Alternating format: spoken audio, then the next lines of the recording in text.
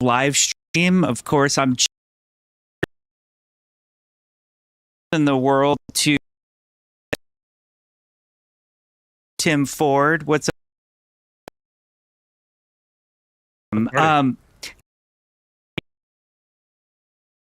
Because we're doing something a little bit different,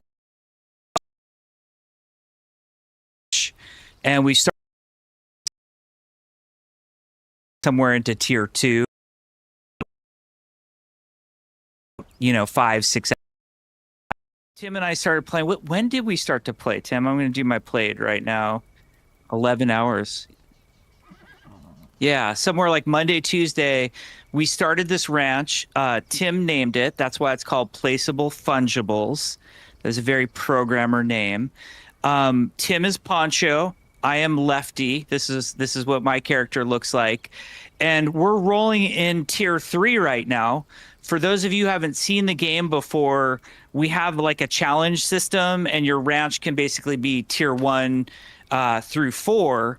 And the way you level up the ranch is by completing these challenges.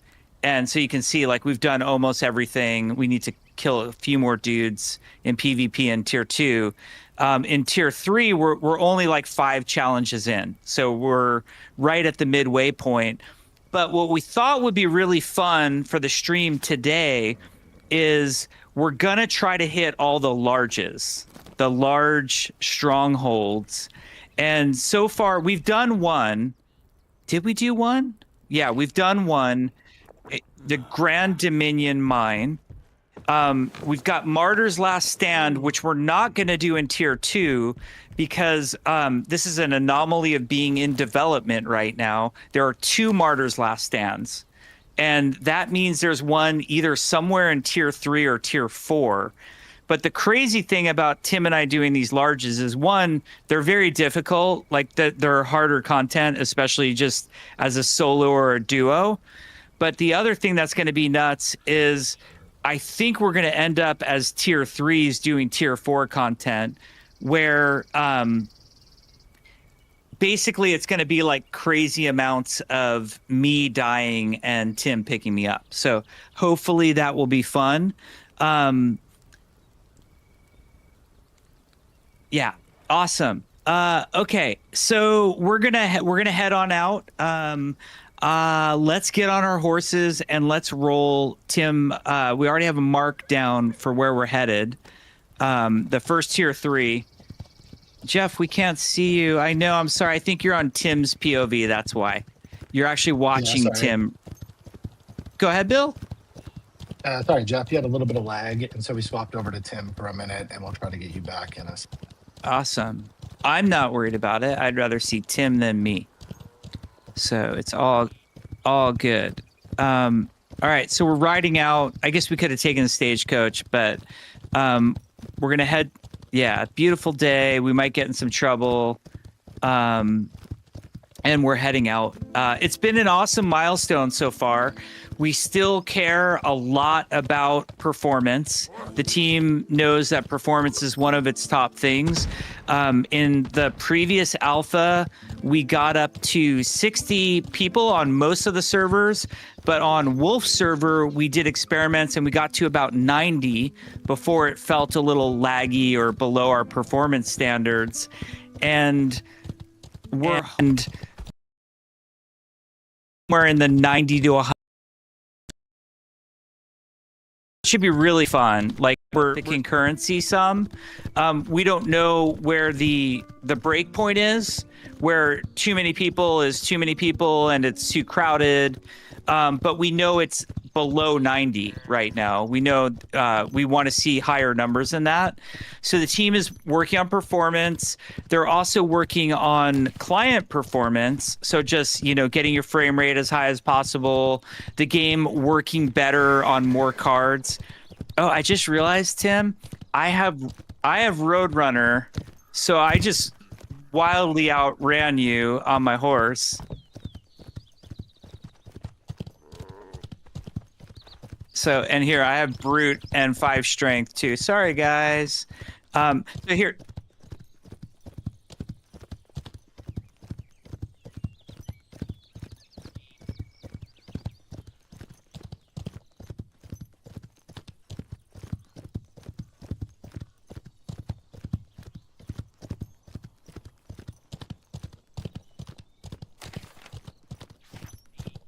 Okay.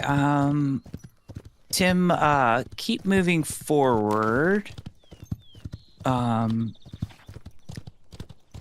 I have to mess with OBS for 2 seconds, so you just keep going, and I'll be right back. I keep forgetting people can't see my screen.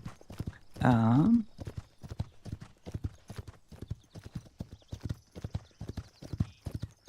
was like, look, we can do this really cool video setup. We'll get Tim and Jeff both streaming. And of course, it's always more difficult than it should.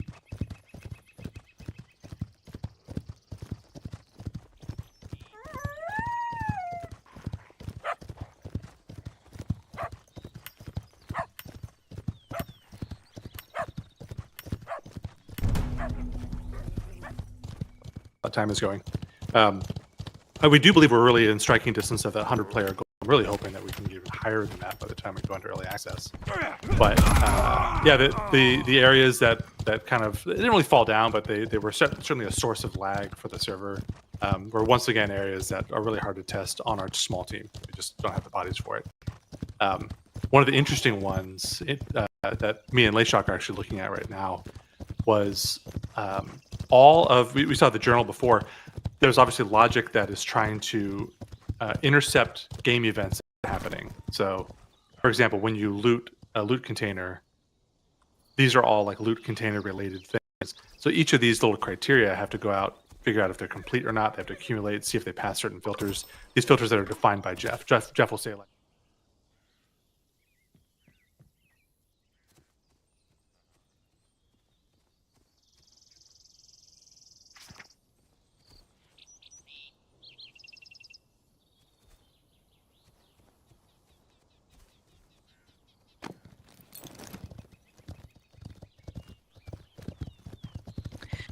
Okay, here we go. We're rolling on to Fort Sangre. We're in tier 3, so it's been taken over by the Syndicate. Tim, we're gonna do our best. We're gonna go in stealth. This is gonna last all of 2 seconds because whenever you co-op with somebody in a stealth game, it never lasts. Here's a guy right here. I think so. Yep. Oh, that was awesome. Oh, another guy. Hurry, get him before he alerts. Okay. We've got recurve bows. Gonna show off the bow real quick. Recurve with stealth string. And we made these out of cypress, so they increase damage by 50%, which we're absolutely gonna nerf. That's ridiculous, and cypress is too good right now. But if you're playing on a dev build this weekend, use cypress weapons. Trust me, you won't regret it. We're looking for the secret entrance. Is it that way or this way? I know it's under one of these bridges. You see a dude? Okay. Nice.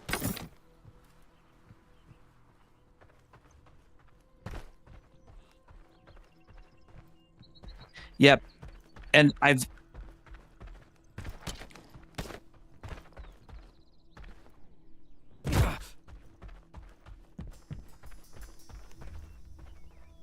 Can you guys hear Tim? Yes or no?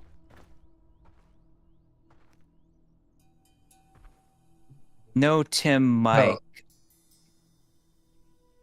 I hear Tim. Can you guys hear me?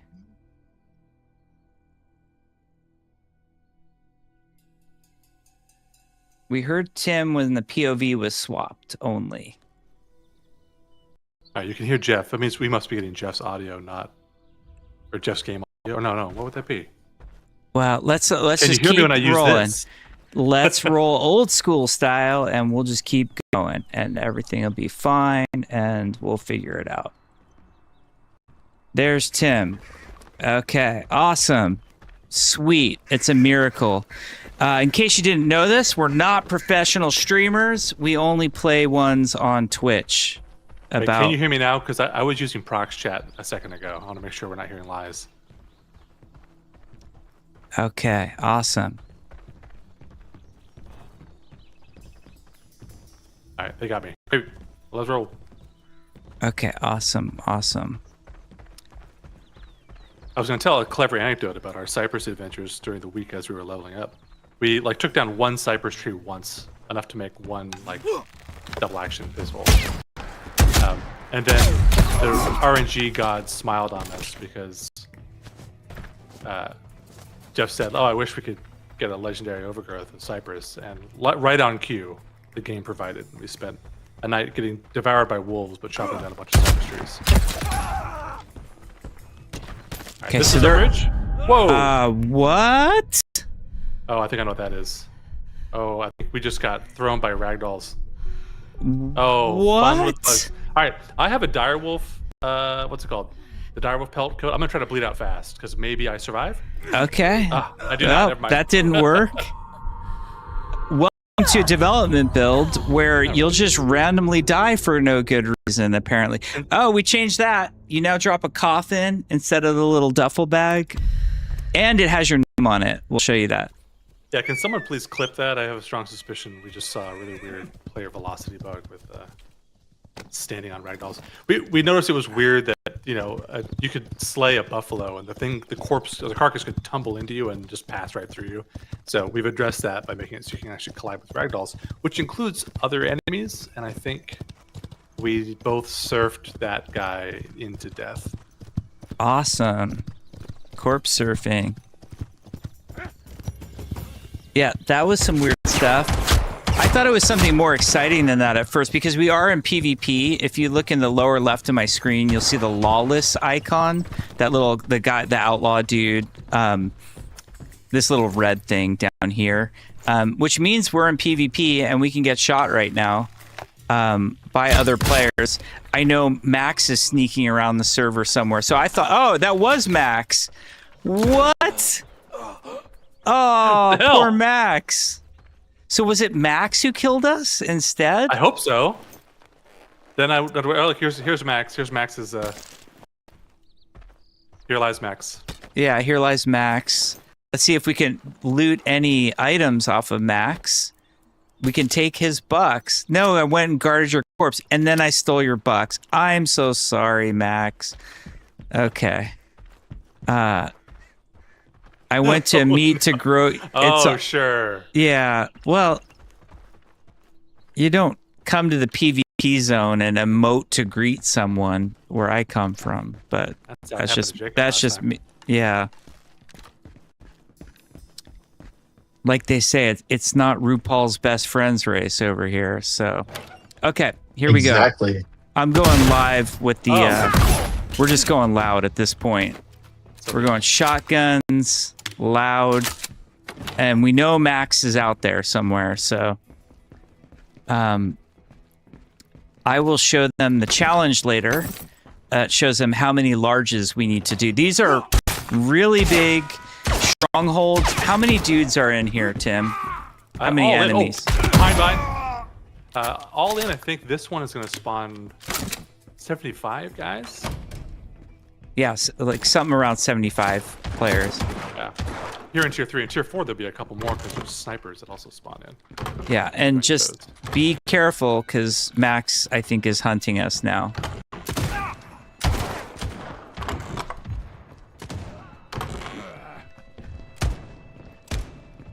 Okay, we're looking for each stronghold has a stronghold chest that can only be looted once per reset for the month.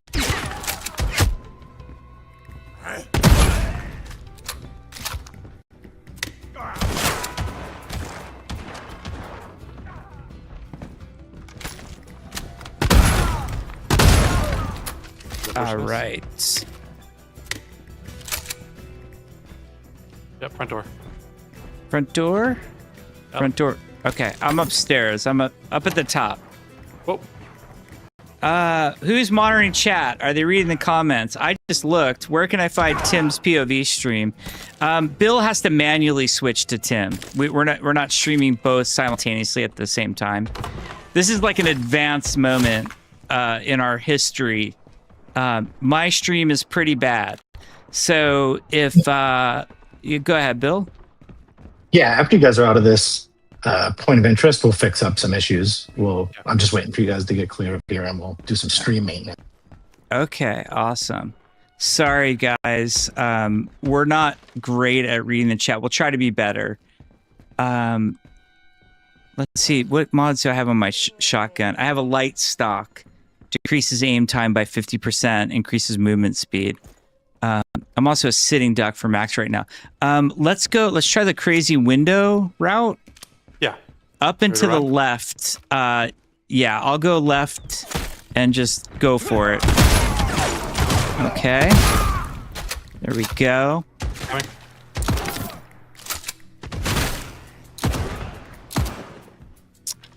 Oh, he's dead. Oh man, I forgot. We have these Cypress double action revolvers. Oh yeah, let's do a little double action. So the mods that we're rolling with on our double action revolvers are large caliber, which actually makes it so you only have 4 shots instead of 2. Max is on us. Oh, Max is okay. dead. Oh, poor Max. I missed it. I literally had my hands off the keyboard because I was reading a stupid tooltip that nobody cares about but me, apparently, while Max attacked us. So, Trying to loot him before he gets back. Can we get this into EA before GTA 6? I don't know about that. We were trending well for a while there, but that first alpha that we did right after we sort of announced, that didn't go well. We weren't happy with that. Oh, I'm going to go down here, Tim. Oh no. Oh no. Here, come to me.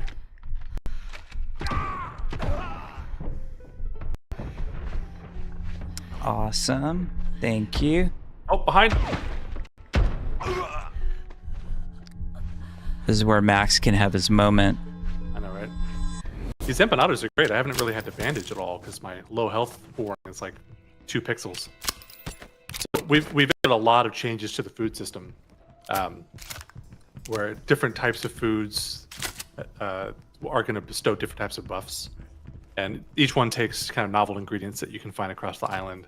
Novel like kitchen craft things you can equip on your ranch that allows you to make better and better food. And the one that I have equipped is the empanadas. And empanadas reduces what we call the wounded threshold. So by default, when you drop below 50% health, you won't regen that back to full. You have to use a bandage. You also get the red screen effect, that whole thing. What the empanadas do is they reduce that threshold. In this case, I think I have to get down to like, I don't know, maybe 7 or 8% before I hit the low health warning, which means I don't have to bandage that much. It just heals itself back up again. I think you can only have one food buff at a time, right? That is correct. Only one at a time. We were actually trying to reduce some of the complexity in the food system. It felt like we had too many ingredients, but you couldn't make enough meals, and we wanted you to make more meals and eat more meals. Yeah. I can't hit anything. Okay, I think Max is back because I'm seeing the AI aiming opposite direction from us. Okay, I'm YOLOing out at this point. Yeah, I'm running. I'm going through the roof right here. Thank God no one was in here. I hear a shotgun guy. Door. Oh, see ya, buddy. Okay, that was good. All right, where to? Where we should to? take a quick moment to do some stream repair so we can get things in good shape if you guys are up for it. Sure. Where's the safe Get to place? safety. Get to safety. Okay. I don't think this is safe at all. Let's find a little room. Oh, yeah. Okay, Max, we cheers. can. I am dead. So now is a perfect time, and we'll just come back to that later. Yep. Yeah. So, right. okay, All quick right. stream maintenance. Tim, what I want you to do really quick for us is just make sure your mic is unmuted in OBS. I think that's why people can't hear you when we swap to your POV. Oh, you're right, because this is okay. Yeah, a little bit different of a setup. Full professional, guys. Look at that. Unmute right. yourself in OBS, and guess what happens? We can hear your voice. I have to switch my mics here, I think. Oh boy. Yeah. You can do it. We can hang out with Jeff on his death stream while you do that. Okay. And then after we get Tim going and good, then Jeff will probably have you reboot while we sit on Tim's point of view for a bit. Alrighty, sounds amazing. This is nothing but the best is what's happening right now.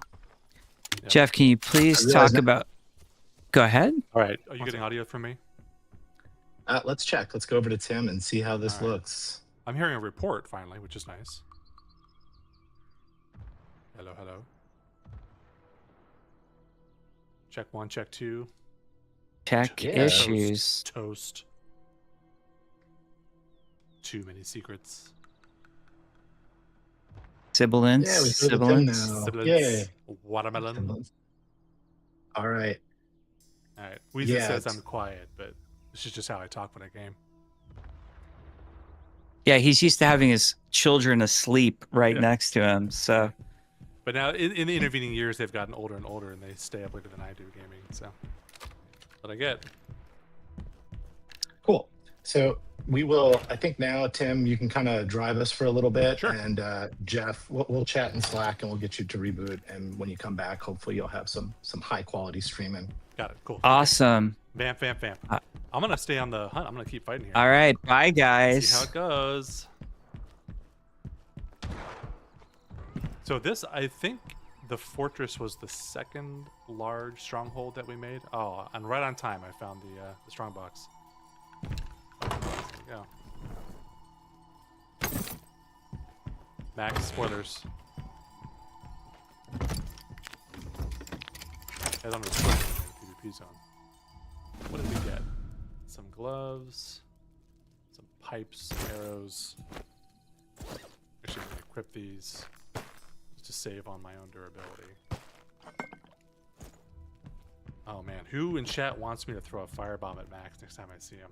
I just got one just with his name on it. Is he still hunting you now? I mean, I you know have he's to watching assume. this and he's like, you guys are a mess. So Yeah. this is the perfect time to try to pick you off. I was about, well, you know, he's 0-2 against me, so I don't know. Now I'm just taunting him. It's funny because earlier this week, this is an inside chat. Earlier this week, Max was asking me and Kits what he could do to help out with the stream, and Kits just told Max, just get really high level and hunt Jeff and Tim constantly, track them down. So he's just doing exactly as instructed. No, I just had a little exchange with him. He actually did some serious damage to me at long range with a shotgun, which means he probably modded it with a choke, is my guess. I hear him. Oh god. Okay. Okay, he's got me pinned down. I need an adult. Can I hit a moving target? Oh. Great, now the AI is shooting me too. Jump off the back. I can't yet. Too low. I'll die. Oh no, I won't. Oh. Ha! Yeah, look at that little glider attack right there. That was sweet. Yeah. Oops. Let me have that. Let me get that fixed in for the climbing bug. Shoot, 1 second. Just add some flavor. Max, you cannot stream snipe me. You can't. This is not GoldenEye 64. You have to like legit find me and kill me.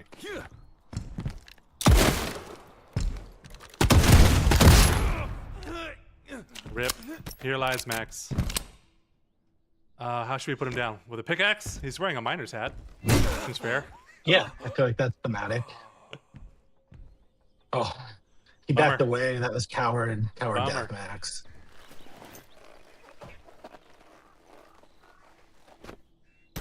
Little coffin pops out. No Love it. witnesses. All right. I'm not sure why that crow had to die, but I'm just trying to kill time so Jeff can come back and loot this. I'm technically back. Are you playing?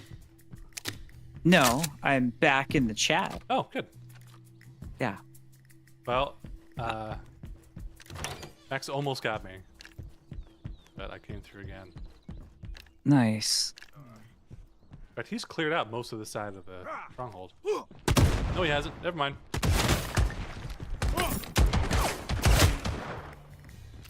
On Smiley.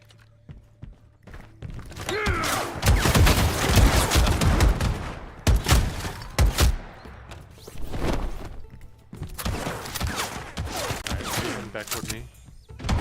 You got it. I am looking for my coffin first and foremost, and hoping Mr. Max isn't out there. Oh, he is.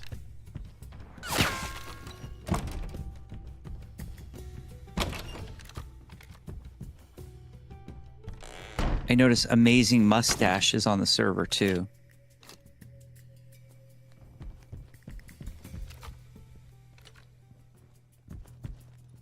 All right. This build doesn't have that mantling bug fix. It's gonna be hard to climb that. So. Oh, awesome. Well, Sweet. Yeah. Okay, good thing I'm pro mode, sort of. Oh, come on. I'm low level, no PvP for me. That's probably best for us. Especially with all the fun technical difficulties. All right, down you go. Shut doors. Oh, okay. Oh, look at that. The chest is here. Yep. So that's one down. How many do we have to go? So I'm going to look at my player challenge. I know you guys can't see my screen, but it looks like we have to Try do. to swap over to you, Jeff. We need to. Yeah. We need to do Wright's Landing, Dread Rock, Bella Vista Resort, Empire Shipyard. I'll put it up on the screen for a little bit. I'm going to take it off because it looks ugly after a bit. Too much info. Behind. Jesus Christ, Max. Is he just feeding us all of his $15 at this point? He sure is. Also, I need to fix that teleport bug. Oh, ammo? Wow. Very gracious. Nice. Keep looting those chests on the way back, Max. Okay, here we go. I'm looting, and then we head over to the shipyard. Shipyard. Got it. Shipyard. It's time to go. See you there, Max. Okay, yeah. Or not. So if we want to be like real streamers, we have to complain to an admin about Max's stream sniping and then get him banned. Well, I would, except I'm like, I don't know. Enjoying killing Max. Yeah. $30 and several ammo ahead. So I'm gonna take the W. farming Max where we can. Okay, I'm going to clear this tracking. And then we'll head out. We're in Central Valley right now. Oh, I think Max said he turned the screen off, to be fair. He can't hear you. You're sick burns. Well, at least Amazing Mustache is appreciative of my sick burns. Ow. Okay, so the next one we want to do is Empire Shipyard, which we did that, honestly, besides the technical difficulties, we did that with relative ease, I would say. That was really easy, yeah. Yeah, it's the tier 4 stuff that I'm worried about. Yep. Yeah, I think honestly, because of how we landed with mods and with the Cypress boost, which again, we're going to nerf the crap out of that, we're a little overpowered damage-wise for tier 3. Tier 4, it'll be really hard until we get better ammo. I think what you'll mostly see in tier 4 is us dying instantly because we don't have the damage mitigation. Like the clothing that you put on, we have these different slots: hat, coat, shirt, gloves, pants, boots. They make a huge difference. Like every little bit of damage mitigation you get from those makes a really big deal in your survivability, especially when you're trying to creep into the next tier. So part of me putting my performance, this is a stronghold called Loma Dorada. It's got a full mine underneath, like a voxel mine where we can do voxel mining. So maybe we'll do that later. But this is more of a heads up for Bill and for Tim. But part of me getting performance back is I killed all Twitch and YouTube, which means I have no questions. So feel free to surface any questions because I really want to talk with chat. Maybe I can try pulling the chat back up later and seeing if we still have performance. I don't know why chat would tank my performance. Doesn't make sense, but here we are.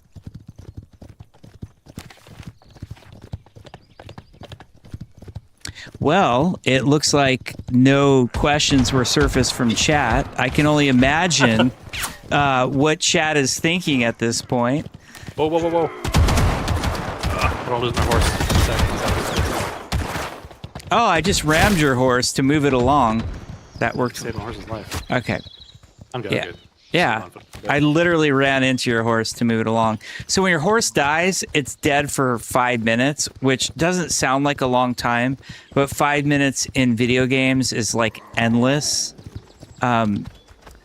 It's funny what time means in video games. I remember in World of Warcraft, like the very earliest alpha we ever did in Elwyn Forest, and I think we had like the warrior and the paladin were the only classes we could play. And the paladin had a 10-second stun, and it's like it might as well be like a minute long at 10 seconds. Like, you think 10 seconds in real life feels like nothing. 10 seconds in a video game just feels endless. So your horse being dead for 5 minutes is a really big deal. And that's why Tim opted to jump off of his horse when he aggroed all those dudes. You'd almost, the way the game is tuned right now, you would rather die yourself than have your horse die, which I think is cool. People are asking if the day-night cycle affects anything in terms of like gameplay. So for me, I would think of like spawns or locations being different or anything like that. It does. So there are certain animals that only spawn at night. Also, the shopkeepers aren't around at night, so you can't buy stuff from them. And also the jobs and the shopkeeper vendor list reset at night. So there's a lot of stuff that's changing during the night, and we want to do even more with it. We've also gone really back and forth a lot about how dark night is. We've had it where we were almost like rust dark for a while. That didn't sit well with people. There's sort of two camps. There's the camp that likes the rust dark, and there's the camp that likes the WoW dark at night. So we're kind of, between both of those right now. So we've been playing around with night a lot. Like wolves only come out at night. There's dire wolves. There's new dire wolf stuff that I don't want to, for people who were in the last alpha, we've changed a lot about dire wolves. We nerfed the dire wolf coat. So that'll be interesting to talk about. Actually, I wanted to show them something. I'm not sure whose stream you're on right now. We're on yours, Jeff. You're okay, looking pretty good. That great. Reboot, no Twitch chat. You're great. Awesome. Yeah, leave it to Twitch chat to lag me out, because I'm sure that's what it was. They're so busy. They're just, yeah. This thing I'm looking at right here is called a contraband cache. And this has what is basically called contraband, which is a PvP currency. So if Max were to kill, oh my God, I'm gonna die to these guys. Okay. Oh yeah, I'm okay. That guy is like snuck in behind you. But anything with this little red bandana mark up here means that if Max killed me, he could loot that stuff. The stuff that does not have the red mark on it can't be looted. So we just learned premium bait. All right. Which is exciting. They can't steal what we learned. Yes. You can't steal our knowledge. Chat agrees it's always chat's fault, Jeff, so you were correct. Yeah, it's always fair blaming chat for something that had nothing. Is probably something like probably I was downloading some massive file or something and wasn't even aware of it. I don't know. Right. What's your route on this guy? It's a question if we're going. Yeah, I like to just clear all the buildings. Yeah. Because there's a big ship. I should show them the ship. It's like the glorious part of this all, but it's also deadly getting anywhere near it. I saw a guy lurking right around here. Okay, he's dead. But yeah, right behind us. Yeah. We're gonna try to get on that ship.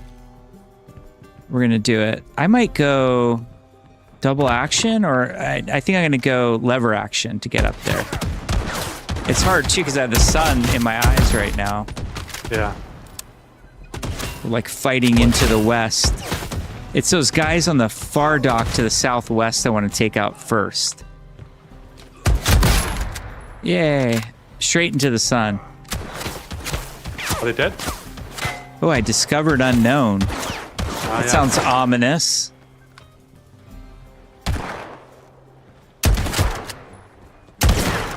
Oh, I'm hitting the rail. No. To be fair, that last one, I don't think I was hitting anything. Not even the rail. Oh, down he goes. What's the effective range of the shotgun? It depends if you have a choke or not. Also, Yeah. It's really good for just door to door, house to house. That's why we talked about the different mods and materials we use to craft our arsenal. We didn't bother using like the ciphers for the shotguns because they're so good at close range. I don't know what the exact fall off on it is, but I use it within about, like, I probably wouldn't use it beyond 15 meters. Oh, Okay, crawl to me if you can. I made a huge mistake.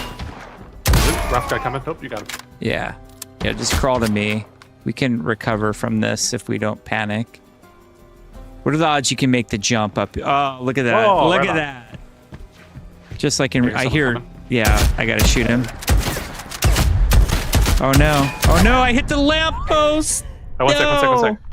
I'm trying to bleed out. Come on. Ah, damn it. So Bad luck.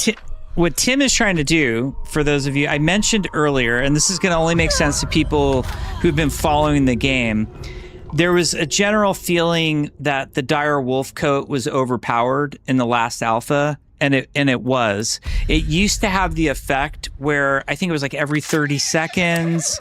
I don't know. We've nerfed it so many times. It used to be 10 seconds, and it was 30 seconds. I think it was about every 30 seconds, you would basically cheat death once, and then it would go on cooldown, like kind of a hidden cooldown. But it really wasn't fun in PvP. Like in PvP to have somebody cheat death where you're like, I just killed that guy. What was up with that? So we nerfed the dire wolf coat in a number of ways. One, dire wolves are now kind of rare. I don't know how to describe this. Rare common animals that only spawn at night. And you can skin them for their normal pelts, like normal and high quality. And when you make a coat with... Wow. Oh, wow. Tim just face planted right in front I of made a me. huge mistake. Okay. When you die with the dire wolf coat, you now have a chance of getting up from the down state. So in PvP, you're just going to finish the guy off and not let him crawl around. But in PvE, sometimes you can actually recover yourself. So we thought that was kind of cool. And then, and I'm not going to talk too much about this, we also added a named super rare dire wolf with a new dire wolf coat. So that's how we changed the dire wolf. That's how we iterated on it. Tim, I'm just going to hang out at your coffin here. We can show them. It says poncho. We're trying these new, we're trying coffin now for the death system. One of the cool things is if we like it, we're going to roll this into the next alpha. Those of you who are in the alpha or who get into the next alpha, you'll get to check it out, give us feedback. And if we like the coffin thing, one of our ideas is we can make these customizable unlocks and stuff. And, I think it'd be kind of cool. Plus, we think it's funny. This is something that Tom Quach made these. Tim worked on it. Our art director, Ben, they were all a part of it, but we thought it'd be kind of cool, to put the name on it. So if you come, I know we do user interface for it, but you get those kind of meme-y screenshots going on. Okay, back to trying to clear our way to glory. Why is my horse here? Why is what is happening? Okay, I'm gonna loot my coffin if I can. And then, Tim, we're going to YOLO into the boat, into the back, which is, for sure going to be a death trap. But it'll be entertaining for people to watch us die. All right, You ready? Follow me. Nope. Let's do it. Follow this me. thing. Okay. Yeah, I've never done this route before. Just hold. I'm going to John Wick it a bit. Okay.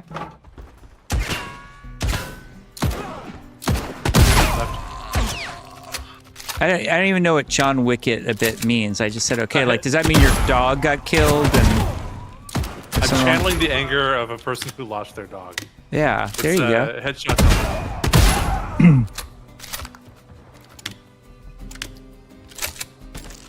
Okay, now I'm terrified of ragdoll corpses ever since it insta-jibbed me before. I feel like I got PvP'd by Aaron Cotto. That's not fair. Why am I blaming like Aaron? A bison after? What's up, Bill? Did he dance on you like a bison? Bison after? He could try, yeah. It's Aaron's signature now. Bison dance. Well, I think yeah, go ahead. Aaron announced he open sourced the physics engine he's been working on that is currently powering The Legend of California, called Box 3D. Engineers who dabble in games are probably familiar with Box 2D. It's a legendary 2D physics solution, which pretty much drives. Anytime you see a 2D game that has a bunch of stuff bouncing around, odds are it's a Box 2D based physics game. Angry Birds being one of the more famous ones. But Aaron announced Box 3D, open to the public, open source, about 2 weeks ago. He has a great in the chat. Yeah. He has a great blog that we have linked to on our website. Oh, geez, that reminds me. Kits wanted me to mention we're trying to get our socials going. Instagram, TikTok, Twitter, YouTube, Twitch. If you guys could follow us or like, subscribe, press buttons, just none with the thumbs down button, we would greatly appreciate it. Mostly Kits would appreciate it, and it makes her happy. I don't think I've ever personally looked at any of those, but for Kits, it's a big deal, and we like to make Kits happy. So any support we get on our socials, we appreciate. That's a lot of shooting happening. There's another player here. It's not us. Okay. Well, wild card. I don't think it's Amazing Mustache, so that just gives us one guess as to who. Oh, Brannian's on. Oh, Brannian's now. here. Okay. Huh. Well, at least we hold the ship. Well, is there another way out? That feels like a really gnarly choke on that side. We right this way. Okay. Okay, that probably see right there. What do you think? That's 20 meters where I shot that guy. I don't think that was an effective use of the shotgun. I should have switched to my double action or my lever action. So I'm rolling double action revolver, lever action rifle, and double barrel shotgun. Honestly, in the alpha, my preferred gun of choice was the double action revolver. Because once you have large caliber and speed loader, it's just like a hand cannon. We're gonna get jibbed out of here, so yeah. I'll poke the head. You just be careful. Okay. Oh, this guy, we have a little door issue here. Oh, look at that! Surprise! I almost said the better version of that, but I held back. Ah, man. Okay, I charged this building. I'd be real careful here if you think there's potential PvP. See, we're getting more and more... here, guard me for a second, Tim. Yeah. Here, I'll hide in this corner. Seems safe. Our inventory is getting more and more loaded of good stuff. So if somebody... I also have this hunting bag, too. So anything with red on it can be looted. Now, some of these might not be full stacks of red. We allow the lawless and non-lawless to stack, but you can see, like right here, only one pistol bullet I have is lawless. So let's say I died and Max looted me. He would get he'd get all this contraband, 14 out of 14. He'd get all these buckles. But of the bullets, I would still have 85 bullets, and Max is only going to get one. Okay. That was amazing. I didn't hear the chest, so nope. Let's go clear the left buildings, I think. Yeah, the dry dock thing. The dry dock. Yeah, like these buildings. If there are any adjustments to loot drop for PvP recently or coming on the horizon. Say again, Bill? If there was any PvP loot drop changes, like updates to how loot works in PvP coming up? I'm trying to think. So we made it so it now takes 30 seconds. I think we did that before the last alpha. Your lawless stuff doesn't clear until you're on your ranch. That was I can't remember which alpha we did that for. Is that new, Tim? That might be new. I can't recall. Yeah. I can't recall. Chat would know. No, I think. Shoot, I can't remember here. Yeah. With the big thing, and no promises on this, just trying to be transparent. I'm super excited about it. Tim's super excited about it. And Goodman's super excited about it. We're trying to figure out if we can have a full PvP server for the next alpha when that goes live. So we would also have PvE servers that have PvP areas. Like if I open my map right here, the areas with these little like sort of diagonal lines close together, that means we're in a PvP area. Everywhere else is completely safe. You don't have to go in PvP, but Goodman, Tim, and I have been working on the design and also the plan for can we have a full PvP server in the alpha. I hear Max. Yeah. He didn't make it. Too loud. We got the assist from Jacob on the footsteps there. Yeah, actually, Jacob's been doing a huge remix of all of the player PvP audio. So when you go into PvP, oh wow. Oh, Max, I'm so sorry, buddy. Jesus. Oh, poor Max. Oh, come on. How much of this stuff are we going to take? Okay, let's keep searching. We got to complete this. We have a lot of larges to do. We got to do them in 5 hours. So yeah, sorry. Jacob has been working on the mix. Like, one thing that we think is really important is your awareness that there's another player in a PvP zone. So we want to hear those big guns a long, long distance away. There's some other fun tech. Actually, Bill, do you want to talk about some audio tech that is also going to be in the next alpha? Am I putting you on the spot? Sorry, bud. I think Bill's like in a car in LA right now on his laptop. Sorry, so it's I like, was just muted. it's like, what the hell are you doing to me, Tim? Oh, well, credit to Bill. He was the engineer who liaised all this code in. Yeah, no, I just didn't want to be mouth breathing into the screen while you guys are talking. Like I do. Jacob, yeah, well, you're actually giving good context. So Jacob, the audio designer for the team, had some really neat ideas for making sounds feel more alive or more respect the play space that you're in a bit better. So if you're in these neat like indoor environments and you use your shotgun, being able to have the sounds like reflect off surfaces that are surrounding you. And so he came up with this Wise plugin. Wise is the audio library we use to be able to know kind of what's going on around you, get like material data for the surfaces, like is it wood, is it metal, and then feed that data back into processing for the sound. So it comes out with this really neat sort of real like physically based reflection. So you get like the echo, the delay based on how far the walls are away and based on what type of materials they are. So super cool, terrible explanation.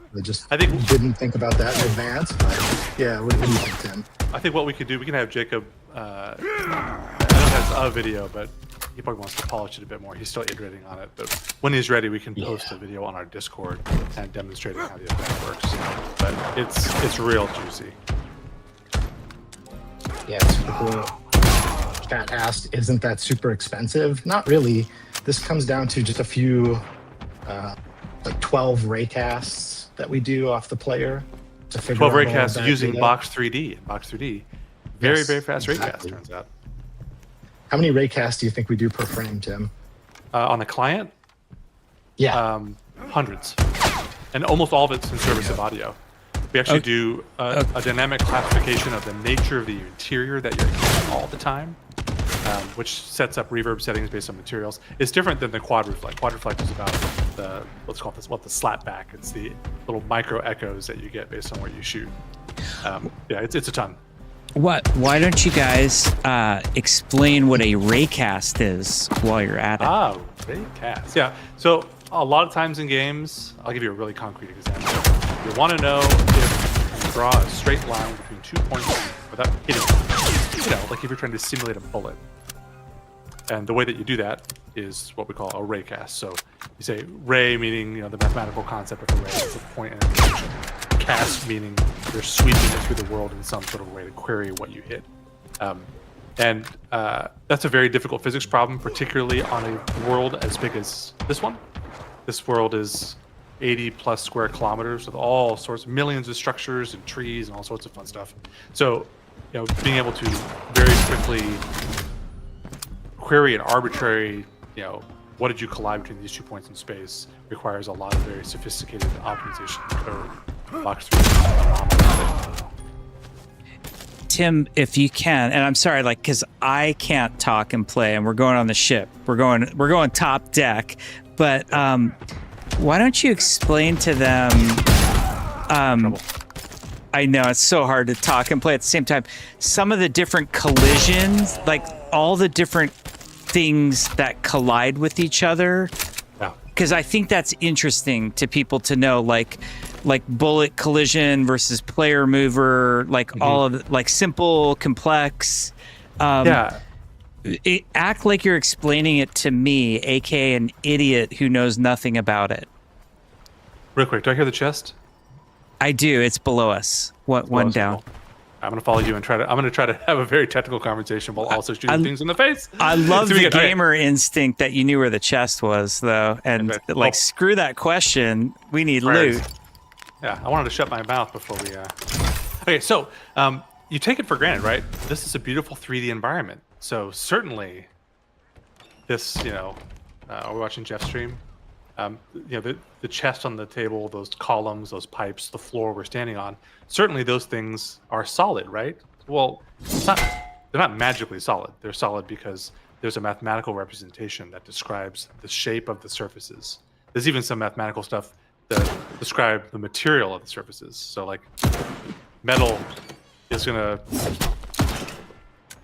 have a different material property than the ground itself. So, first and foremost, the world is actually described not just visually with all the pretty pictures and colors you see here, but also physically.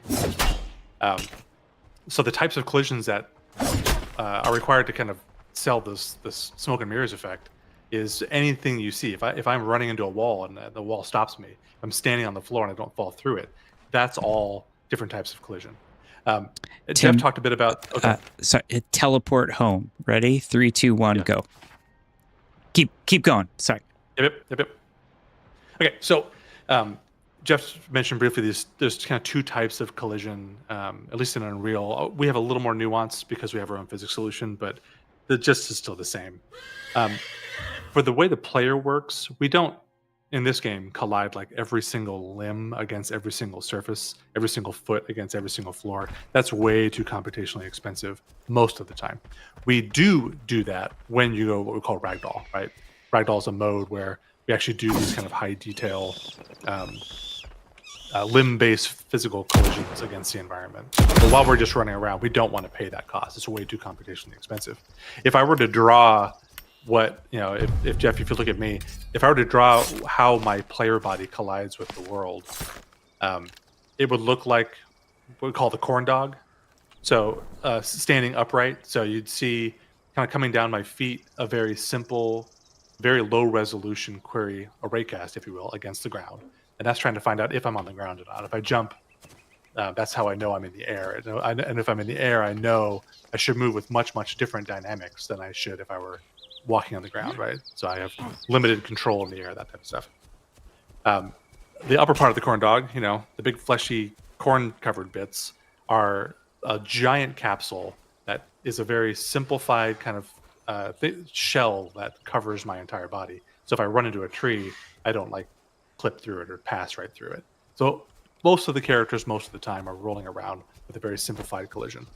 That simple collision does not need mega details. If Jeff were to shoot, oh God, I hope this works, you know, between the railing of our house, the bullet will pass through. That needs a much higher fidelity collision.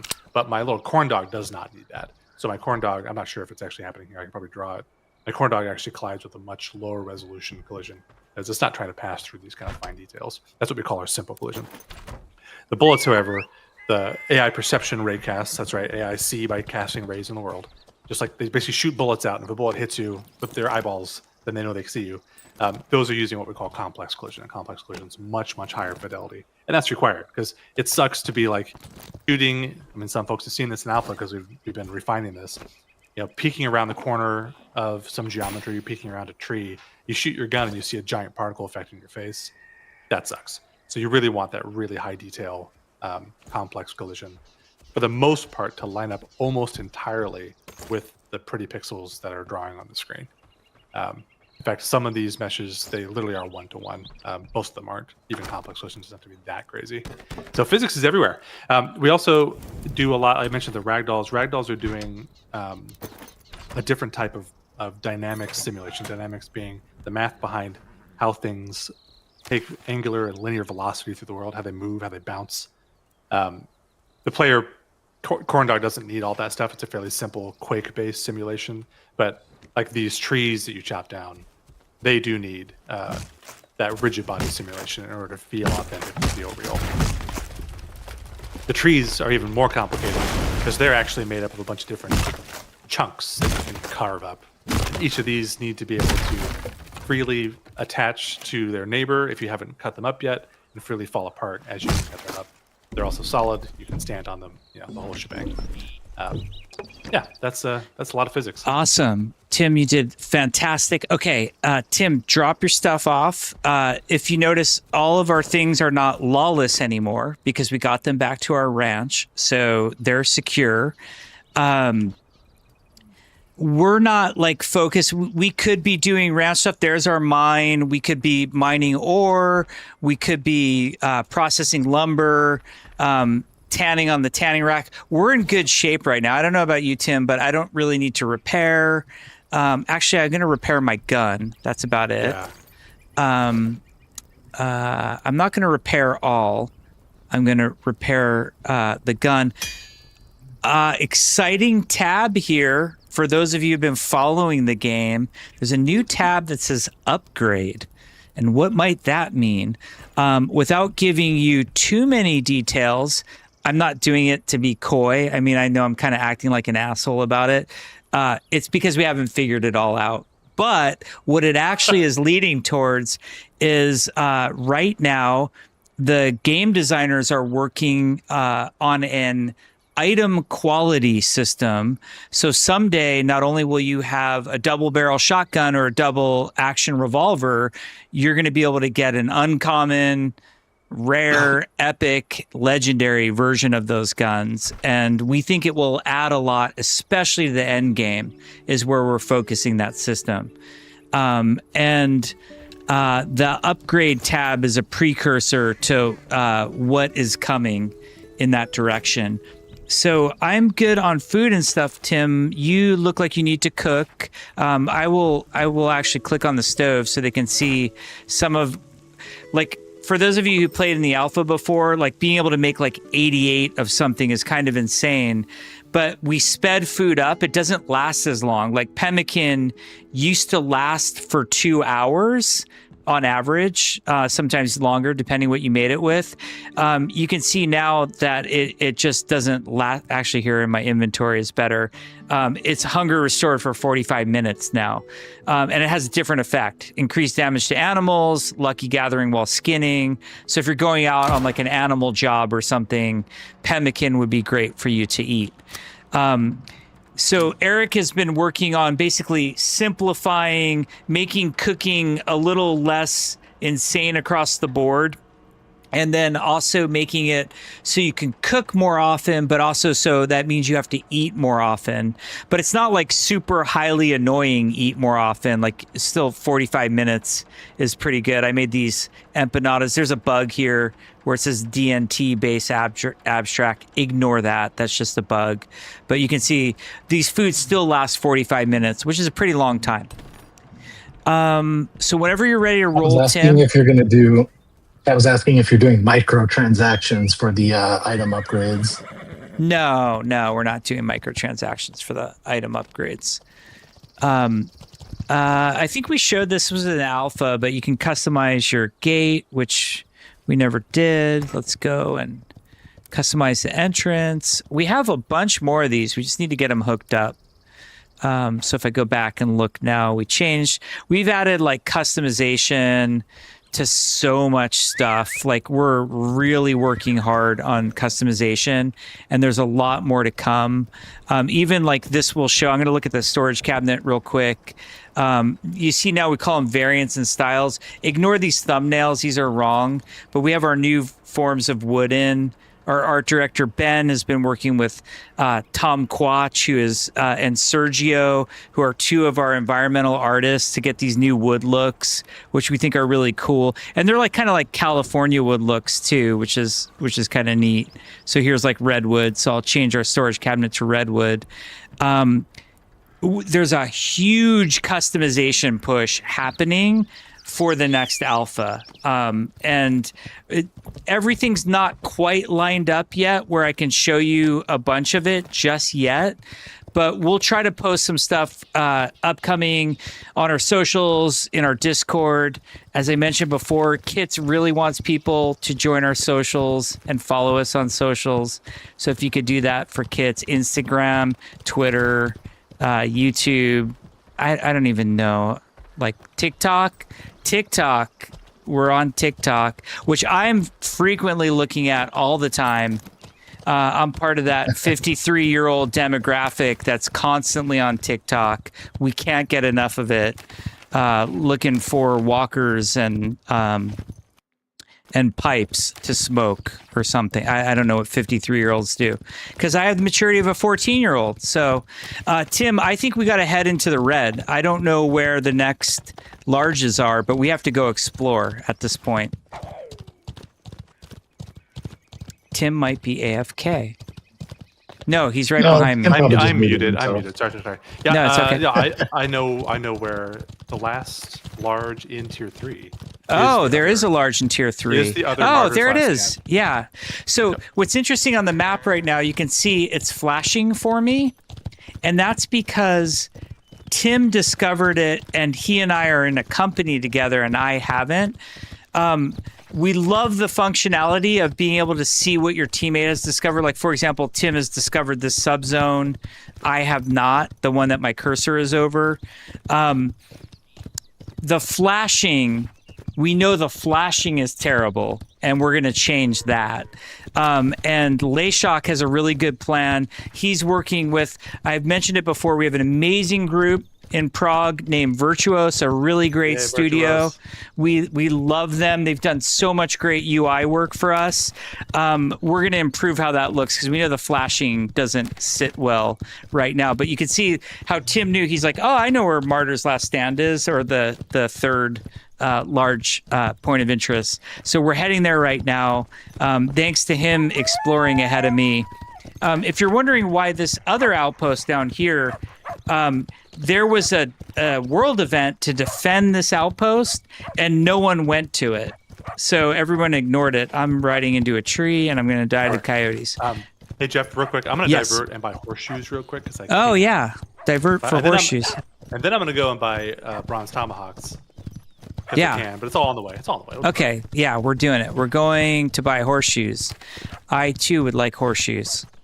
I don't have a saddle either, I don't think I have a saddle, which would be nice. You should have a saddle slot. Yeah, I bought the medium saddle recipe, so you can make that guy.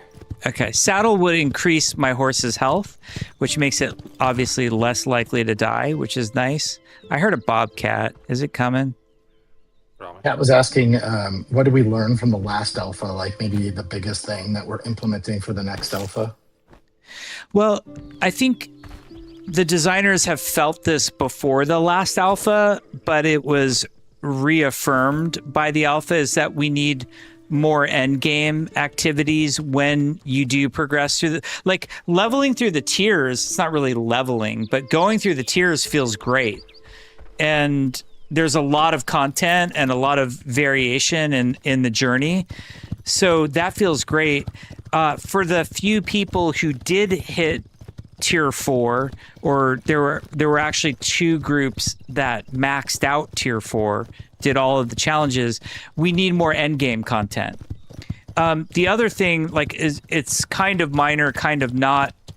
This was a thing that we need to solve. I'm not super worried about solving it in alpha, but I am worried about solving it by early access.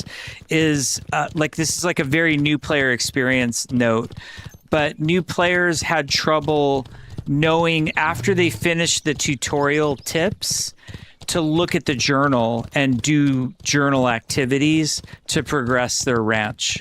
There's a lot of people who ended up kind of lost after the tutorial of like, okay, I don't know what I'm supposed to do now. And it's weird because, you know, for Minecraft players or Rust players, that's the fun of the game is like, hey, you set out, oh, Tim, albino bear on me. We'll get back to the alpha question. I see it. Yep. Tell me when you're ready. Are we engaging from horseback? We certainly are. All right, I'm ready to roll. Okay. Yep. Open fire. This is a rare. Oh God. Something else. No. Is that a mountain lion? Mountain lion. I got it. Okay. Okay, hold on. This is not going according to plan. I'm going to try to DB. Uh-oh. Now I'm knocked from my horse. That was bad. Okay, look at that. Albino bear down and mountain lion down. That was so fun. Set my heart rate. One other note. Oh, go ahead. Go ahead.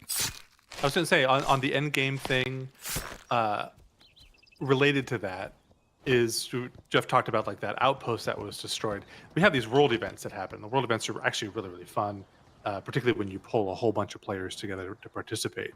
But right now, the rewards for them aren't quite juicy enough for the time investment. So part of the end game content / just having a larger stratification of item power means that we can really incentivize you to pursue these world events. So we're hoping to really get people engaging with that system a lot more as well.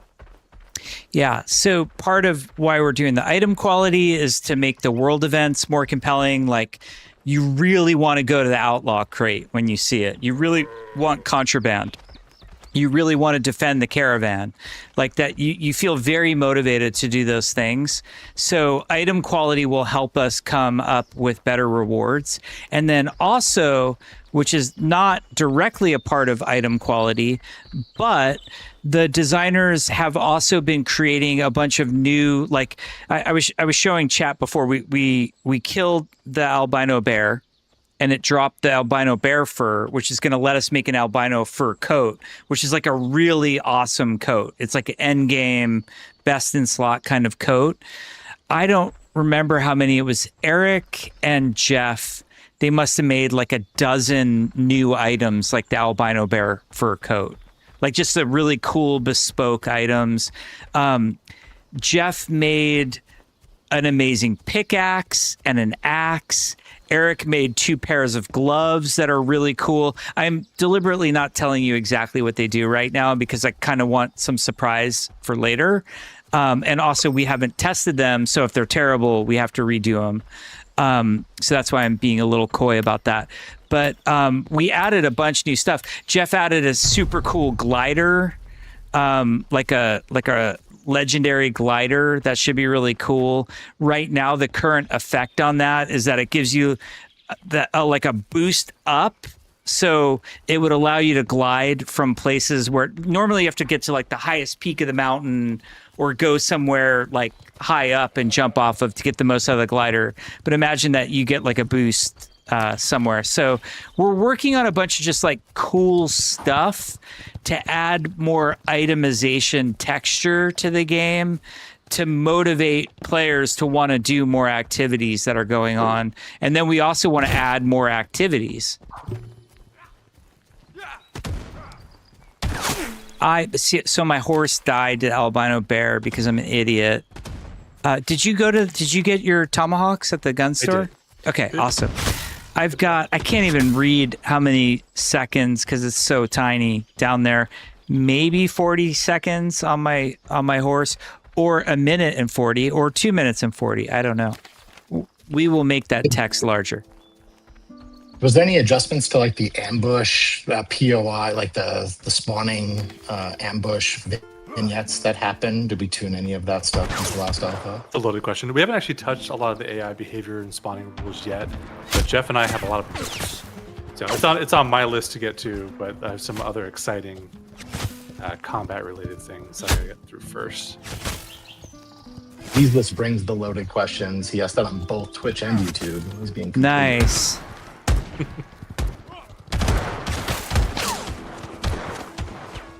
I think it's a fair question. I mean, I think there's some feedback in there about like Tim and I really like those moments where you think you're doing something simple and safe and then it turns into like a dangerous holdout. We just need to make it feel fair and also feel understandable about what's going on. And then in addition to that, yeah, maybe they're happening too frequently, possibly. Yeah. I mean, I did do some tuning on that, but I can't recall if that landed for the last alpha or right after that last alpha. I would certainly say the last, I've been playing, I think, 18 hours on this character. It's felt pretty good. And I know it was feeling a little absurd before, so. I'm actually more interested in the individual, like moment-to-moment AI behaviors, just trying to eliminate all those moments where you feel cheated or you feel like, you didn't have awareness and had no counterplay. But yeah, we definitely do not want to lose the challenge. This game is supposed to be challenging. We think that's where it's the most fun. All right, I'm horsed up and ready to go. All right, Roadrunner. Okay, yep. Oh, I'm going to trample these guys. Okay, yeah. So let's look at my horse real quick. 5 speed, 5. I actually think this is kind of a mediocre horse because no agility. It means the thing can't turn really. And the low health, like you saw, like it gets taken out really easily. But brute, it gives you 100% trample damage. And as anybody who knows who hangs out in our Discord, I'm constantly posting trample videos because, well, the real reason is I have no aim and I'm terrible, but it's really fun to run stuff over. And then Roadrunner means I have a 15% speed boost while I'm on the roads. So that's my horse, and I think she's the best. Gonna loot the camp supplies while I'm here. This is all very consistent, Jeff, since you played an awful lot of Reinhardt. I did, the charge. Yeah. I can aim at something, not turn very well, and sometimes kill stuff. And then other times just ask my team to come help me because I got in over my head. Oh boy, I'm going way up in the mountain here. So my Chat other... asked, Oh, yeah. What's up? about how you feel about allowing 2 people on horseback, so like a double rider. Oh, we maybe love at it. half staff Sounds cool. or something, an emergency pickup. Yeah, we absolutely love it. I don't know how we're going to do it yet, like if it's like a double saddle or just allow you to do it on any horse, but we've talked a lot about doing something like that, like the dual horse. In WoW, the first mount we added that could do that was the Ellic. I don't know if people remember that. I think we did it in Lich King. Someone's going to correct me. Someone knows more about WoW than I do, but we love the idea that you could have like this mount and then your buddies could just like ride along with you. We thought that was awesome. Rust added the double saddle mounts, which I think is really cool. So we would love to add something like that where you could ride with 2 people. Red Dead has, you could lasso somebody, tie them up and put them on the back of the horse, which is pretty great too. This looks like we're going to fall to our death somewhere up here. I might go glider mode. Yeah, we're gonna do the glider from up here because I don't want to kill my horse again. Get Quaked On said he's just going to be a taxi for people, just going to charge people and drive them around. That'd be awesome. It's like a GTA 5 RP server. You give so? I was playing a Rust wipe, and there was actually a guy who like built. They have like an actual taxi module in their customizable car system, and this guy built a taxi. And like I hear this car coming up behind me honking. I'm like, oh god, I'm gonna get killed. Like here comes some AK guys, and this is the end for me. And then the guy's like, hey, you want to ride? And I'm like, yeah. And I noticed it was a taxi. And then I gave him like 50 scrap at the end or whatever. I thought that was so cool. Hey, Bill, cut to my stream. It's cool. It's cool. Okay, we're transitioning to Tim, who needs to fix his audio Still? Oh, no. before we ever go back to him again. No, it's fine. We'll deal with it later.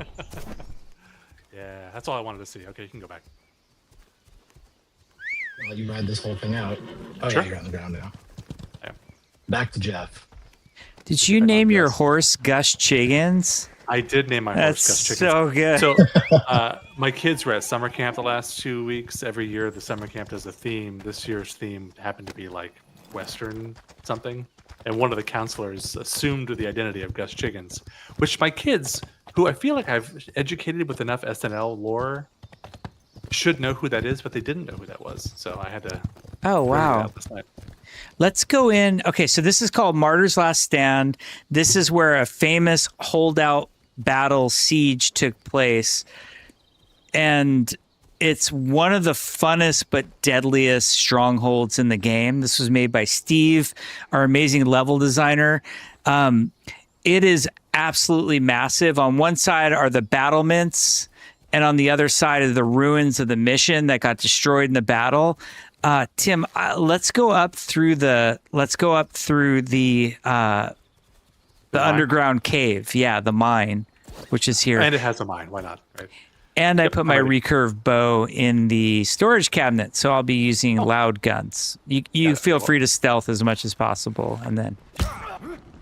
Are we loud already? Oh, we're loud already. blew it. I don't know how. I actually have enchiladas equipped, which do more damage to unaware targets, but I think I didn't draw that bow hard enough. That is a total video game moment. I actually have empanadas equipped, so therefore I should be more stealthy in the mine. Oh, Well, it's a little known speaking of fact that food, all the other food in the game gives you really horrible gas, but not enchiladas. Enchiladas are clean living. Jeff, did you talk about the job stuff already? Josh was asking you to go into it, and I can't remember because of the stream issues. I don't remember if you've talked about it already. jobs. Like our desires for the future of jobs? I have to ask Josh. Job boards. Sorry, job board jobs. Job board job. Well, we want to add more content. Right now, the jobs. We want to be careful. Like, we're not looking to have like an MMO RPG quest system in the game. This game is supposed to be more sandboxy, where you kind of figure out what you want. Like Tim and I have made the objective. We're going to clear all the larges right now. The jobs are supposed to be in those moments where you're like, I don't really know what I should be doing right now. It's like, well, we could do a job and, get some money or get some items. That sounds good. I can't hit anything today. We would like to at least have some more activities that you could do as part of those jobs. And we have a lot of ideas of what those might be. Right now, they're deliberately very simple and mostly like either go to a stronghold or go to an area and either kill like animals or bad guys. Doing okay down there? Not really. Or up there? I'm trying not to crowd you on the stairs is what's happening. So, but Yeah, I'll go fast. Here we go. okay. We got noise. Dicks made. See that range? That's not a good shotgun range right there. That was probably 25 meters. I should have swapped. I'm gonna close this door. How Wow, viable will stealth be when approaching like this kind of encounter? it's definitely viable. There are stealth items, stealth food, stealth weapon mods that you can put on, but it's not like we're not making like Splinter Cell. So once things get loud, it kind of stays loud. Like you don't really go back into stealth mode right away. You can, like, it's much easier, and I would say this is true of all stealth in video games. It's much easier by yourself because you don't have the other person you're worried about making a bunch of noise or alerting stuff. There's this shadow that keeps flying over the doorway here. I realize there's a hawk right above us, between us and the sun. Oh, awesome. Weirdly, it was slightly safer just coming right to where I am, Tim, and we could maybe beachhead our way from here because those stairs are driving me mad. Flank around. There's 2 guys on the side. Yeah.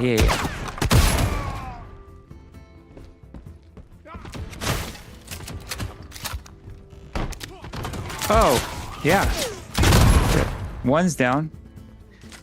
We are at a very interesting location here. I'm gonna clear this way. Okay, come around this way. Let's keep going around.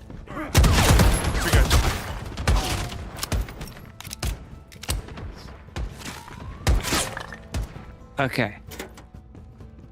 Catch your breath. Yeah, I'm good. Okay. There we go. We can stay on the outskirts. Oh, behind. Careful in the corner. I'm getting messed up still. I really should have gone with the other food.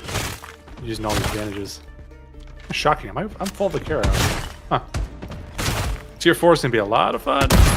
We're going to get wrecked in Tier 4. Like, yep. I'd already be dead from the damage I just took. If you need different food, I have other food. No, I do too. I'm good. I'm running the gamut, trying them all out. Okay. The mouthfeel, if you will. I'm just trying to find that beachhead. I climbed over this rock. I'm with you, yeah. I'm trying to find the cheesiest location that I can get the easiest kills with the least amount of skill. I need to swap these two. There we go. That's going to feel better.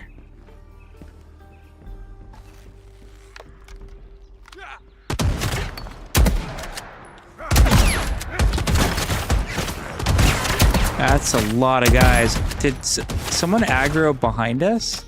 No, I did. I'm on the other side of that rule. Okay. This is not PvP, which is nice. So if another player shows up, same team. Oh, look at that. There's an ancient Joshua tree in the middle of the POI. Oh, hey. Okay, we have a new objective. We have to get that tree. It's calling us. Of course, it's in the most dangerous area. Shh.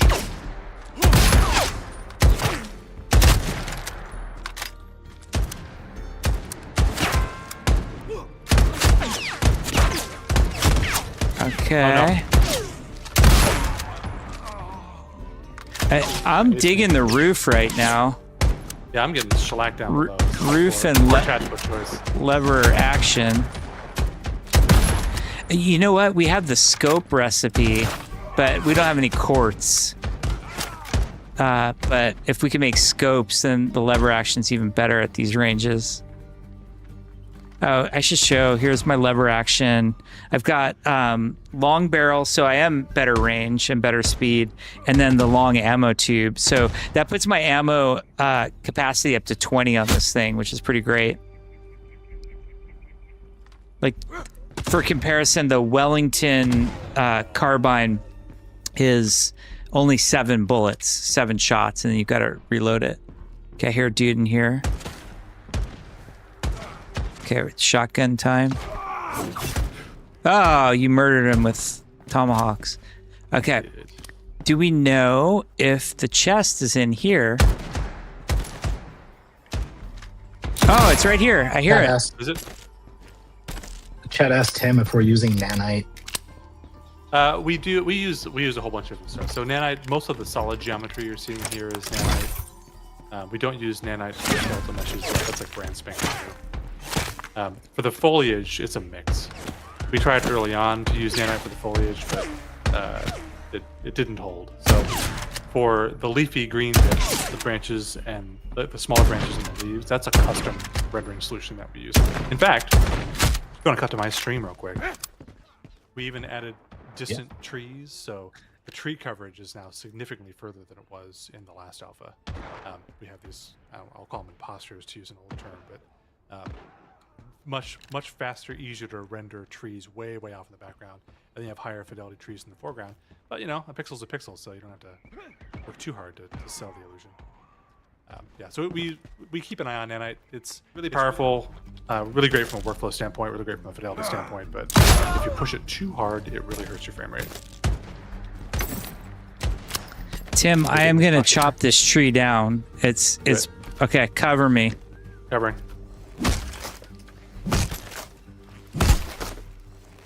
We got to do it. So Joshua Wood, it allows you to cook meals with a longer duration.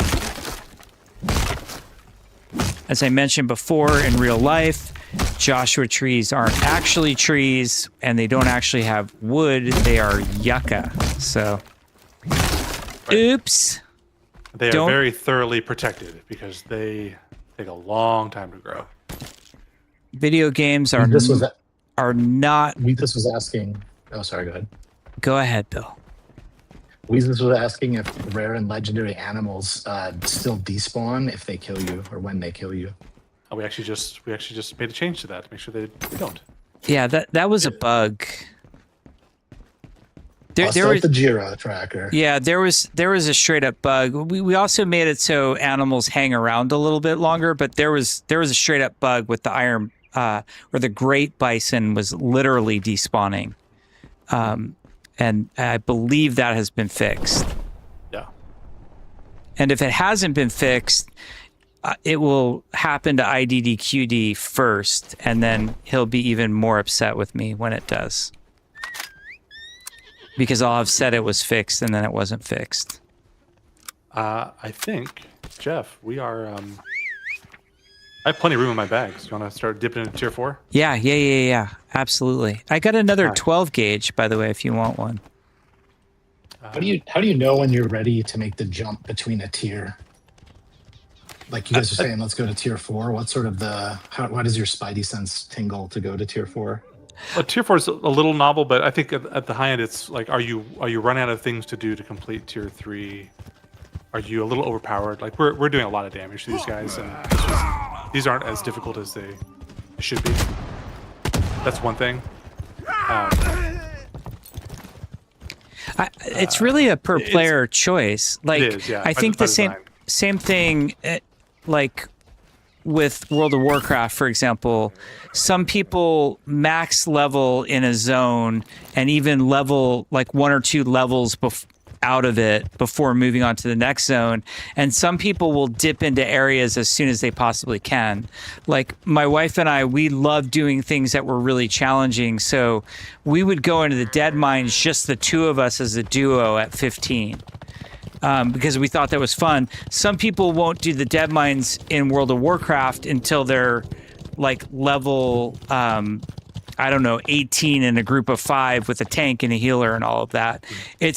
That's the point of the game being sandboxy and open.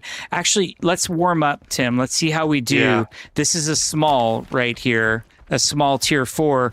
We have literally, I don't know about you, I have 0 tier 4 gear, 0 tier 4 ammo.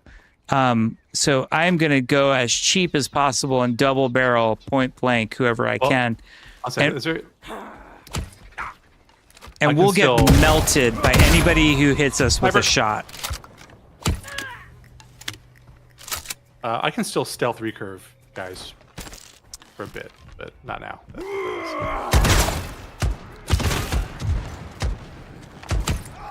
Oh, ow. Yeah, let him come. Okay, I'm going to double action. Oh, the shotgun guy's coming. I got him. Okay. One more coming. Okay. There's a sniper on that corner too, so just be careful. But see, I love doing content like this. Oh, shotgun guy behind. You okay? Yeah, we're good. I'm gonna make some bandages just to get ahead of it. Yeah, I got 20 on me. Like, we're looking good. We did pretty good right there. But, I mean, these smalls, there's what, maybe like 12 guys here? Something like that? 10 or 12. But look, I looted a trigger. Oh, and there's the reinforce just for Weezus. There you go. Does that answer your question? Northeast. Go inside. Come in. I can kill a couple on the way in. Okay, yeah.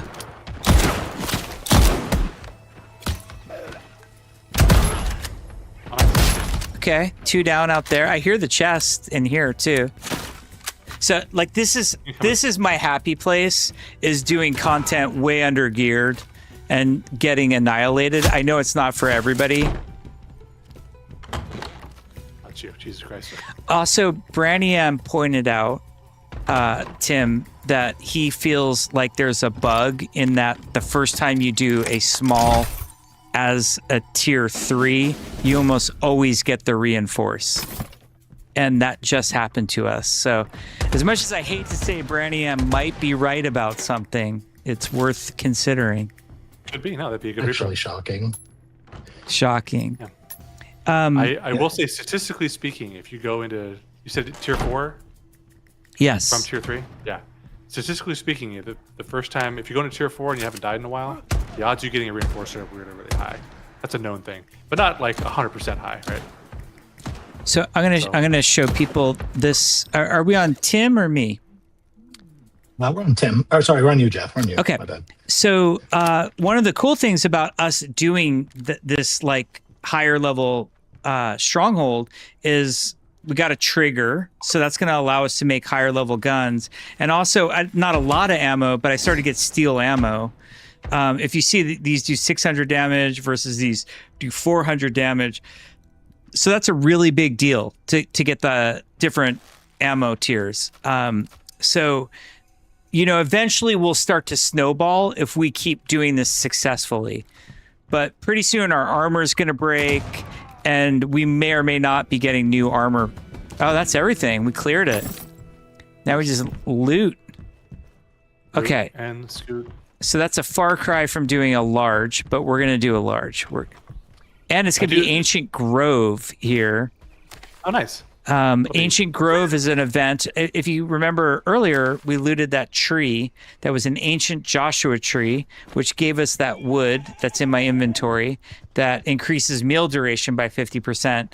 So when nightfall happens, you'll get a lot of those ancient trees, like way more than you normally find. So if we want to load up on Joshua wood, now is the time to do it. But during that event, we spawn way more dangerous animals. Mountain lions, jaguar, bears, wolves, dire wolves. It's way more likely we're going to see those, and those will rip me and Tim apart, which I think will be very entertaining to you all. Good TV. Yeah. Going back about like the player's comfort level with going into the next tier up, even if they aren't geared for it. One thing that's really interesting is there's better rare material drops at the higher tiers. So if you are like tier 2, for example, and you find yourself short of brackets and I don't know, tool collars, that type of thing, if you can stomach it, go into tier 3 and you actually get that stuff dropping at a higher rate just to progress you through tier 2, because you'll need it to make tools, that type of stuff. Tier 3, tier 4 is a little subtly different, right? Because tier 4 has some novel rare ingredients that are really only useful for tier 4 gear. So it's a big commitment to go to tier 4. Tier 4 is also way, way, way harder. You want to try to gank these guys? Just Yeah, we should get the camp supplies. tier 4 intro. Hey, one sec. Let me open up. Okay. Right So now. Is this the stealth gameplay? yeah, he's doing Yeah. the stealth. It's just one guy.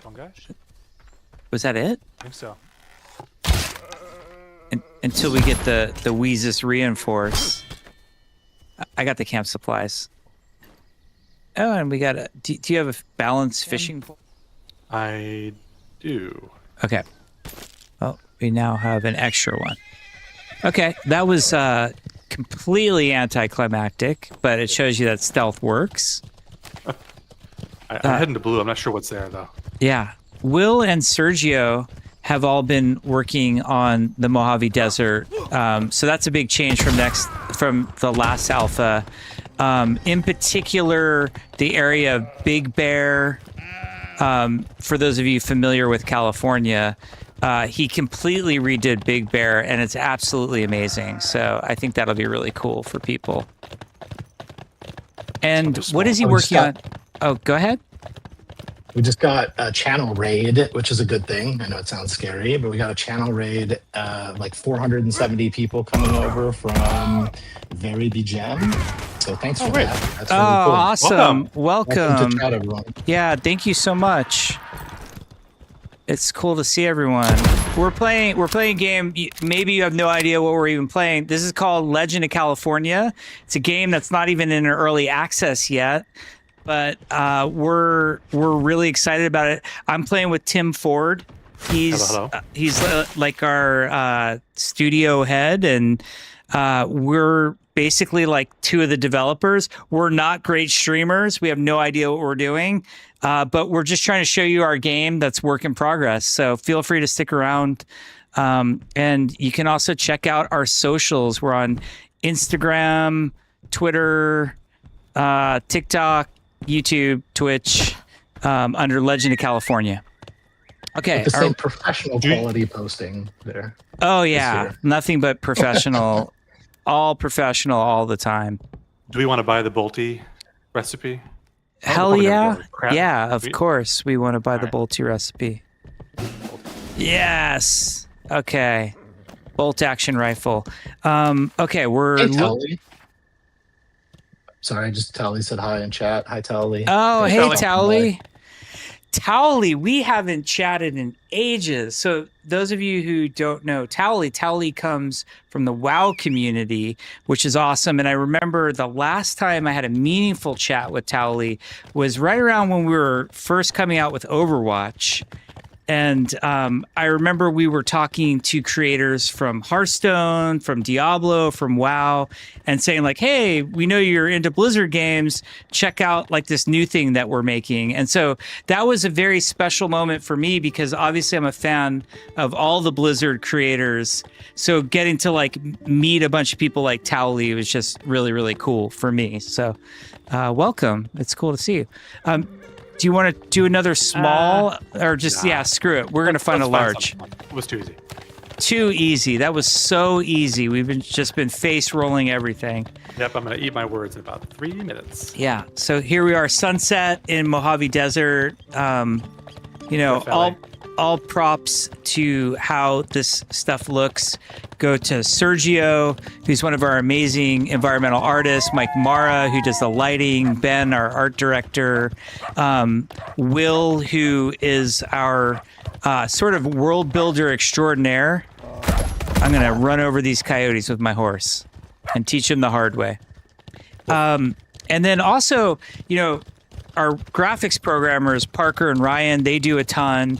And Penny, who is our technical environmental artist, she does a ton with a program called Houdini, which for those of you who are into like games and tech and game making, Houdini is like a really cool program that allows you to kind of do smart procedural stuff is the best way I will describe it to tech laymen like myself.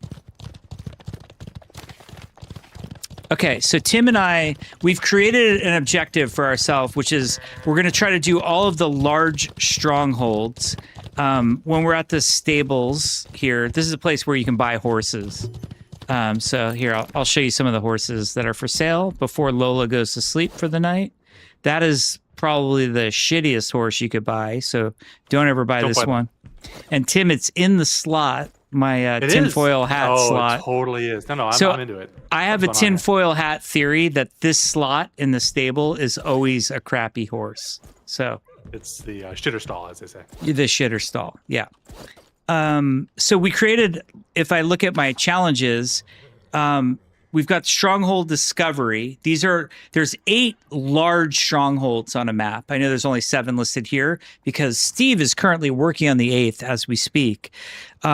And the first challenge here is just to discover them all, like right up to it. Great. The second one is what Tim and myself are doing right now, which is loot the stronghold chest out of all 7 of these. And we have 3 more to go. We have to do Dread Rock, we have to do Bella Vista Resort, and Wright's Landing. So yeah, it's going to be pretty hard. I'll look at the horses before they're going to despawn because it's nighttime. Somebody was asking earlier in chat if there is different stuff at night, and absolutely there is. There's about to be this event everywhere where you see this orange, technical term, splotch on my map. There's going to be the ancient tree overgrowth, which means because we're in Mojave Desert, you're going to see a bunch of ancient Joshua trees that we can only get during this event. Nighttime only lasts 10 minutes of real life time. Daytime lasts 50 minutes. So there will be 10 minutes of basically trying to get as many of these trees as you can. But there's also really high rate of dangerous animals spawning: wolves, dire wolves, bears, cougar, jaguar, etc. Yep. Somehow boars made the cut of big dangerous animals. Okay, let's try to find some of these larges. Okay, the ancient grove has appeared. In front of us is a medium stronghold. It looks like it's Loma Dorada, it was actually inspired by some of the ghost towns in the sort of desert areas of California. There's all these like ghost town mining towns. And it's really cool. Like, it's a bunch of buildings above ground, but there's a whole mine underneath that you can actually like do fun voxel mining. All right. You think that I'm going to skip these trees. Yeah.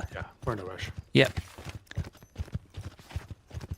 We have a goal. Yeah, we do. Yeah. The game is have a always goal? trying to do that. The game is always trying to wreck your dreams. Wreck your goals. Wolf on you. Yeah, I'm outrunning it. So, don't kill my horse. This is so dangerous. My horse's health is pretty low. Tim, are you okay? Okay. Yeah, but you can see left and right, there's Yeah, a bunch of the ancient trees. are showing up, but then we're also being, aggressively chased by wolves. The wolves are actually pretty scary because we're in tier 3 gear, so they can do some damage. I spent 2 days camping a 5-star strength horse with brute, so I can just run them over. There's another ancient tree on the right. I'm just kind of skipping them for now. Normally, I would be obsessing over getting all the ancient trees, and my wife would be getting angry at me for wasting time getting all of the ancient trees. Well, also the idea is like as soon as you start chopping those trees, the animals nearby are going to hear you. So it's a really crazy little like melee holdout you got to deal with. Yeah, the way that Fun. yes. Go ahead. No. Keep going. Please, I would rather answer chat questions. Funda had sort of 2 questions. The first was, has there been any changes to how we communicate world events in the game? And the second was just a touch on farming. Oh, okay. Well, communicating world events is still the same. They show up on the map, like you can see right here. It still shows up on the map. The UI in general it keeps leveling up. So most recent, I mentioned we're partnered with a group, like you can see on my screen right now where it says Discovered Palm Springs Manor. That is what we call a system message, and we have a whole system of system messages. And that group that we're working with over in Prague, named Virtuos, has recently made those look much better. The old version was made by, I mentioned Branian earlier, Branian, Goodman, myself, Layshock. It was all sort of designer programmer art. And so we're really excited to partner with Virtuosa over in Prague to make our UI not only look awesome, but they're really good at like UX as well. I see Poncho's health is going down. Okay. You're okay. Okay. I'm okay. But I would describe world events overall as just like work in progress. Like, we want to add more content. We want to iterate on the ones we have and make them better.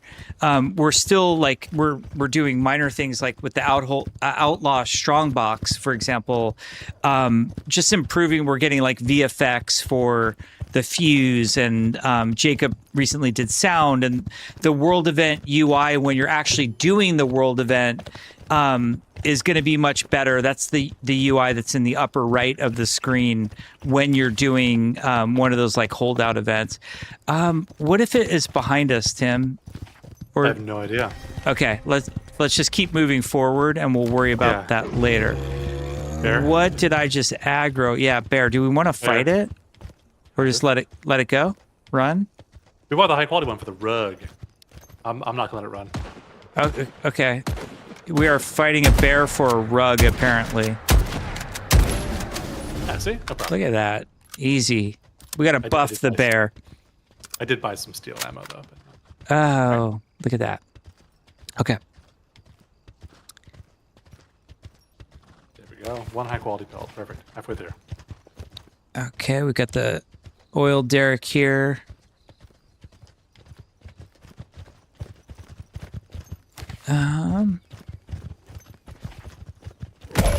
Okay, is that a large in the distance? Again, it's a little overcast right now. Okay, hit us with a chat question, Bill.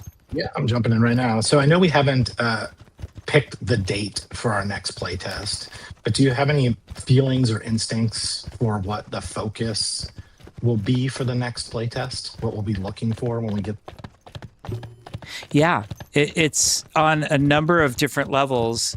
On a design level, we've retuned all the challenges. We're adding item quality. We're adding more item variants. What other systems? Build mode. Build mode's getting a huge overhaul right now. Branian's actually in the process of doing that right now. That's just a kind of fraction of the stuff that we're excited about on the design front. Then it segues into design/tech, which is how many people can we get on a server. Tech obviously is the driving force behind how many people can be on a server, where the performance is good, everybody feels happy, things aren't crashing, things aren't laggy. So it's kind of tech first on performance, but there is a design aspect to it as well, which is how many players is too many players, how many players is not enough players. Like back in our very first alpha, we only had 35 players, and that felt low. And it felt like the world felt kind of... This is supposed to be... Part of the magic of this game is it's supposed to be multiplayer where we're seeing other people. Obviously, in the stream today, there's like no one online. It's developers only. There's, 5 people online. But, we want to have that multiplayer feel and vibe, and somewhere between tech and design we have to decide how much is too much, how much is not enough, and what's sort of that Goldilocks just right number that we can get to. So those are some of the things that we're driving towards. That looks like death, whatever Tim's doing right now. I'm trying to avoid a mountain lion. Oh, okay. I got those guys. I just ran over one of those guys. Oh, mountain lion, come on. Here he goes. Let him go. Okay. We're also working a bunch on customization. Our art team's doing a bunch of things. Like they're just making more character art. Oh, there's another grizzly bear. They're making character art. They're making more environmental art, all of which is awesome. There's lighting improvements coming. But beyond that, like on both environmental art and character art, there's a huge focus on customization, about really making customization a cool system. So we're going to want a lot of feedback from players on build mode, on clothes and character customization, on furniture customization in the house. So that's another big focus that we want to get at. We also, we want to broaden awareness of the game. I just found your mountain lion before. I'm going to try to train it on this mine down here. Oh, no, I killed my mountain lion. Okay. That's a brand new mountain lion. I completely failed on training it on the mine, but now I'm going back for it. Are you going to die? No. He's getting a little bit of brute and trample. Yeah, that mountain lion didn't stand a chance. All right, that feels like something we should nerf. That was a little too easy for a tier 3 to do what I just did. Oh god. Bear. There's a bear. Yeah, run. Okay, I'm running. It's on you. Yeah, I can't afford to get my horse killed right now. Are we fighting this bear, or We should fight it. Yeah, Okay. but I want to get into a better position. Okay, it's hit. Oh boy. I would say you're in a good position. Good position. I'm not. There's a mine that's occupied down below. Careful. Okay. Well, I think the bear. Let's do bear meat mine. Oh jeez. Oh no. This is the worst possible outcome. Oh jeez. Okay, I think the bear died. Bear's dead. You okay? Okay, one dude's down. Last guy. Look at that. Oh, easy. Easy. Okay. Well, Okay. this is a bear rug, I think. How many times am I going to die for bragging about how easy that was? The karma is going to come right away.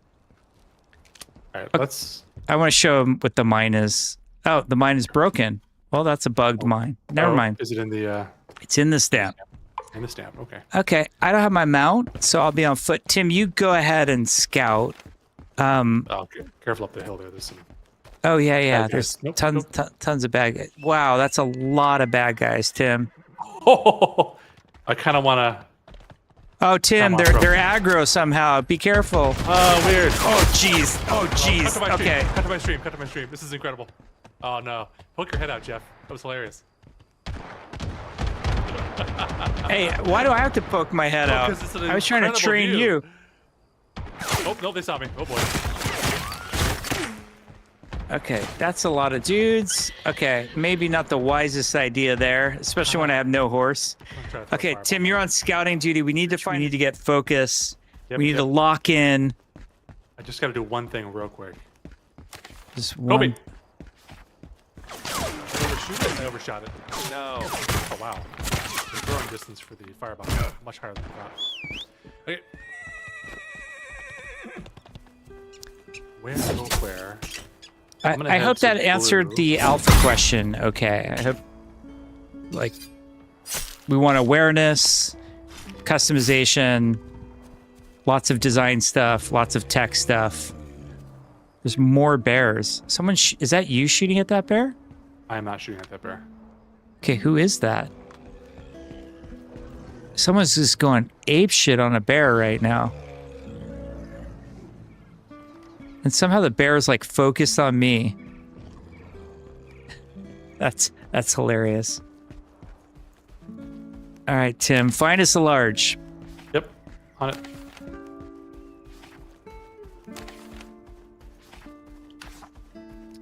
So we have Wright's Landing, Dread Rock, and Bella Vista Resort.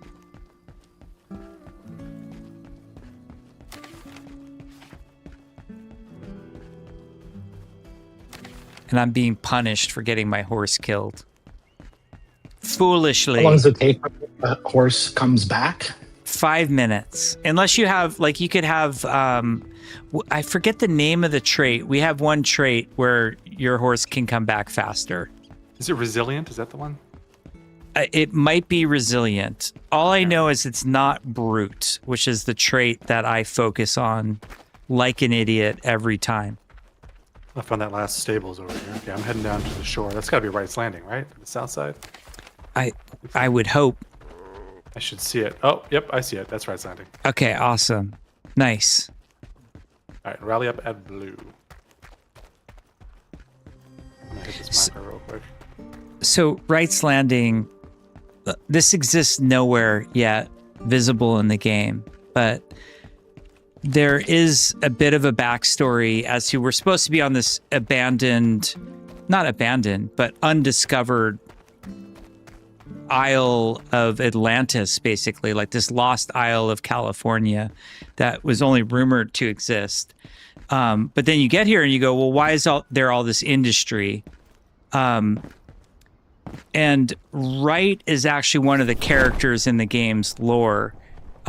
There was a major industrialist named Moore. So whenever you see Moore Industries on buildings, Moore sort of started a massive coal mining empire in what is essentially the UK.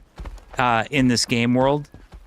And Wright sort of becomes his, both like his inventor, his explorer, his sort of right hand who goes out and does the big discoveries, finds their next areas are going to be. So he expands them into what is in this game world basically like the East Coast of North America. They expand the industry there. And then Wright has the plan to bring an expedition to find the lost island of California. And he takes 3 ships out to this island. One is the main ship called the Eureka that's loaded with like sort of all the people. They're bringing like engineers and carpenters and shipbuilders, like everybody you need to kind of start a society out there. There's the Paragon of Industry that is loaded with all these materials to build all this stuff out here. And then what is the last ship's name? It's named after Moore's daughter. I'm going to get it wrong. I want to call it Victoria. I'll have to correct it at some point. But anyway, Wright takes the expedition out here. They get caught in what's basically called that Devil's Fury, the storm that's perpetually brewing around the island. And they get shipwrecked. And then we never know what happened to all of them. But yet there's all of these towns and civilization. And now there's all these bad guy groups. And that's, in essence, a lot of the backstory of the game is reverse engineering what the hell happened here. I thought I was the first one to discover this place. Obviously, I'm not, but it's not intentionally left the way somebody wanted it to be. Okay, Tim, you're going to be stealth? I'm going to be stealth, but where are we going? Okay, that was the worst overview ever. I cannot play and do this at the same time. I apologize. Watch your professional streamers. They do it for a living. Oh, that was geez. the design equivalent of us going into Quad Reflect. Yeah, totally. Oh, God. Okay, can you crawl to me? I sure can. Okay. I'm not sure what I expected there. There's an arrow right in front of where I shot that sniper. Did you hit like a railing? Okay, Poncho, take 2. Are we loud now? For this part of the map, yeah, sure, why not? Okay, I'm gonna go basement first.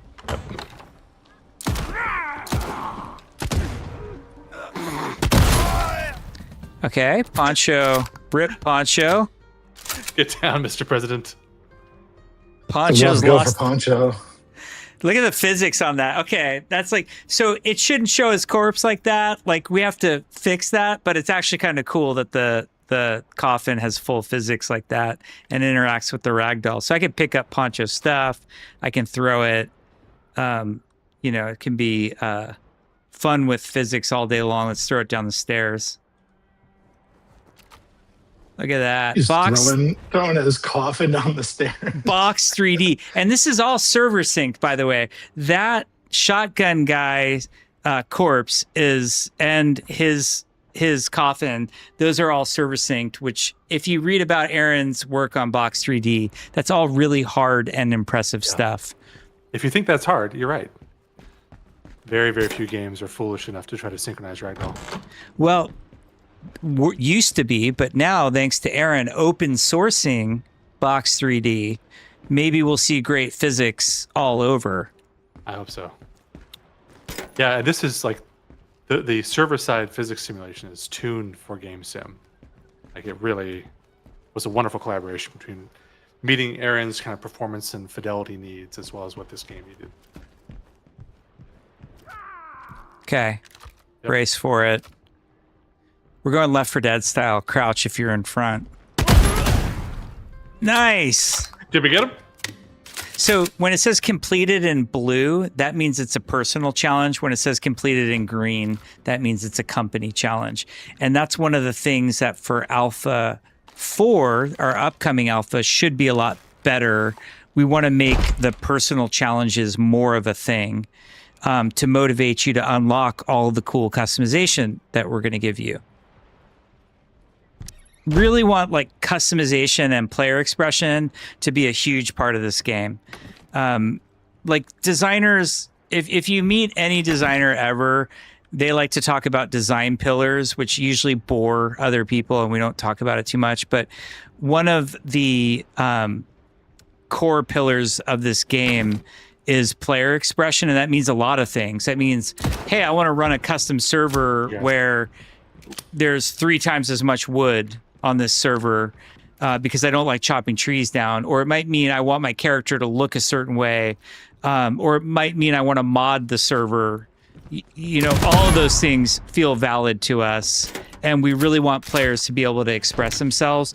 Both Tim and myself and many of our team members at Kensugiyama, we come from that like old school, like we just miss and love the old 90s modding communities. That's where a lot of us got our starts in sort of wanting to make games, and we kind of want to perpetuate that a little bit. Well, a lot, not a little bit. So you're going to see a lot of that in what we're trying to do with this game. And hopefully if we survive early access, which who knows in this environment with where games are at, everybody seems to be cratering at early access. But if we survive early access, we want to do a lot more stuff like that. And just over time, open up more and more customization, modding, you know, let you kind of define how you want the game to be played. We'll always provide you a cool, fun, core server rule set. But like, if you want to go off and do crazy stuff, like have at it. That's our thought. Okay, I'm down below. I'm going to sneak around this wall for cover from the snipers. I'm gonna try to kill some snipers before they spot me. One already spotted me, but I don't know where she is. Okay. You can see the snipers, like one, they'll do that big lens flare right when you see where they are. Let's see if I can bait one. Oh, there's one up here somewhere. I'm gonna get myself killed. I got myself killed. I think she's actually like down in the POI to the east. If you could pick me up, that would be great, though. Come to me. Here, let's do this. Sure. Actually, do that. Sniper's Oh, right she's on the roof by the chimney. now. She is, yeah. There she is. Okay. She didn't make it. Oh, I just see the feet. That's awesome. Collect my arrow. Stand by. We're economic here. We go back for our arrows one at a time. Oh, it's also a great sniper position, apparently. I see. Okay, I'm going to sneak forward. Dead guy in the road. Okay. This is might be dangerous up here. Really quiet on the road. Oh, this is real scary where I am. If there's any sniper, I'm dead. I killed the sniper that's across the way from you. On the Okay. other side of the street, but yeah, I'm gonna come to you. Okay, we're going building by building. I don't know if everybody remembers Modern Warfare 2, like the original Modern Warfare 2. There was a mode called Spec Ops that was co-op. One of the funnest game modes ever. And they would have these things where like one person was in the AC-130 gunship and then the other was like actually running around. No way, the chest is right here. There's no way we're getting the chest for free. Okay, we need to kill you. We're gonna do this Wright's Landing until we hear the music. I like it. I, by the way, got 2 framed photographs. Oh Sierra my Foothills God. and the kid. I have a Haciendado shirt. That guy. Oh, that's amazing. Okay, Artisan axe. when I said because we need to set a new goal, that was too easy to just get the chest like that. Hear the music means we've killed every single bad guy in this, or bad gal, I guess. But every single enemy in this point of interest. Where are they all? I'm fearful that there's some like juicy center of the Tootsie Pop that's gonna have 8 billion enemies. Ditto. Because this feels. Oh no! Got him. Okay, so yeah, one. Actually, I could switch over. We have enough. This is new UI, the new reload ammo switcher. Here, I'll show you that again. So this used to be like that temp grid we had. but we finally got this in. I think it looks a lot better. I'm very excited for it.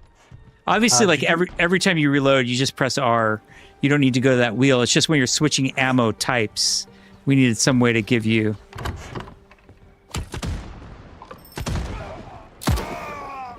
I have 18 rifle ammo and no rifle. Do you want that? Sure, yeah. Thank you. I have steel arrows and no. Oh, Here. please. Yeah, let's. I'll give you my copper arrows too, because. Oops. There. Hey, dance. Right. Because I dumped my recurve bow in a storage cabinet like a total idiot. Okay, I'm just going. Oh, I hear. Oh no. Oh no. There's so many snipers. Got one. Mistakes were made. Did you get killed? No, I took out Okay. the guy that was coming for you. Okay, there's a sniper here. Oh, Oh boy. what was that? Okay. Okay, nice. You clear? She's down. Yeah, it's up here somewhere. It's scary. He's dead. Whoa. Is she shooting without the She warning? shot right past you. Yeah. Oh my. Oh, I see her. Okay, you got her. We're gonna long shot with the arrow. Here we go. Hey Jeff, Got Twitch is asking about ray tracing. Can you share what settings you guys are using? We're not currently using any ray tracing stuff just yet, although we were just talking with NVIDIA about that. Ray tracing, for those of you who are unaware, is a rendering technique to get much higher fidelity light bounce and surface response.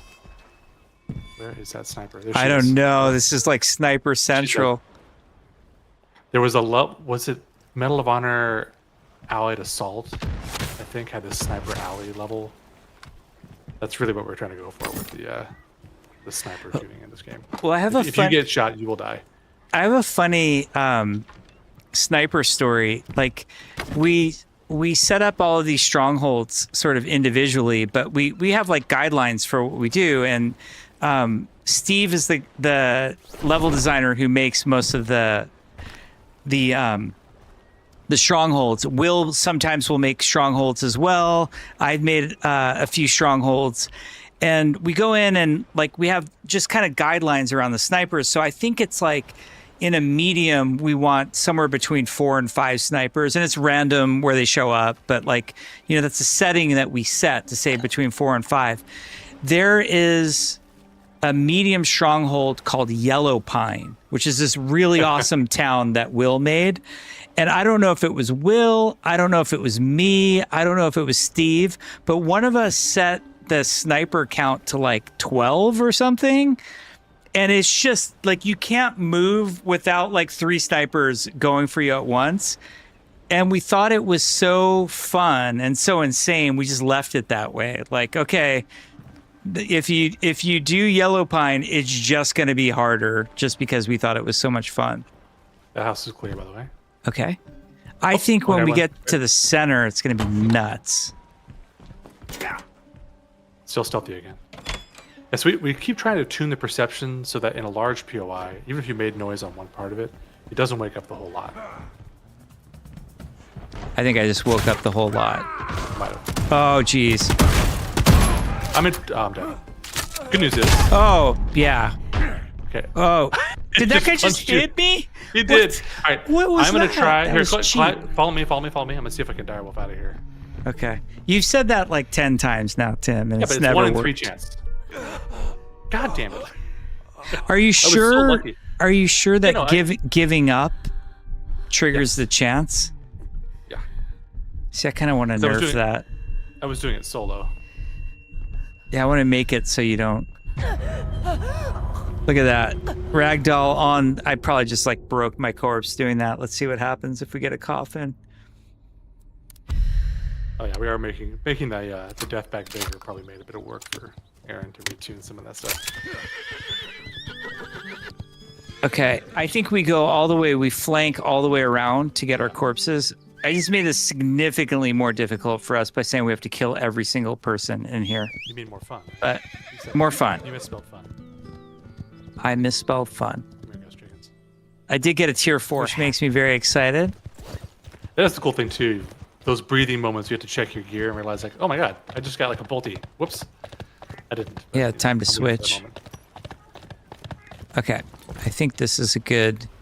Tell me when you're close, and we can. I'm gonna switch to the tier 3, or I'm sorry, the tier 4 ammo, the steel ammo. Yeah. So I'm reloading. I've got 20 to load into this. My lever action, the gun that won the West. How Yeah, much? let's do some stealth kills. How many bucks do I have? Oh, I have enough. When we're at a tier 4 gun store, I could buy steel tomahawks too. And I should. Because that'll make our little mission that we've created for ourselves a little bit easier. Yeah.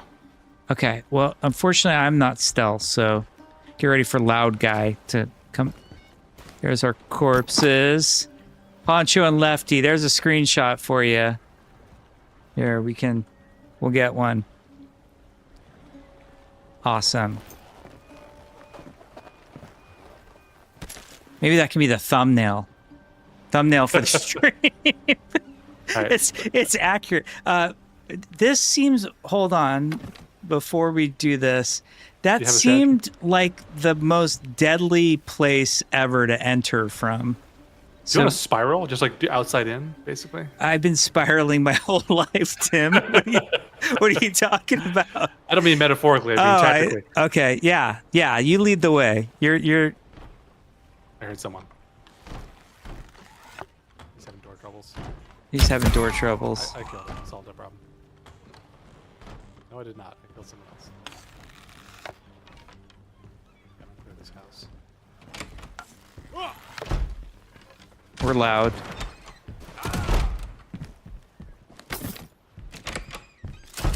Okay. Go next door. Door house to house. Is this the spiral that you were talking about? That's Okay. something. I like it.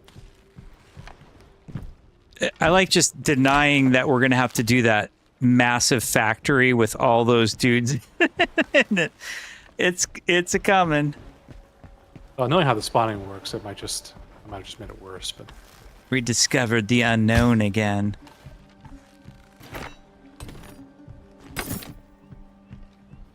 It's so quiet out here.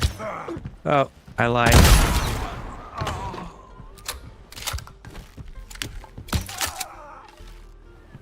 I think all of our Legion Sangre looks are in now. So you see the snipers have the new look, which I think they look amazing. Marcus on the character art team did the art for those.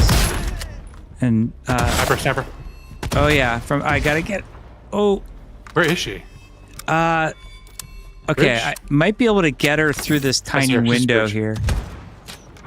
Bridge? Yeah, there's one on the bridge. Oh, I missed her. Okay, hold on, I'm reloading. She's dead. I think there's one beyond the bridge too. There's one to like 330 to the northwest. On the roof, maybe? I can't see her. Yeah, you won't be able to see her from where. Oh, I got her. Okay, we're good. Can I go? Swimming is a death sentence, right? Like every video game, swimming's. You want to steal Team 6 across that? I do, but I think we all know how it's going to end. Yeah. Oh, there's a dude right here. Oh, you saved me. Oh, Chet is asking about enemy AI, just like their behaviors and stuff as it fits into your guys' engagement here. Anything specific? I mean, the fantasy we're going for, we were actually talking with the animators about this the other day. There's two great movie references that we talked about. Tim, a come lot. back. I know, it come to me. I'm getting pinned down.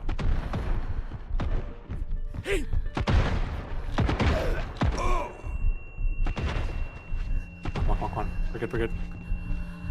Oh, you're amazing. Oh no, Tim! No! That's how you know you have a buddy right there. Like This will be it. I'm gonna find out if I actually survive the this. dire wolf moment. Dire Dire wolf wolf moment. We've all been waiting Well, for. this is a great time for me to talk about the AI. Yeah, so like the high Okay, level, yeah. high level fantasy we're going for is if you guys watch the last 20 minutes of 310 to Yuma, That's really what we're looking for here. You know, high lethality, low rate of fire weapons. You know, something that only this time period can get you. Hey, guess what? Direwolf coat worked. I live. Oh, nice. Awesome. Man, they are not aware of me. Okay. Agility or health, Tim? What would you put in? Hannah's you're mad doing, you're now. doing okay on health. I would do agility. It's getting bad. It's frustrating you watching my shitty turn radius. Hannah's asking. Oh no, Hannah was complaining about the direwolf coat because Hannah's a PvP player. Oh yeah. And so Oh yeah, We we nerfed nerfed the the shit out of it. Yep. Yeah. This is the new behavior. Basically, I had to die to. And actually, what Tim has is not like the quote unquote dire wolf coat. Tim has a vaquero coat that he crafted with a dire wolf hide. So dire wolf hides are just common now. Like you can have the high quality one or the normal quality one, and then you're just crafting coats with them like you did with the bison and the bear coats. Then there is a rare named dire wolf, which wasn't in the last alpha, and that rare spawn will have a special coat that you can make from its hide that won't do that. It won't do the same like get out of jail free card anymore. Wow, this is insane where we are. I have like no good football here. Yeah. I think we need to bums. This is such a dumb idea. We need to bums rush somewhere. Yeah, I'm gonna eat a sole. Isn't that like Market Garden? And how'd that work out for them? We're good. Okay. I gotta get my health back. This dude, you're wrecking him, Tim. And we're getting all shotgun dudes too. I have no health. Oh boy. Oh boy. Oh no. Someone just cheap shotted me. Shoot. One second. Get him yet?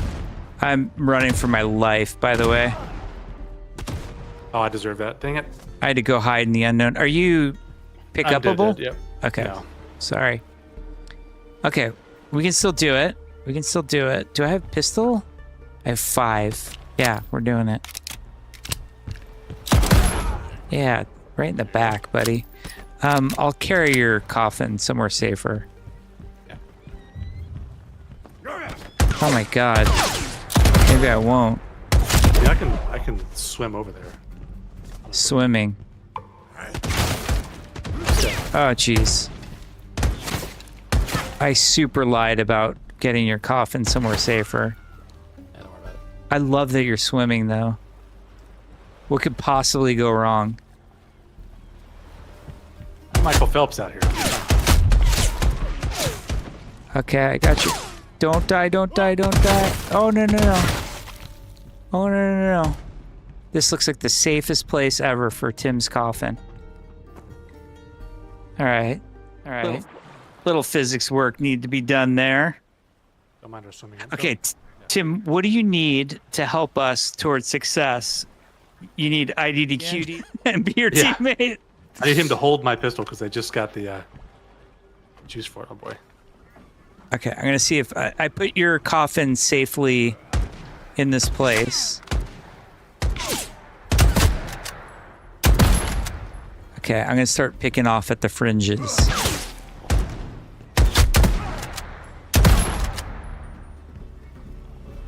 There's a shotgun dude somewhere around here.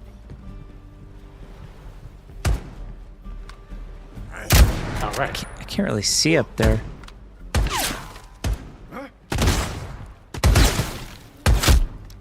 Okay, I'm back in trouble already.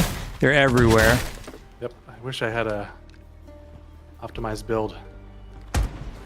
Ow. Okay. Oh, shotgun guy pressing.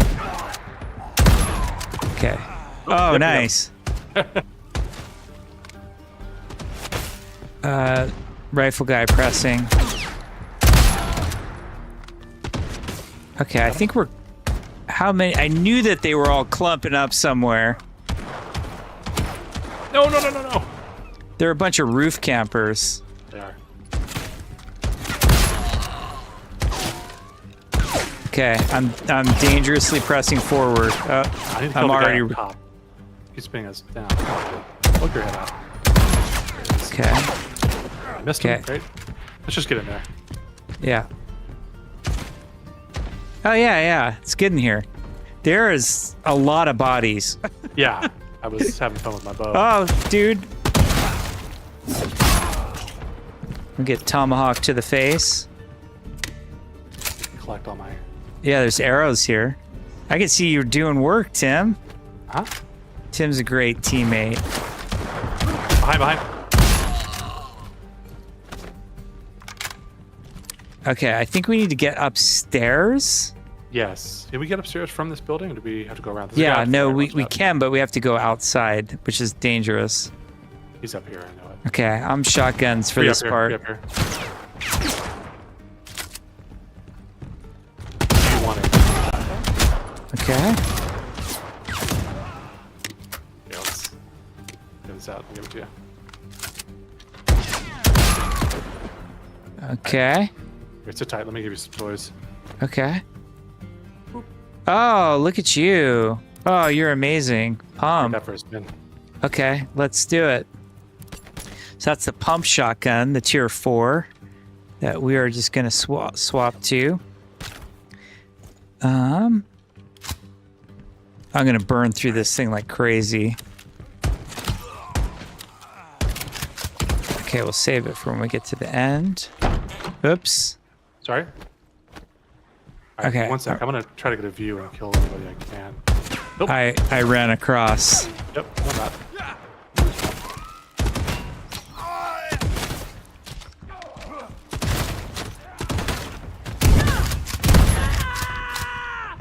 God, they're flanking around from behind, too. This will be fun.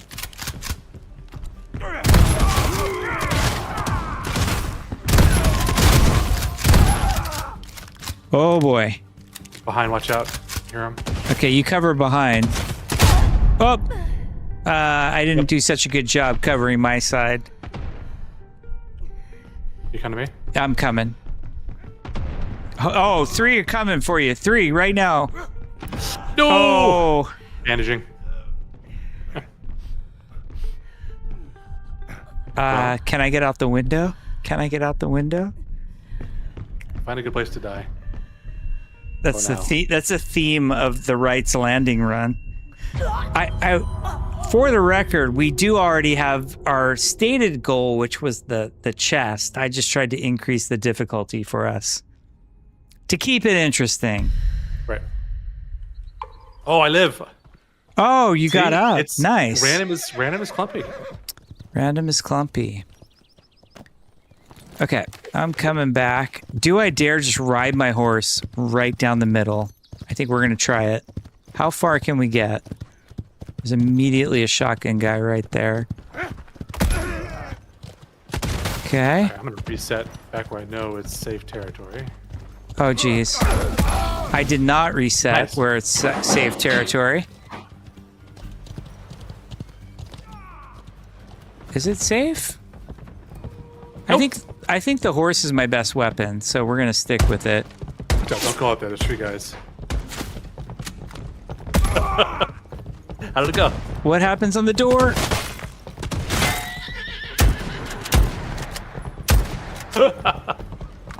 The horse isn't. The horse has no idea what it's supposed to do.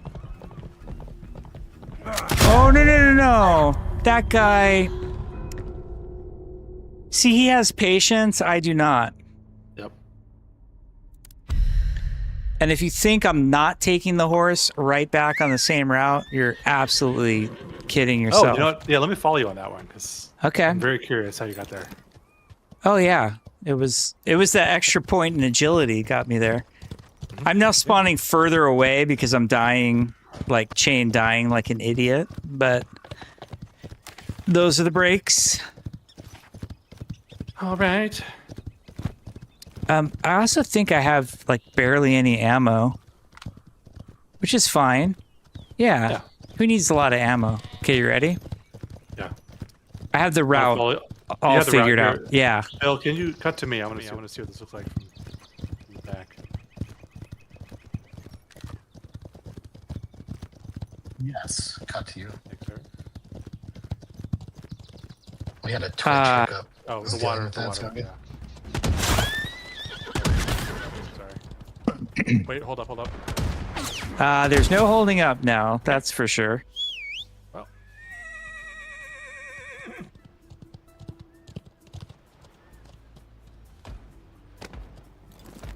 Never mind. There you go. Oh, no. Where the... I rode my horse No, straight into water. no. That's... That didn't work at Now all. I feel like a terrible horse owner. I don't know why I climbed up right there either. Oh, there's your horse. Yep. You Well, guys the- both rode your horses into the water at the exact same time. We need split was- screen for this kind of combo. That was awesome.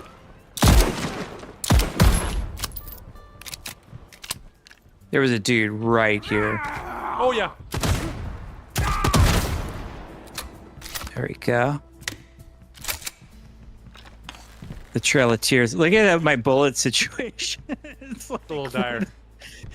oh, and here's my, of course, a coffin. I forgot I even died here. And then there's more in front of me. Okay, this feels like a shotgun moment. All right.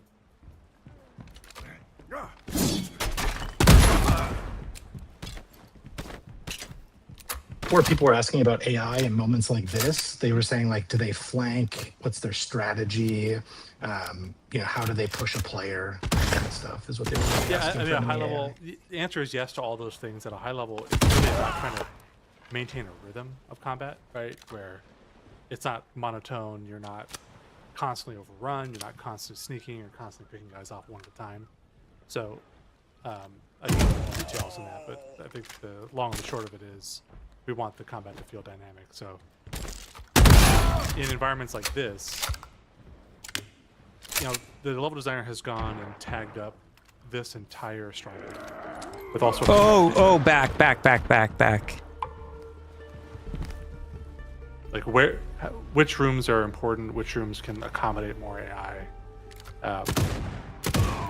and that's a hint to the spawning system. The spawning system will take that under advisement, but it might also make tweaks to it based on a whole bunch of different rules. But once you as a player get into it, yeah, those guys might be milling about in their assignments. They might take little patrol routes that take them out of their assignment. Once combat breaks out, though, we try to make it so that in any one given area, you could potentially get pushed to any of the nearby areas. So we're in this building. All the adjacent buildings could potentially send troops to push us as well. So, and it's on a rhythm based on where you're approaching. Two guys up top. That's one layer to it. For some of these larger POIs, there's so much room that we can actually. Oh, you got. We can actually respawn over time. We try to do it entirely out of sight, so you don't know what's happening. But to keep the world feeling populated, we can respawn and send those respawns basically at you as well to give you these little mini holdout moments as you're pushing through these big areas. So all that together is the core of their combat.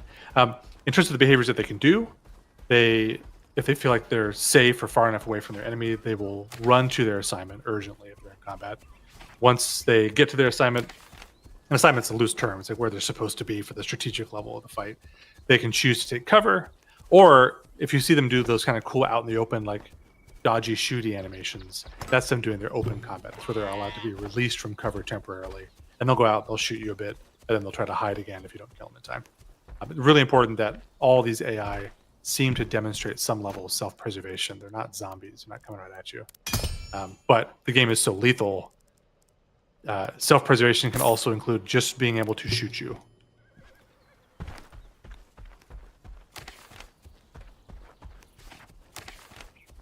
I am coming back. I am super far. I'm like 400 and some meters. Yeah. I'm very gingerly clearing this out as I can. So you guys can see, Chat's like, asking about, you've mentioned some Western films. Are there any books that have been influential? yeah, I would say anything by Cormac McCarthy, his Western stuff, in particular the book Blood Meridian. What's weird is I hadn't read Blood Meridian until we had already started working on the game. I had read the Border trilogy, which is I always forget. It's like what is it? All the Pretty Horses, The Crossing, and there's always one that I forget what the third one is. But those books were hugely influential. And you're getting some background noise coming through your. Oh, sorry. Those books were hugely influential. Also recently read McMurdy's Lonesome Dove. That was a great book that was influential. Read, this was a suggestion by James, one of our animators, The Gunslinger by Stephen King. That book gets into some like kind of supernatural space, which there's a hint of that we want to get into in this game, but not quite in the same way that like the Stephen King book. So there's a lot of influence outside of just movies. Okay, I am slowly making my way back in the worst possible way possible. I'm with you. Okay. Someone's shooting you. Yeah. So we need to kill all the dudes, right? That's the goal still? That's the goal still. Okay. How many have we killed? I don't know. I don't A know. lot. How many are left? No one can say. That's Actually, you. I could cheat and find out, but I'm not gonna. No cheat. No cheat. I'm not cheating. Okay, so we want to hear the music. Oh, there's a guy. There's a guy. My Whoa. goodness. My goodness. Well, at least my horse is back. I'm sorry. I'm just dying at a ridiculous rate at this point. Where do you want your coffin? Anywhere is good. I'm gonna do the horse back. Okay. Well, I'm just gonna yeet it off this little thing here. Whee! Here it goes. Oh, that always sounds like where I want my coffin. Just yeet it off somewhere. Yeah, it's been great though. Like this milestone. How many of these guys can we take out on the way? I aimed poorly. Just some of the stuff, watching it come together, like watching the UI come together, the sound stuff that Jacob's doing, like it's all, I'm pretty excited. I can't wait to get everybody playing again. Like the goal is like, how long is it going to take before we can just get people playing the game? Oh my God, you just scared the shit out of me. I'm like, they can fly now. Okay. I did hear someone. I'm going to go find him on horseback. We're going to ride the streets of Wright's Landing. This is where that shotgun... This is our town. Oh, I hear someone having door troubles. And then someone just pot-shotted at me that way. Okay, someone's slamming doors.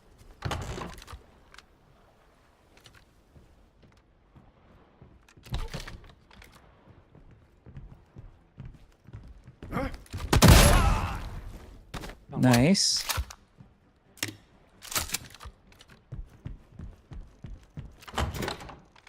We've got Steve is working on a new large stronghold. Like it'll be the final large that we build for early access, because our plan was to have 8 for early access. There are 8 spawned on the map right now.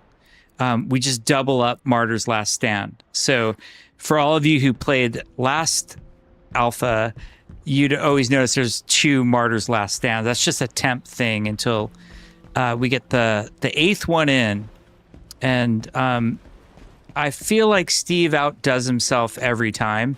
Like every time Steve makes a stronghold, we're like, all right, this is the best one. This is the coolest. Plays the best, funnest. and then he finds a way to outdo himself every time.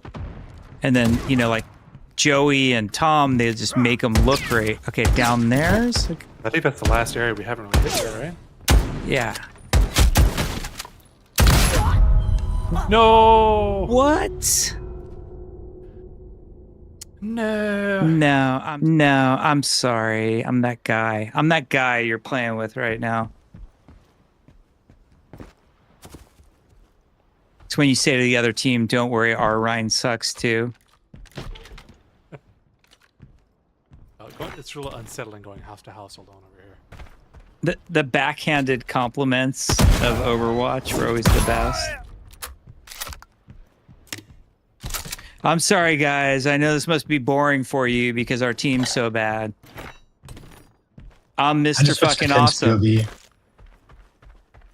Tim's clearing. He's got you while you do your long run back. Nice. Although your view is very pretty. It is pretty. Anytime the sun rises or sets in our game, it's kind of gorgeous.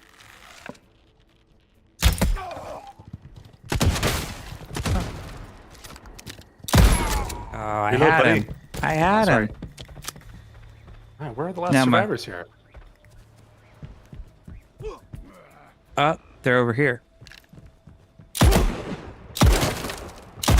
I'm down to ghetto ammo now. It's the last holdout. Oh, I deserve that. Can you? I can, yeah. Okay. I might have killed him though. Pick me up. Okay, so yeah, just stop jumping. As funny as it is to watch, I bet you I get you stuck under a deck or something weird like that. Nah, I'm good. Is there a dude? Did I see a dude? I think I killed him as he killed me. Okay. We call it the old lay shot because that happens to. Poor lay shock. Okay, I have that. That was out of ammo. Pride factor. I can't leave any coffin behind ever. Plan of failure. Anyone? I hear someone. Maybe in here? Yep. See more industries. Oh, there goes that's it Tim. for me. Two in there at least. You have to watch me die. Not like this. Well, I like the horse re-entrance, the insertion play. I'm like, no, we're just gonna take the horse all the way in. Yeah.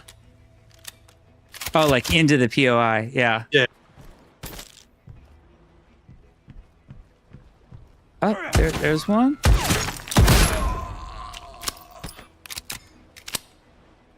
Still, we're in the canning factory now. Do you want me to leave your corpse here or take it somewhere?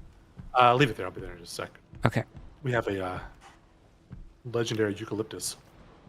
Nice. It's the second time I've ever seen that. And it was both on this playtest. Isn't the story of eucalyptus in California like it's not actually a native tree, and then they planted a bunch in California for the railway or something, and then they learned like it's terrible wood and no good for anything? Yeah, it grows really fast. Yeah. I rode past a couple guys Okay. on my way back in on the side. I'll head back to you then. I see him. Oh, did you get your corpse? I did. Oh, okay. You think they would have like tried to build something with eucalyptus before taking them halfway around the world and planting them all over? There's a guy in a train car.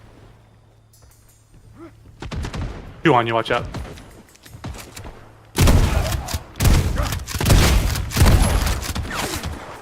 Has not optimal pump range. Is there still one in this train car, or was that the guy in the train car came out? I killed 4. Or saw 4. Okay. I hear one more. Yeah.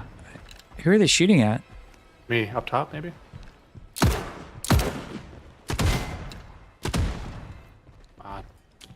This is It's a up good to way your to- right, watch out. Down below? No, up. Oh yeah, he came down the stairs. Okay, where are there more? Come on. Show yourselves, cowards. I was fighting these guys over here when I got distracted. Okay, well, I'm gonna get the horse out and make a lot of noise. So we have two types of perception in the game, or aggro. There's noise and visual. So on the horse, you make a lot more noise, so you do aggro a lot more. Oh, no! Did you just die? Oh, did. yeah, you My absolutely 12 did. gauge broke. Ran out of durability. Okay, so you found a dude that I have an extra 12 gauge on me, by the way. Oh, perfect. I have 2 guys on me, on my corpse. I don't know where your corpse is, though. It is. Y'all mark it. Oh, I see 3 guys. Oh, and my horse is dead. Hopefully no one got seasick right there. All right, all right.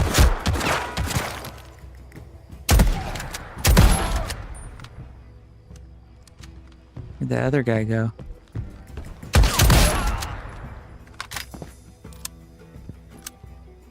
So much death. I don't know, when people were asking about inspiration and I mentioned Blood Meridian, like, I know nobody wants to read books anymore, but that is such an amazing book. It's really dark. It's kind of dark and graphic, but it's just amazing writing. Is it dark even by Cormac McCarthy standards? Yeah. Because I've read The Road. I would dare say it's darker than The Road. Really? Oh, man. The Road was asking if there's going to be a excellent. ping system. Yes, there will be a Yes. ping system. Both Possibly Tom, for A4, yeah, Tom Watson and Jeff Goodman both really want a ping system and have a bunch of ideas, and they both want to work on it. So, ping system's awesome. I saw one more guy at the docks. I'm on foot. Oh, here you go. Up, 2 more. Oh, your horse just blocked my shot. Oh, no! I don't want to blame your horse, but your fucking horse just got me killed. Can you get to me? Yes. Doesn't help that this cat has now jumped on my lap. Jeff, any planned changes on cloth and armor? Do you mean the armor value? The question is, since I feel like you always get 1 or 2 tapped either way, and they only use it in late tier 4, I don't entirely understand. So the question. the problem that's going on here, like if we look at my character right now, I have 1 tier 4 item. It says the tier in the upper right, and it's this Hacendado hat. All the other gear I'm wearing, if you look in the upper right of these tooltips, are all tier 3. Tim, what percent defense is on your hat? Probably 7 or 8. Yeah, Are you in- tier 7. Or sorry, 7 defense. 7%. So it's a huge increase when across all of your extra items. So the reason we're getting 1 tapped is we should be in tier 3. We are a tier 3 company. We've only progressed like, a little over halfway through tier 3, and our gear, like all of our gear, is basically, with the exception of this pump shotgun and this hat, it's all tier 3 gear. So we're just under geared. That's why we're dying so much. Also, we suck, and that's why we're dying so much too. So Yeah, I if hope IDDQD was here, it would be a much shorter fight. So. Yeah, I like a really highly skilled player would just clear this, no problem. And also, I'm not sure, like right now, I mentioned we're working on that item quality system. That's right now we're almost entirely focused on weapons, but we want to bring that to tools and armor also. So I would absolutely expect changes to the armor system over time. I hope I answered that okay. My horse is still dead. Okay, I say at sunup, if we haven't killed all the dudes, we go and we find Dread Rock or the... Yep. For Tim, someone's asking if muzzle flashes at night have a light source. Is it just a 2D effect? Like, how's that built? Is you talking about from an AI perception standpoint? I think for you. But I mean, yeah, they are a light source. Oh god. Yeah, I mean they're a graphical light source on your client, but from AI standpoint, not currently. It's really you get the same effect because the AI are responding not to your muzzle flash but to your audio. But I suppose if you're super far away, they would be responding to the bullet whizzing by them or maybe their teammate dying. So we haven't like gone out of our way to model the muzzle flash as an AI perception thing because I don't know if it's redundant. It might be redundant.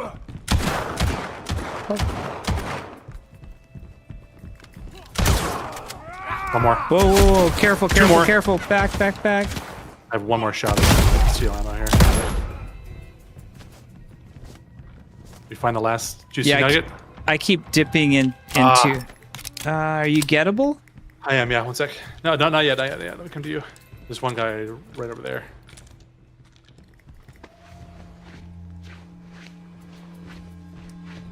Clear. All right. No deaths for 5 minutes.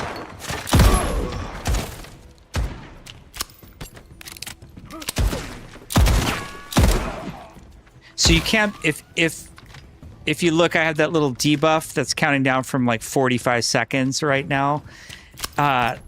If I die now, I go straight, to 500 meters or so from where we are right now.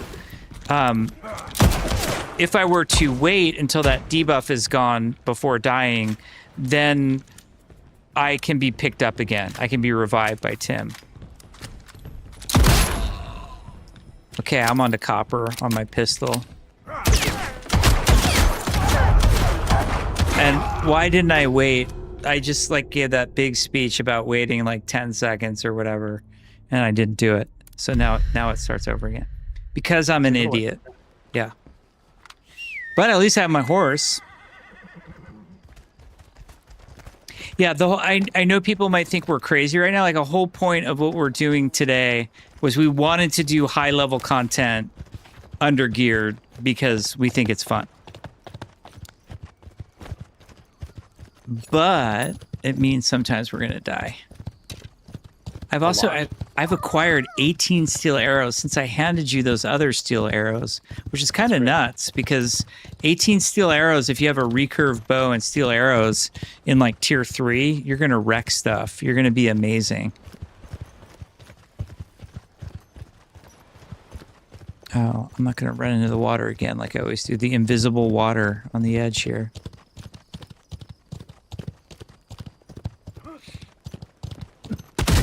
Chad is curious if we're going to do anything with temperature in terms of clothing requirements. So in cold biomes, you'd need to wear heavier clothing. We want to. We really want to do something with cold in particular. The heat is a little bit of a debate because we're always what do you do? Take your clothes off or...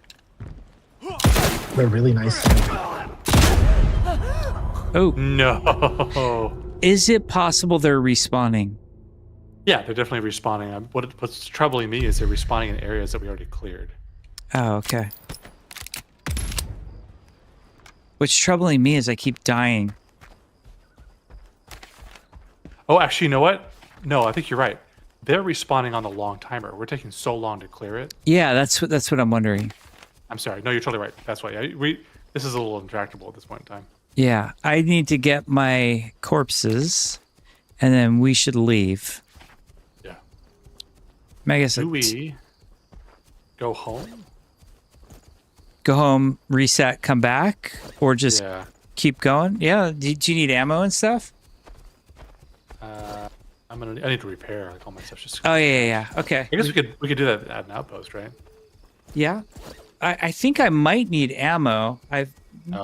I mean, I'm good to keep going for a little while. I'm good to go for a while. If you can give me those arrows. Yeah. Yeah. All right, where's your corpse at? In Wright's Landing is where my corpse is at. I think one is right in the center. And I thought I had another one. Yeah, I have 2.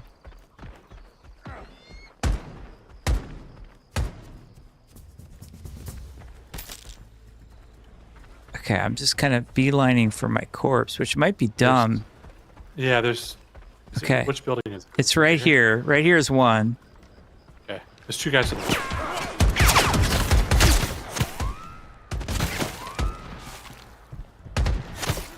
Okay. Corpse number 1 looted. The other is in the canning building. So I'm going for it. Okay. Behind you.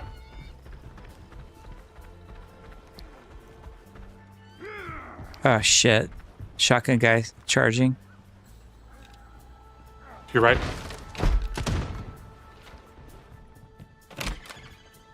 Behind. Oh, boy.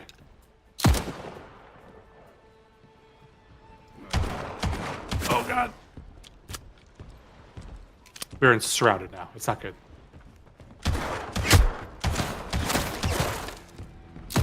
Okay, I'm gonna have to make a move here.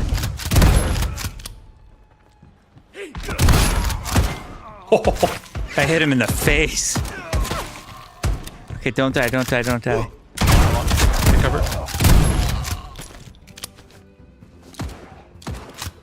Oh, my double action's broken. I'm running out of weapons here. Okay, get ready to leave. Get ready to leave. Ready? 3, 2, No. 1. 3, 2, 1. Come on, Tim. You gotta leave. Okay, okay. Did you run?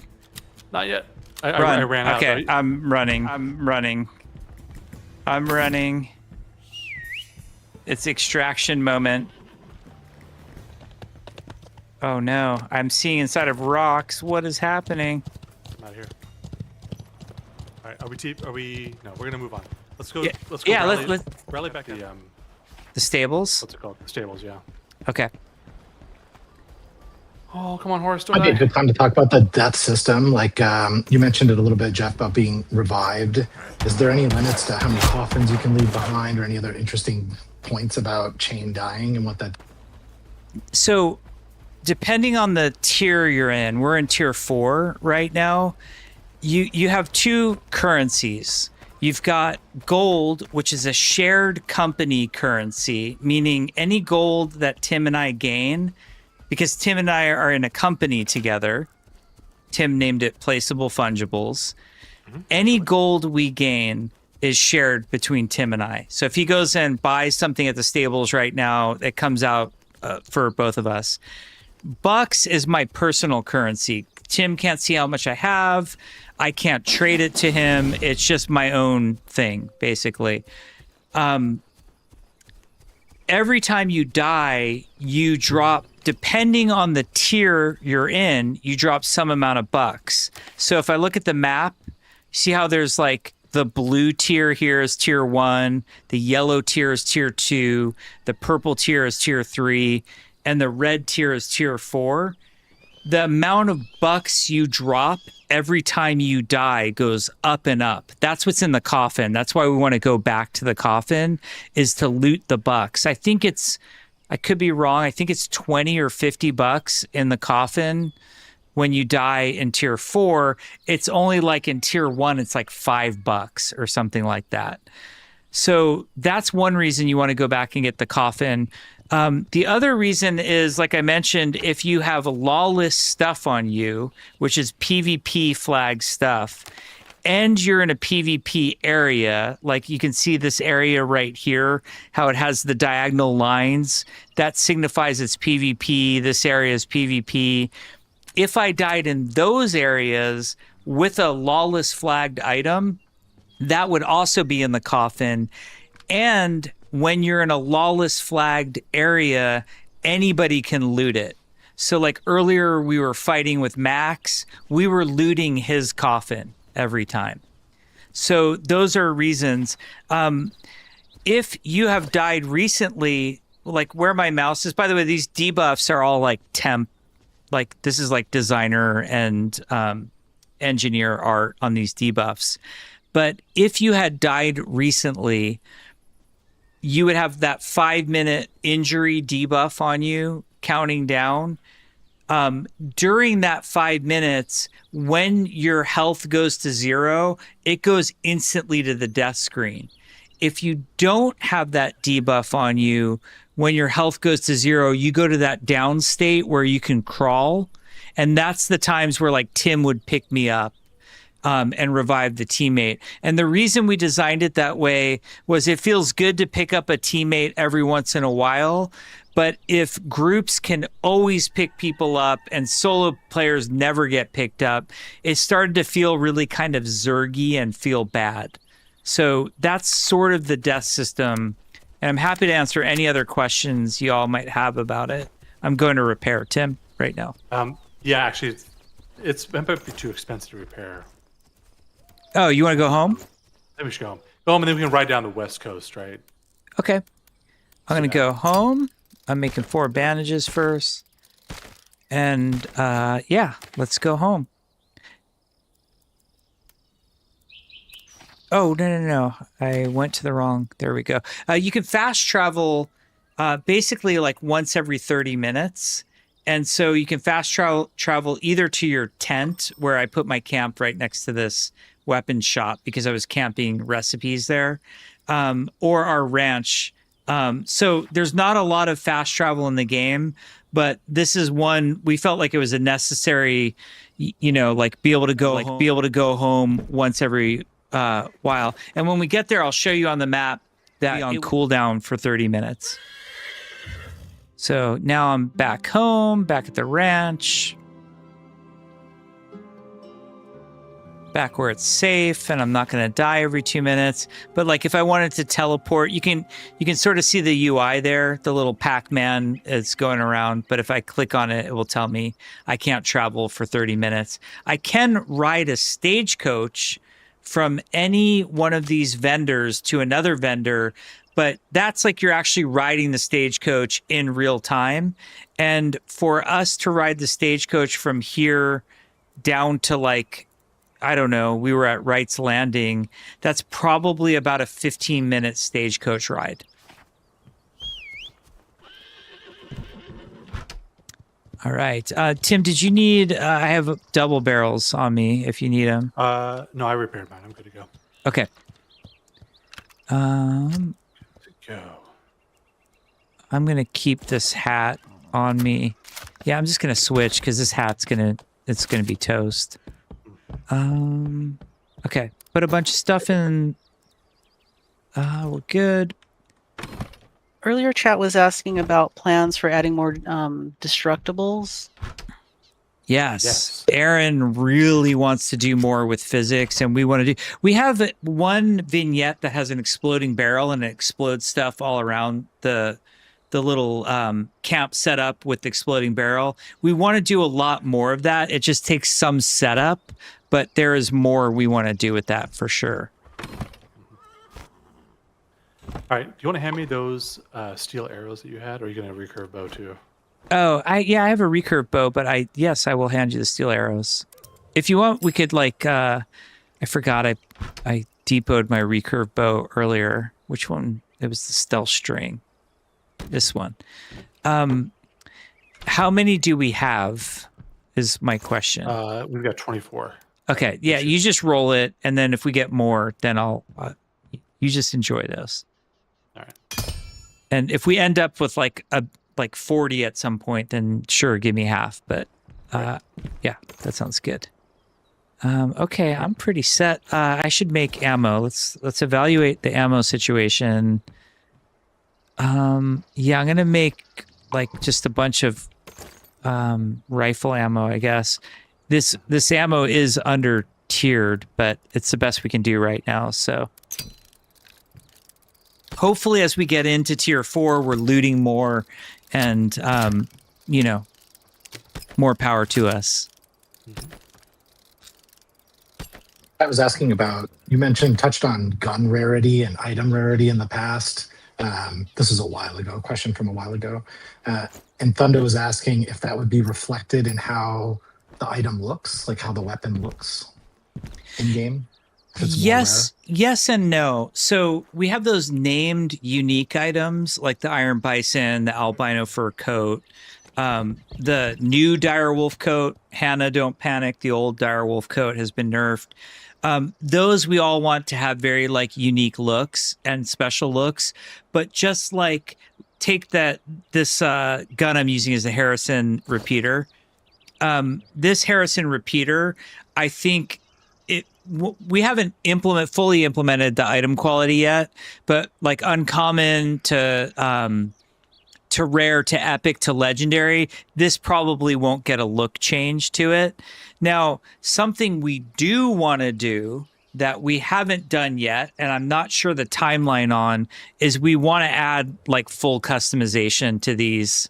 So there's like skins and stuff, which we just think would be cool. Because we already have like, if I go up to the pantry, I can change it into a totally different look, and I can change, the colors of it and stuff. And, so we want to add that to like the guns and all of that. So, cool. I think I'm ready to roll. You're ready to roll. I'm ready to roll. Actually, I'm gonna make a little bit more shotgun ammo. Sorry. Yeah, no problem. I'm like so distracted. I redid all these filters. I redid all these filters for those of you in the last alpha, so these make more sense. And then you can also like type words like I don't know, ammo or shoes. Like it just kind of works. So it makes sense. You could type ammo and get all the ammo. So stupid stuff that you don't think someone has to manually do work to make work, but that was a fun little side track path I was on. Okay, I'm making ammo. I'm good. Let's do it. Are we riding manually? Are we taking the stagecoach? That's right, manual. I think it'll be faster. Okay. Heading straight to blue. Okay. Unless you wanted to have some downtime to answer questions. That's the other. No, I'm good. I really want to answer. I was freaked out because I had Twitch chat up before, and then everybody freaked out that my stream was choppy. And I had YouTube chat up this time too, and then it all went bust because I really want to read the chat. I want to answer questions. Maybe Bill and Kits can surface questions as we're writing. Sure, someone's asking about armor sets. Will there be skins with different colors and aesthetics? Yes. Yeah, absolutely. Tim is best. Actually, Tim, where are you? Are you near me? Right behind you, yeah. Okay, yeah, let's stop here. Bill, can you cut to Tim's? Oh, you took your tier 3 shirt off. No, I'll put it back on. Here. Okay, you got it? Okay. Tim's POV right now, yeah. No. Yeah. Or you want to see it on mine? Start with yours, Tim, as you customize. Yeah. Let's go to Tim's, and then let Tim customize, and then we'll see it from my point of view. Okay, so you want your point of view or Tim's point of view right now? Tim's. I'm doing Tim's. it now. Yeah. All, yeah. All right, Tim's on. Yeah, so you can see some of these themes are named right now. This is us, taking the system for a spin. But the idea is that there is a matching. Well, that's the other one too. All right, let me get my other. Here, let me trade you tier 3 gear, or unless you have it on you. Okay. Okay, great. Sorry, clicking lots of you right now. All right. Yeah, so here I can get into the Mojave theme across the board. I can change my shirt and my pants, and my coat. There we go.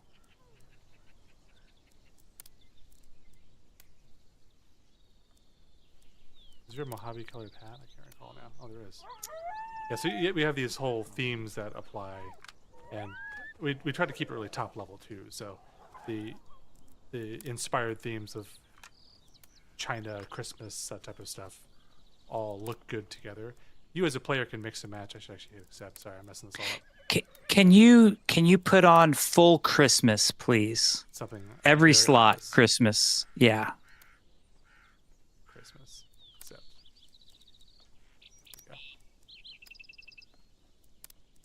There There we go. Christmas vests, Christmas pants. 1 sec, I brought my Christmas pants. Jackpot. There we go. And I was talking to Ben about this. We'll probably do a custom hat for the Christmas set, for example. But like, this is just an example of the kind of thing. And this right now is the tier 3 gear that he's in. And we're trying to like explore what I think there's like 5 options in there. What are the 5 options? We're going to do tier 4. We're going to do tier 2. Maybe we'll do some stuff with tier 1. I doubt we'll do too much with that. But in addition, these are what we're calling the styles. So he's wearing a vaquero coat, and then he has these different styles of vaquero coat he can wear, like Christmas or good guy or bad guy or Halloween. But then there's also what we're calling variants, which is like the coat just looks totally different, or it looks like a vest now, or it looks like a poncho. So we want to go, we really want to push the customization and let players explore how they look and express themselves. Yeah, they did a great job. Show off the emote wheel. Yeah. Let me know if you could set it back to me. Just let me know. To Jeff. Yep, we're on, Jeff. Okay, awesome. So the other thing we had an emote system in, and James and Nick, our animators, did all sorts of amazing emotes. And we originally had sort of like a grid version of this. But recently, our friends over in Prague at Virtuos, they helped us convert it into a wheel. So you could just kind of push up and then let off the key and it'll do the emote. And we're just going to keep adding more and more emotes. And we're going to make some of these emotes, some of them are going to be unlocked by default. And then some of them you'll unlock through gameplay. And then the really cool thing, and this is forgive me if I nerd out on this a little bit. We also are going to let you, here's my hat tip. We're going to let you edit the wheel. So you can go here and you can see it at the bottom, or maybe you can't see so clearly. If I right click to edit slot, I can find one, if I want, let's find the Amigo, and we'll do the Amigo. And now in that slot, I can do the Amigo. We're also going to work on the camera. It's kind of jacked on these right now. That work hasn't happened yet. But the other cool thing that we bound right into this is that you can do your key bindings for these directly if you want. If you want none of these to be bound, right now I have them all bound to numpad, numpad 1. So I don't even have to go to the wheel if I want. I know a lot of mouse and keyboard users just want hotkeys. So that's what I'm doing. But the really cool thing that we added was you can go to the Amigo, and I can that's numpad 6 right now. Very nice, Tim. And I can middle mouse to bind the key, and then I could pick another key to bind it to. So I'll bind it to the I don't know, insert or something. So now when I press insert, and if you look at if I go back to the wheel, you'll see that it's bound to insert. And even more so, everybody don't freak out. This is total temp UI here. It's updated in here for when I get to the emote section. It also rebound it in here as well. All that's boring to people who don't make games, but to us, the fact that it's what we call an overloaded UI, meaning you can find the UI in multiple places to do the thing you want to do. So some players are like, how do you rebind emotes? Well, you go to keybinds and options, obviously, and some players are going to rebind them right through the wheel. But we think the wheel is awesome. I'm going to show you something super experimental right now. And this is in a weird state because this is Jeff Goodman is handing it off back to Virtuos. We're working on a tool and weapon interface as well. It's not finished right now, but it does work. Like Jeff just hooked it up to the ammo thing. That's why it has those weird numbers. And it did, like, Virtuos would be dying right now if they saw me demoing this, because the icons look all weird and they're not arranged in the right place. But we'll also do this for like tools and weapons. It's currently bound to X. So like if I have no weapon out, like if I, cause you can press Z to put your weapons away, and then I push X, it'll just bring out my last equipped, tool. So like if I switch the tool, let's say I had the mining pick out, I put the mining pick away, or I switch to, like, I have my lever action out. Now I'm going to press X and it just brings the pick out. And you can still leave, all of your tools just bound to like 4, 5, 6. So we're not taking anything away from mouse and keyboard, users who want to have everything bound. But we're just adding, like, especially for people who like gamepad, or just people on mouse and keyboard who'd rather have a wheel, we added all of that. So yeah, we should have taken the Stagecoach, because I could have demoed all of that on the Stagecoach. And we would already have been there by now. But okay, heading back.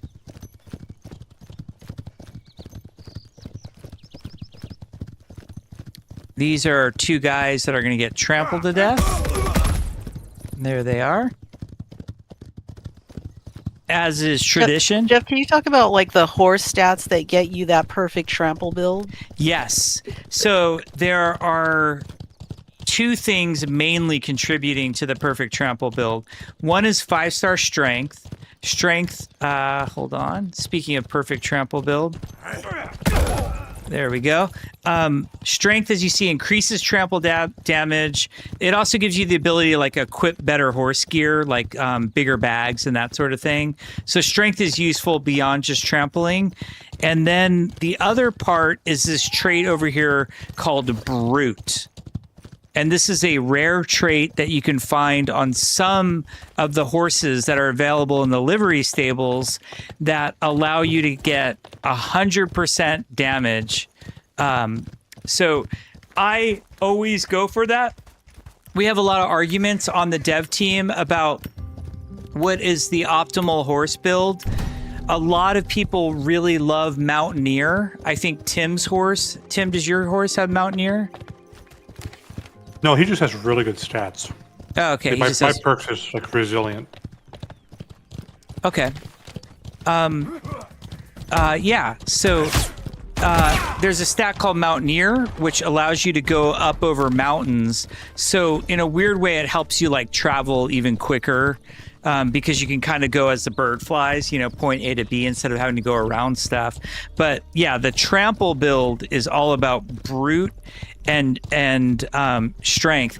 On my other character that I've been posting highlights of in our Discord, he has a horse that has everything but I think 1 star in, maybe it's agility, or maybe it's health, I can't remember, but it's like 5-star everything, because this horse has very poor agility, which, like, if you watch, like, as I'm trying to turn, it kind of is like a boat. It's like driving a big boat. If I had higher agility on this horse too, it would make trampling a lot easier. But yeah, that's how you get the good trample build. You go for strength and brute.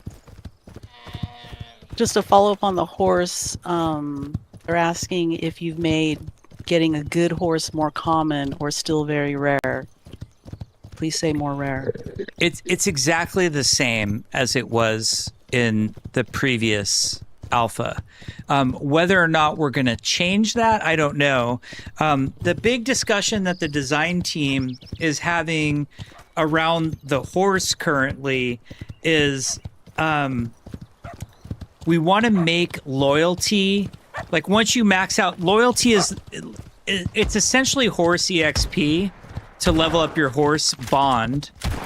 And at the different levels, you unlock these like perks and stats and that sort of stuff. Like, I really like getting to level 6 because I like having the back slot so I can put bags on my horse and carry a bunch of stuff while I'm out. But the problem is you also have a chance of getting a random trait at level 8 bond, a new random perk. And one of those is called Loyal, which is faster bond gain, which is useless at max level. So it feels really terrible when you get that like Loyal trait at max level. So right now, the big discussion on the design team is like adding some more mechanics to make bond more relevant at higher levels. And we also we kind of want to evolve feeding your horse too. Right now, feeding your horse is a big boost of bond, but we feel like there could be like different kinds of horse food. And when you max out the horse right now, for the same reason that like the bond bar is kind of useless, the food becomes useless, and you stop feeding your horse at max level, which feels really weird and odd. Like you get emotionally attached to the horse. Will there be horse petting? Yeah, we want there to be horse petting. And you know all that wheel stuff I was showing you, like the tool wheel, the emote wheel, the reload wheel, like that's just sort of new UI that we've been working on. We also want to add horse wheel, like for feeding and petting and all the horse stuff. We want to add a wheel for that. I'm going the wrong way. I'm not even paying attention. So go to blue marker. Yeah. Awesome. Heading to blue marker. I am so sorry I can't see the chat today. Maybe I could. I could try it again in a little bit, but Someone's asking if you can unstick the log cart now. oh man, the log cart. So there's like the hand-pulled log sled, which you've always been able to unstick in various ways that are not intuitive. One is walk away from it and then come back, and the other is use an axe, not a pickaxe, an axe, because the axe has a physics impulse on it, and you could use that to get it unstuck sometimes. That's just a straight up bug that we need to fix. It should never be stuck. The other one is that freak of nature log sled that's sold at the horse vendor that holds 40 and that your horse supposedly can drag. That thing was just a prototype that should have never made it into a live build with alpha players. That is a prototype because we want to add a horse cart, like a cool wagon with wheels that you could load with stuff. And we just haven't done it yet. And so we prototyped it using the log sled, scaled it up, added 40 logs to it, and lo and behold, it doesn't even work. So all of those are bugs. I changed our destination, by the way. Okay. An earlier question was, do you still do boba every day? No, I don't do like, so when I used to work at Blizzard, there was a boba shop we could walk to. It was terrible. It was really bad, but we used to walk to it every single day. Oh, it's a bear. Yeah, look at that. Trample damage the bear. Oh, it's coming back. He's on you. Oh. Kill him, Tim. Save me.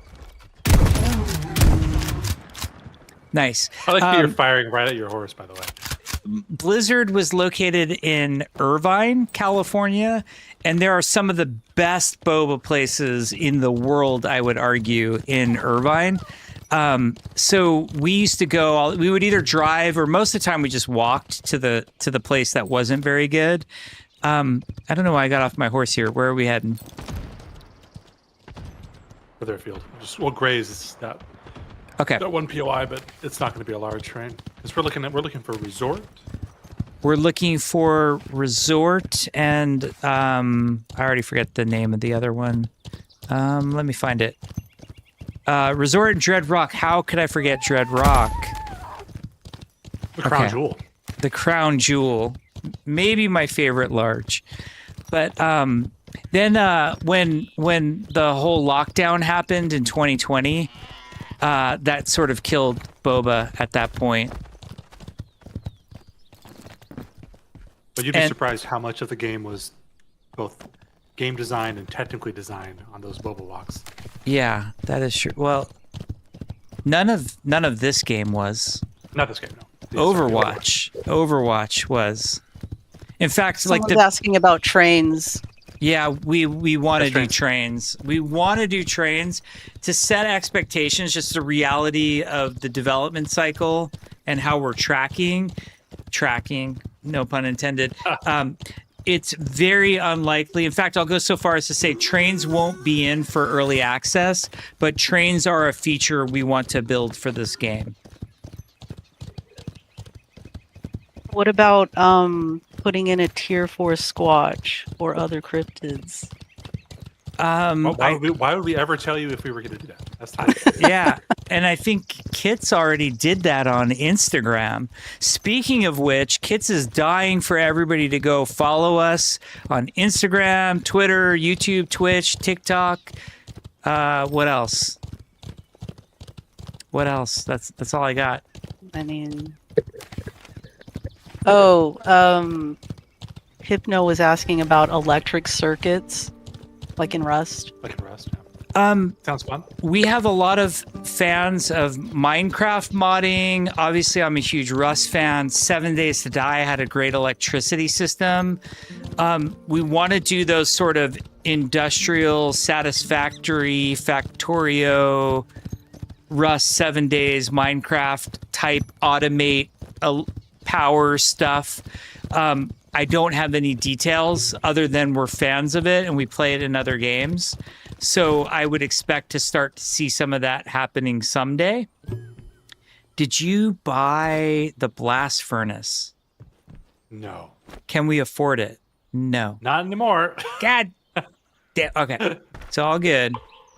It's all good. Another question, are stronghold areas randomized on the map? Yes. Yes, they are. Tim, talk about that. You are the mastermind, you and Penny. Yeah, sorry. I'm staring at a map right now. I kind of want to go north real quick and eyeball these other 2 question marks. I don't know if any of them are large PYs. Yeah, so every single the default rules of the game. You go blue, I'll go green. Sorry, go on. Okay. Yep, sounds good. The default rules of the game are that the server is going to reset every single month, and every single reset, we completely lay out all the difficulty zones.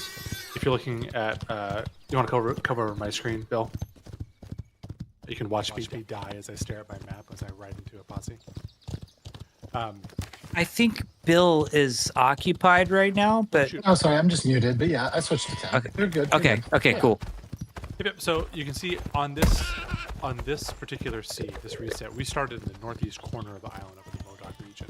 And the most difficult area, the tier 4 area, is pretty much the entire southern third of the space. So the difficulty zones are one thing that, this is not the large, by the way, that I just found. Heading to you. This is lumber mill. Alright, let's keep heading further southeast. So we start there. We start with those difficulty zones, and for those who had a chance to play in the alpha, every single server had its own kind of unique layout. After we have selected the difficulty zones, then we go about setting out the outposts. Those are kind of the friendly/neutral areas that have shops. They connect to a road network. As you unlock outposts, those are now things you can take a stagecoach to. Kind of like wild flight paths is the analog there. And then we place all of the enemy strongholds. And for the most part, the tier 1 or the easy zone really only has fairly light strongholds. They're all themed to the Outlanders. I think there's only one medium stronghold. The rest are small or the hideouts, the really tiny ones. Whereas we try to get the medium and large strongholds to be spread, mostly biased towards tier 3 or tier 4, towards later game content. So if you look at our map here, there's 2 larges up in the tier 2 area, 3 in tier 3. There's 8 total, so I know there's going to be 3 here in tier 4 as well. But yeah, all those things are procedurally placed. We mentioned Houdini is one of the tools that we use, and Houdini is awesome. Oh, I think I found prison. Okay, come in. Houdini takes the landscape that Will, our world sculptor creates. And it runs a whole bunch of math to find out literally tens of thousands of potential candidate points where these strongholds and outposts could potentially fit. And then when a seed spins up, after it rolls the difficulty zones, figures out the layout of the overall map, it can then roll the individual stronghold placements to the degree to which there's 4 billion different combinatorics, 4 billion different configurations that you can actually have for the island. And of course, as we add more strongholds or as we tweak the terrain, those variations change as well. We should spend, even though Jeff just went AFK for a minute, we should spend a minute trying to get your mic a little louder, because since you're going to be carrying the show here for a bit, I think we probably can't defer. So you need to find the setting just in for OBS only, because you sound fine. Some people are asking like, oh, is Tim quiet everywhere? But he is totally fine in the Discord call that we're in. It is just really his outbound mic in the stream. So you want me to tweak? So you might have to do like the... Go ahead. Yeah, just tweak the gain maybe in the mic setting in OBS, and we can see how that looks. It's maxed out right now, I think, unless there's some other setting I'm missing. I can also tweak the gain on the hardware and reduce my gain on Discord, so you guys aren't going. Here, I'm gonna change my hardware gain. Is that better on stream? I'm listening and waiting for the line. Yeah. Sorry, I should say more things. Yeah. Testing. Is this better? All right, you might want to reduce my gain on Discord, or I can try it locally too. Yeah. Yep, you sound way better. Right, I think awesome. chat's saying good. Whatever that was, just keep that in mind in case we need you to fiddle it a little bit. But I think you can keep going on. That was awesome. Sounds good. Yeah, what I did, I increased the hardware gain on my mic, and then I reduced the software gain on Discord, so you guys aren't deafening me. Yeah, perfect. Wonderful. All right. Thanks, chat. Back in business, Thanks, guys. feedback, chat. We'll get good at this eventually. Yeah, we'll do it. We did a test stream last night, and of course, for those, some of you showed up, and of course it worked perfect. I mean, we only streamed for like, Jeff and I did the one on the real channels, but me, Jeff, Kits, and Tim did some on like a test channel before, and it was great. Everything was perfect. But of course today, it goes to shit. So that's how it goes. Well, that's why we Anyway, alpha all the things. Yeah, alpha the stream, alpha the game. It's all alphas. Mm-hmm. All right, sorry, I'm stalling for time because Jeff logged out for a second. Yeah, he has to have some quick sandwich, I think. The proc gen gets really nuanced too, right? So not only is it the Houdini inputs that figure out where all these different strongholds can fit, we also have little rules like when you select the medium and larger strongholds, try to, if there's room, elevate them a bit, like put them up in slightly higher terrain so you can see them at the distance. I'm a huge fan of Breath of the Wild. I thought Breath of the Wild does a wonderful job of making it so that you can kind of assess the world around you without having to open the map. So we try to do that too, wherever it's possible. There's also different strongholds have different rules for placement. Like a lighthouse makes no sense in the middle of nowhere, so you want to spawn it, near water. We have an observatory. I think it's inspired by the Wilson Observatory, famous observatory in California, where I think Edwin Hubble worked and discovered a whole bunch of stuff about galaxies and the nature of the universe.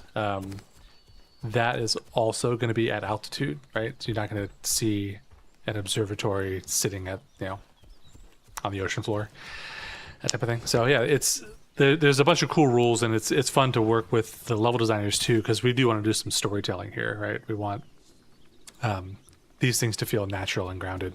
Another thing that we do, you can see here, looking at Dread Rock, the foliage that it's selected is pretty reasonably grounded with the foliage of the surrounding environments. If this was in the Mojave Desert, you wouldn't see these. I think these are pine trees. You'd see, some of the Joshua trees. So there's a lot of work that goes into making these things feel like they've been there for the history of this particular reset. This kind of in fiction 20-25 year history. They also take weather effects. Like if it were raining right now, this thing would be soaked. If we were up in the Sierras and it was snowing right now, this whole thing would be covered in snow. We think it's really important to the novelty of the game. You don't want to get yanked away from it because you see, something that doesn't quite fit. the procedural placement, like making sure the world is different every single reset, is critical, right? Like a huge factor of this game is exploration. Right now, like we don't know where all these large strongholds are. So we found one to the south, that Wright's Landing that we fought for a bit. We found this one. I have to assume the other large stronghold is somewhere. Honestly, it's probably in the corner up here. We try to space the large strongholds pretty far apart. You can see how far apart they are on the map right here, because we don't want them all to cluster together and keep you from having the opportunity to explore and discover more and more of the island.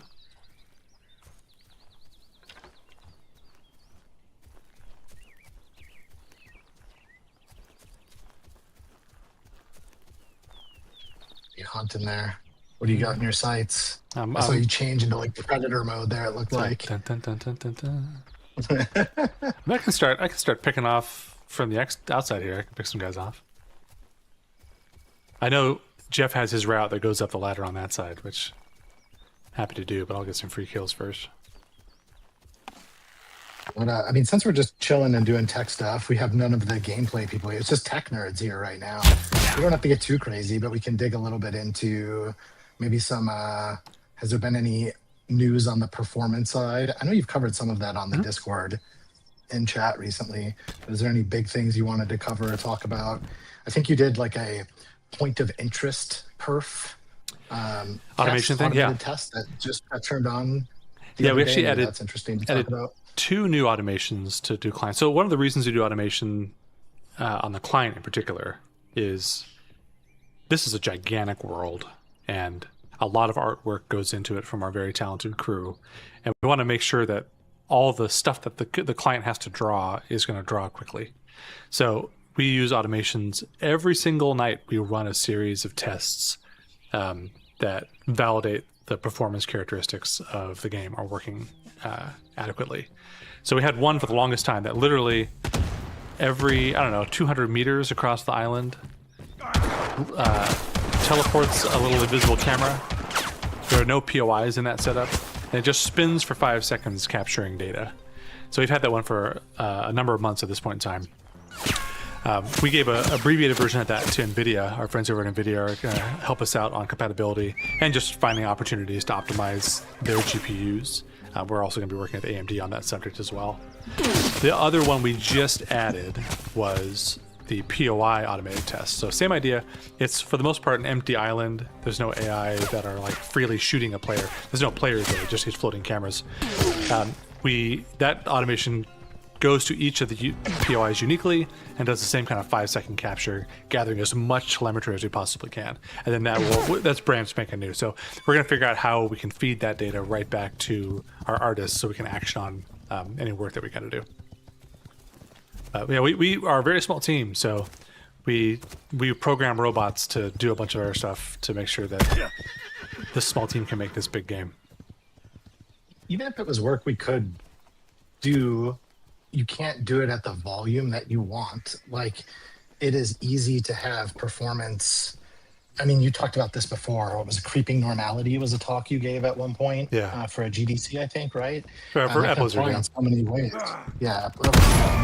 Yeah, a while ago.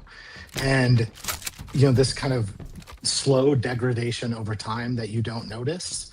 If you don't run performance all the time, it might take you a long time between your manual runs to notice that these things have changed, or that the world has changed in some unexpected way. So automation not only helps just a small team stay effective, but helps us stay on top of things that otherwise are just really not logistically feasible for any size team. Kind of awesome. Sorry. Jeff is about to get completely rocked by the shotgun guy who's coming after us. That's okay. That's okay. He put me by the door, so I'll die first. Oh! Here, one sec. I'm going to do the thing. Go down if you're going to do it. Oh, you didn't do it. Didn't go down. Whoops.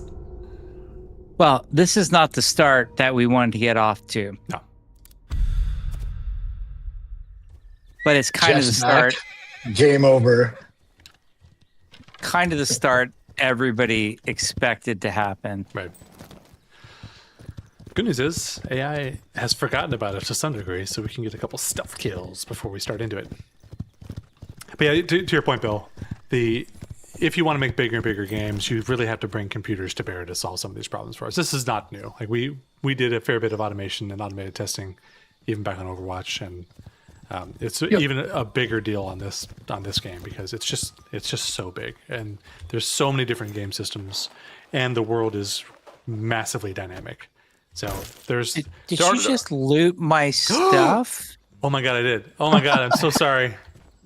Oh, that was so We're good. asking about PvP. Oh. Here we go. Wow, I'm PvP. looting Poncho. Oh shit! Karmic. Who the hell is this guy? Batman.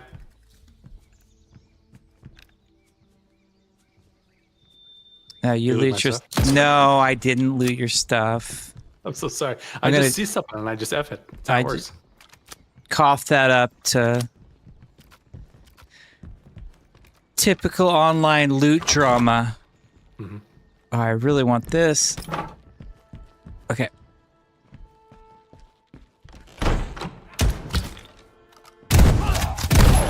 Sorry, I know you're trying to stealth.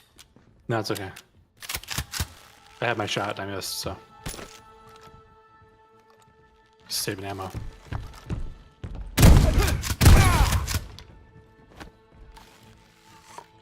Go up top. Yeah, just sometimes it can be in here, so I'm just checking. Okay, up top. Take out snipers. Mhm.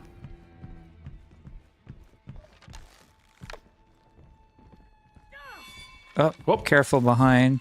Oh, jeez. She's dead. She's dead. I think there's more than one. Incoming. I'll make sure to shoot his corpse 3 seconds too late.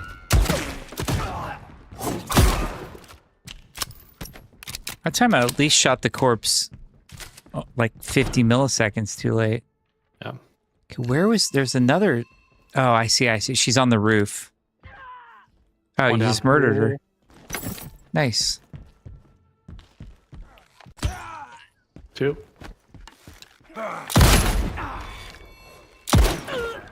Oh, I think you saved me. Is that another one? Oh, Not yeah. anymore. Dude, the stealth string. I also have the what's it called? The enchiladas. Stealth string enchilada build here. Yep, that's our new ranch name. Stealth string enchilada. We're gonna open a restaurant. All Legend of California themed Wait, foods. did you just hear that shooting? Uh huh. Are we getting possible PvP'd? That sounded like AI, but I hope we are. Okay.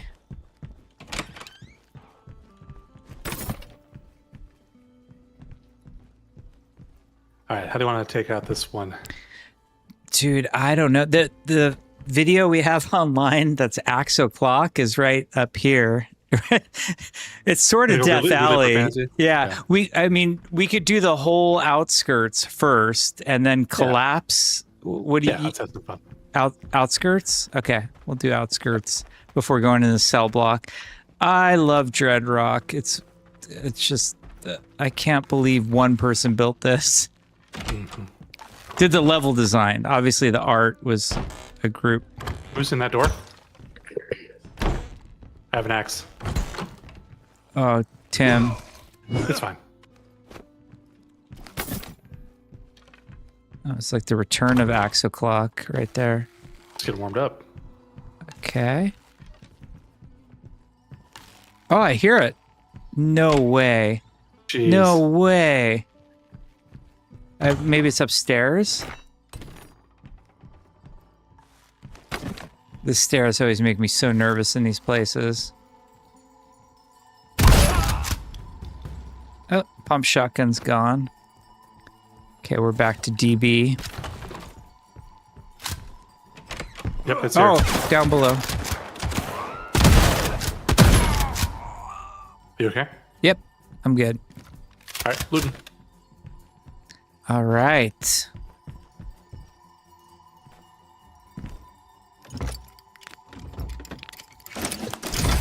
Jeff, any updates to the ladder? Not yet, but Derek is In progress, scheduled to work on the. In fact, remember when Tim earlier said Mantle's kind of busted right now in this build? Actually, it's fixed, and if we push this morning's build, it's actually fixed. That's because Derek is actively starting to work on the ladder stuff. All right. Well, I say we should have some fun. Head to the cell block. Yep. Like, we'll sweep out here, and then we'll head to the cell block. Yep. But we realize we're not powerful enough to actually beat the respawn timer. So Yes. that's Okay. Cell block. I've never done the cell block through this window before. Cell block tango. I'm gonna watch you get ventilated. Here we go. No, this guy's gonna retreat for some reason.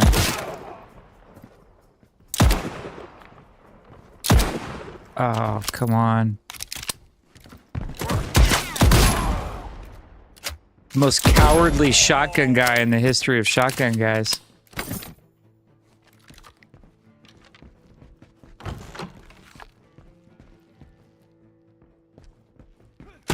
Oh, geez. Okay. I beeline for the stairs, which is probably a bad idea. Yeah. I see him peeking. Behind. Oh, God. Yeah, run to the stairs if you have to. I should have shut that door. Okay, here this guy's coming. One below. So I almost spoiled, like, you know, I said Steve's working on a large stronghold right now. He's already finished a medium, but we'll see if we get to it in the natural course of play. Otherwise, I don't want to like ruin it for people because it's better if you just see it. It's really amazing.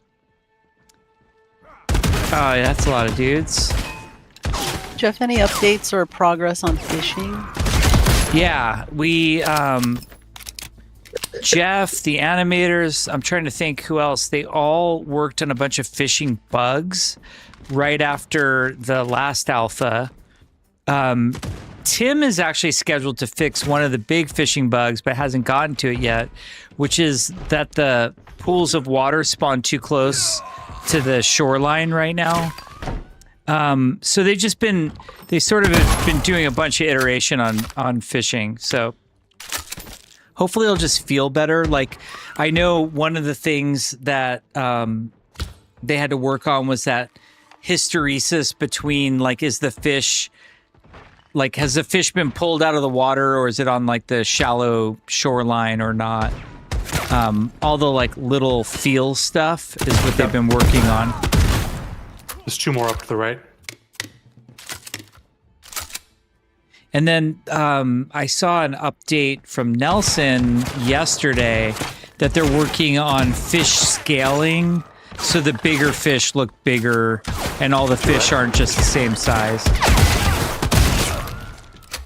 Okay, this feels like Death Alley right here. I don't know if anybody's ever been to Alcatraz here, but this looks remarkably like actual Alcatraz.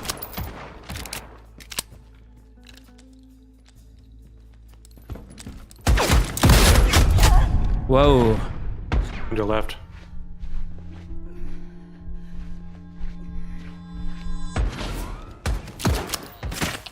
That was a bold revive spot. Actually, I'm gonna go see if I can.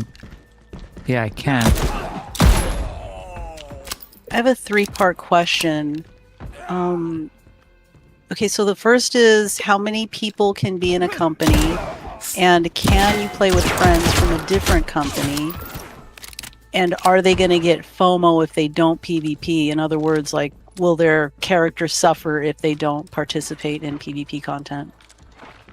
Okay, so the first part of that is right now the company limit is 4. You can have 4 people in a company. Up, sorry. Okay. Nope, he backed off. There's 4 people in a company. There isn't currently a way to like temp group with people outside of your company. We've talked about ways to do that. It's more complicated than it might seem.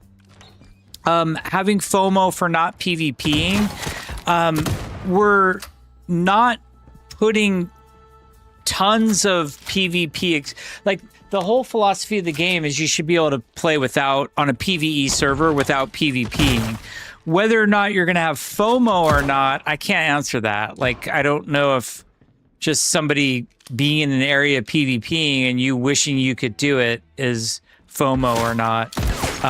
If it is, then yeah, you'll have FOMO. But if it's like, I kind of don't have enough context for what would be causing the FOMO there. I think kind of maybe part of that is like, are there things like weapons or, you know, custom looks or whatever that you could only get from PvP? Or if you participate in PvP content, is your character getting more buff than had they not? I think it's that kind of direction. So currently there's nothing like that. There's one item that it doesn't even require you to PvP. It requires you to go to a PvP zone to get it, which is a special ammo container, not ammo container, loot container. Like, see how this additional storage slot that's the hunter's satchel?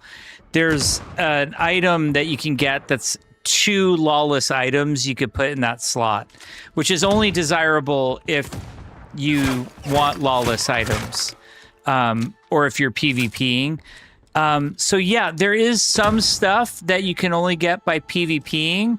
I think it's okay if we have a cosmetic thing that you can only get PvPing. If you PvP, like, it's that fine line of people like, I don't want anything to be there for PvPers that I can't get. But if you're a PvPer, it's like, well, I'd like to be able to get something for PvPing. So that's a tough balance, but largely the majority of the game, I would say, like World of Warcraft, on a PvE server, it's very fun, it's rewarding, and you never feel obligated to go into PvP. But to say that there will never be anything ever is probably not true. There's still a ton of guys out here. I thought I could make a break for it. Watch out, incoming. 2 of them, 3 of them. I'm trying to figure out how to get to you. No, you're good. I'm coming to you. Okay. Oh, yeah, there you are. There we go. Tim's back. Sorry, I'm not really good at talking and playing at the same time, but I'm most interested in answering questions that people have. So if that means that we play a little bit worse than normal, so be it. Can you talk about the trading post a bit? Yeah. So we give players the ability to sell their items asynchronously with other players, and we call it the player trading post. It's a building schematic that you can buy at a woodworking shop. And, okay, Tim, you're going to have to cover me, and I'm going to be in the stairwell, so don't wander off. If you look right now, there's this trading post up here, and I can see it on the map. This one's called Le Cheapest Chit, C-H-I-T, perfectly safe for work. And we can see what this fine seller of goods is selling. Like that, I hear someone coming up the stairs, Tim. They're selling like a Vaquero shirt for 15 gold. They're selling a Wrangler shirt for 10 gold. And I could go to Chit's ranch and buy that stuff. He will get the gold securely saved in his trading post that only he can access. And I'll get the item. And we never have to like see each other or talk to each other for that. So it's a really cool thing. Like if you're the type of player that's into player economy, like this person is selling mostly like guns and armor, but you could also sell like resources. Like I have a bunch of iron or stone, and you might not want to like gather that yourself. And also you don't have to sell stuff for gold either. You could sell, like he could sell these pants for bullets if he wanted to. It's like any item in the game for any item in the game. So that's the trading browser. And if you're more the type of player who wants to make trading deals in chat, we also have a secure trading system for players where you can walk up to, like, I'm not going to do it because I'll get him killed, but if I walk up to Poncho and you see how it says press G to trade, that was brilliant, by the way. Actually, I'm going to do it to Poncho in here real quick. If I press G, I can trade like these arrows with him securely. So we could make a deal. Like we could make a deal and meet each other in person. So if you're a more social trading person, that's how you're going to trade. But if you want to like run a shop or whatever, you can do that on your ranch using that trading post that I just showed you. Good question, though. I have killed so many people in that hallway, but I can't get into it. Yeah, how do we loot is the question. Going right hard. Okay, I'm coming with you. Here we just ran into a cell. That was brilliant. Oh, oh, oh. We're going cell by cell. Okay, this looks like yeah. Oh yeah. This is Death Alley. They're in both directions, by the way. The main cell block at Dread Rock. This is pretty cool, though. To be doing this at tier 3 is really fun. It's definitely an added challenge. And doing this solo would be really, really difficult. Like, if you think about the amount of times we've picked each other up.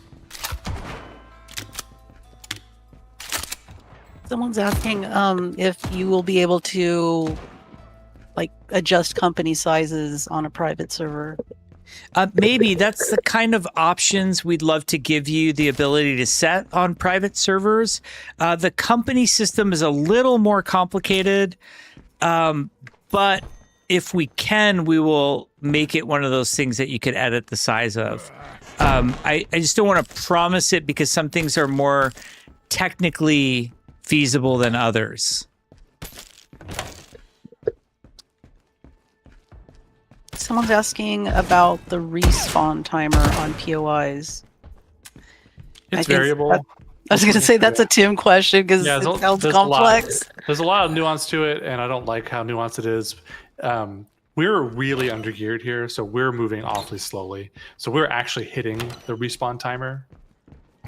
Normally, if we were at the appropriate gear level, we would probably clear it before respawn timer started to respawn things for us. Oh, Tim, I'm in trouble.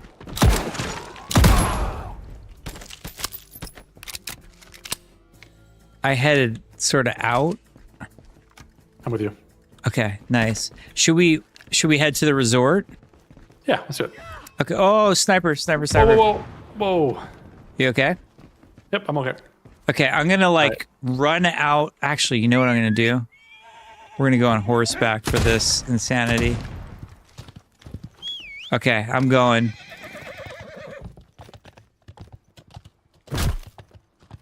Okay. I'm riding out.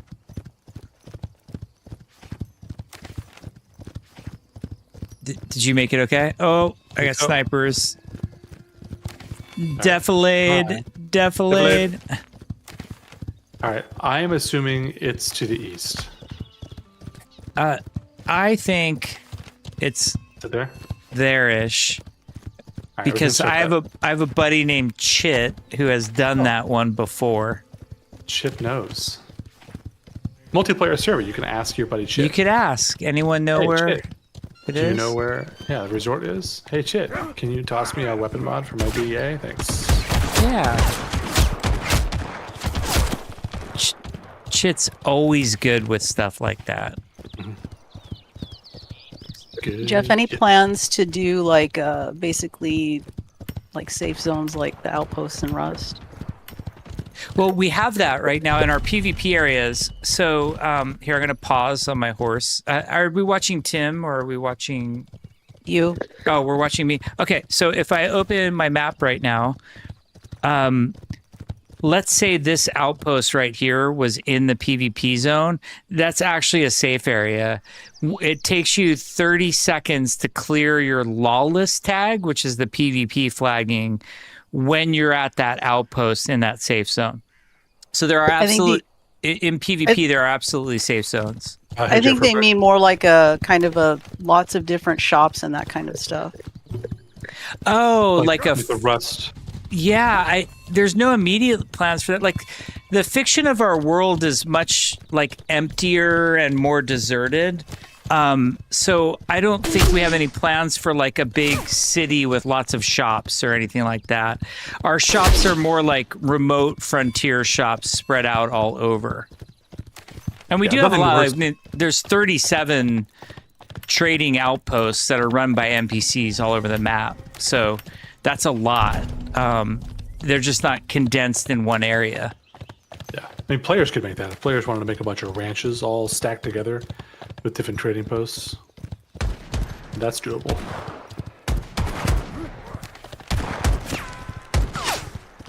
Jeff, I got a bolty for you. Oh, you're amazing. What? Well, you don't want to use it, or you're just? No, I'm gonna Okay. keep my bow and arrow. I would absolutely love the bolty. That'd be amazing. It's like that, and the pump shotgun just feels so good. Okay, so we're looking for this resort. Someone's asking if there are plans for map expansions after the game releases. That sounds awesome. We don't have, like, we're in a weird spot right now because we're in alpha. We're trying to finish this game, get it into early access, and then early access is going to be like a true early access where it's like we're still adding content and features and trying to, you know, build out the game. And so something like an island expansion would probably be after, not just early access, but probably after like launch, you know, sometime after it. But absolutely love that idea. Like, would love to do stuff like that. That sounds super exciting. I'm just going to see what's, maybe you go there, I go here or something. Oh, is this? Is it it? No. This is a hotel. We need a resort. We're big spenders over here. I want some crappy hotel. The Hotel Alyssa Viejo. No thanks. My horse is gonna get killed by a sniper. No. How could they do that to my horse? Oh, now I'm gonna get killed by the sniper.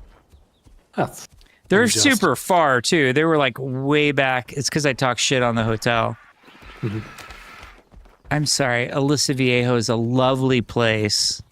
And I'm sure the Hotel Alyssa Viejo is especially lovely. I take it all back. A lot of Melrose.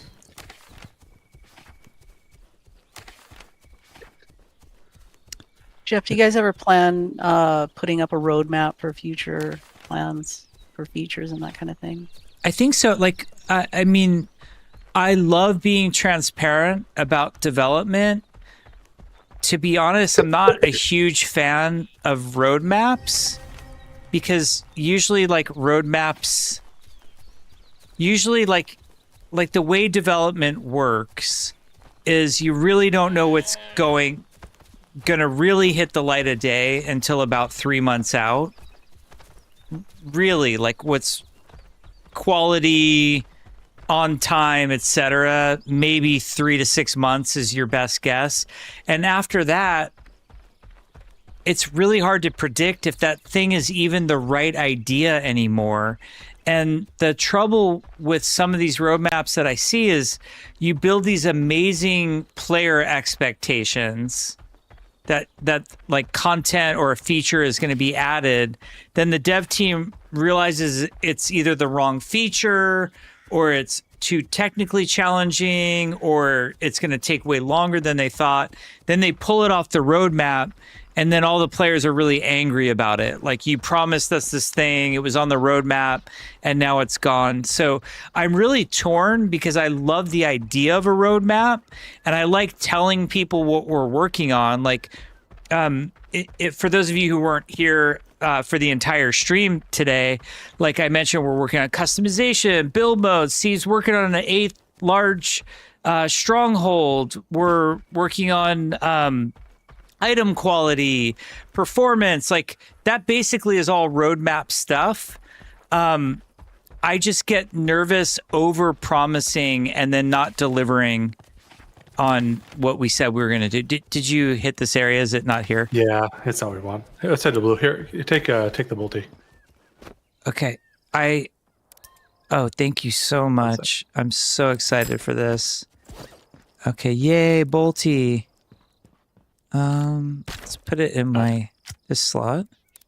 I'm heading to blue. Okay, I think we're gonna want to search here-ish. What's up? No, I double checked. Oh, Shit. okay. Yeah, because two larges can't be that close together. Okay, well, Chit is full of chit, you might say. He led us astray. My horse is still dead, so he's going to get there before I am.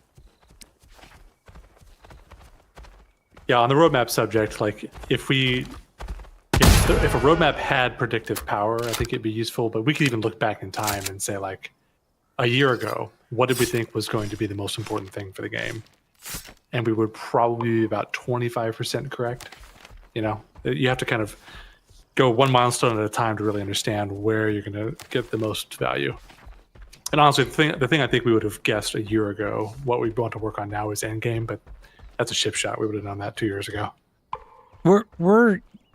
We usually have a plan for, 5 years out, 3 years out, 2 years out, 6 months out, all of that. It's just the only one that's accurate enough to feel comfortable talking to people about is usually the 3 to 6 month range.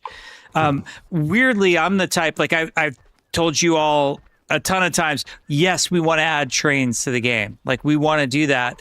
And then also, hey, that's not going to happen before early access. So I'm definitely not in the definitely no roadmap camp. I'm just like, oh man, roadmaps are just dicey because as a fan of other games who follows other game communities, I see how everybody gets pissed at the developers over the roadmap when they don't do exactly the roadmap. So, Jeff, you're headed to blue, right?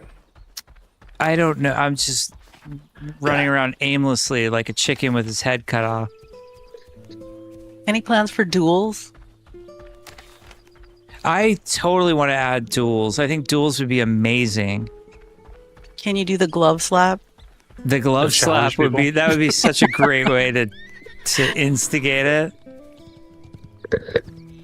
I was the one who pushed heavily for duels in World of Warcraft. I did not implement it. I don't want to take credit for something I didn't do, but my contribution to the design was like, so in EverQuest, duels in EverQuest and WoW worked very similarly, except the difference is WoW dropped that flag, and then if you left the radius of the flag, you lost the duel. And that was my suggestion of a contribution to the duel system, because in EverQuest we used to duel each other and then somebody would like stealth and go far away, and there was all this like cheesy stuff.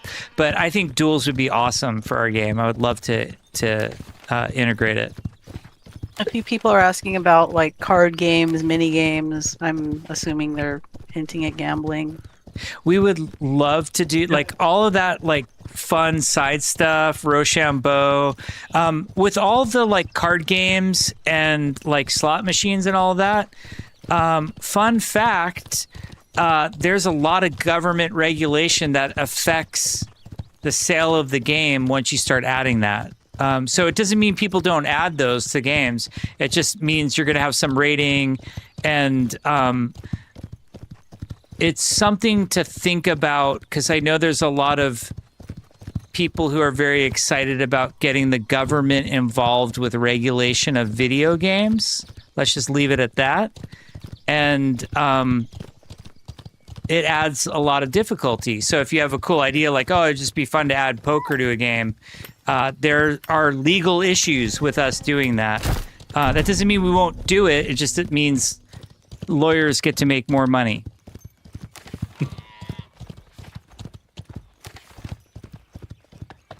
But like, I just saw the most awesome thing. Rust is adding, it looks like it's going to be a DLC. They're adding billiards or pool, and they're adding darts, which look really fantastic. Like, and I love stuff like that, like the mini games that you can do. I'm going to divert to the new blue marker real quick, because I wouldn't be surprised. Oh, mountain lion on you. Nope, on me. Oh, God. Oh, I'm going to go to Salvador first. Yeah, me too. 1 second, I need help. Oh, okay. Okay, I'm coming. I got him. Oh yeah, I have a ram on me too. I'm trying. Oh, the ram! Oh, I'm out of bullets. Got him. Okay, that was sort of amazing. Did I take? Oh, my Your horse is Your horse surfing. is riding the ram. He's surfing the ragdolls. Brought to you by Box 3D. Okay, that was cool. I'm hoping there's an outpost at blue because I want to repair my shotgun. This is real. Oh, I have a backup one if you want to. Okay. Oh, well, yeah, that'll be a good Okay. fallback.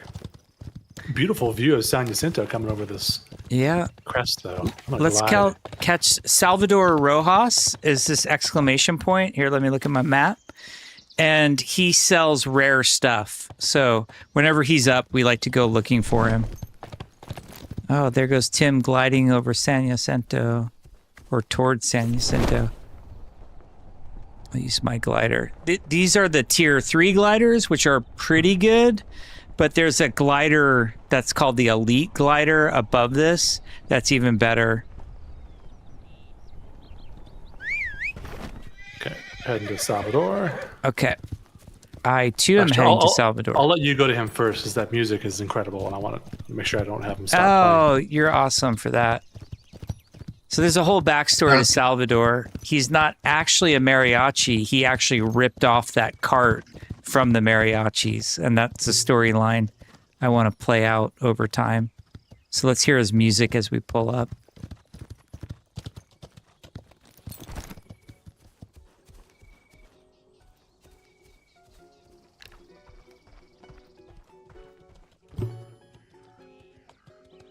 Someone's asking about wanted mechanics for players, like presumably around PvP, lawless.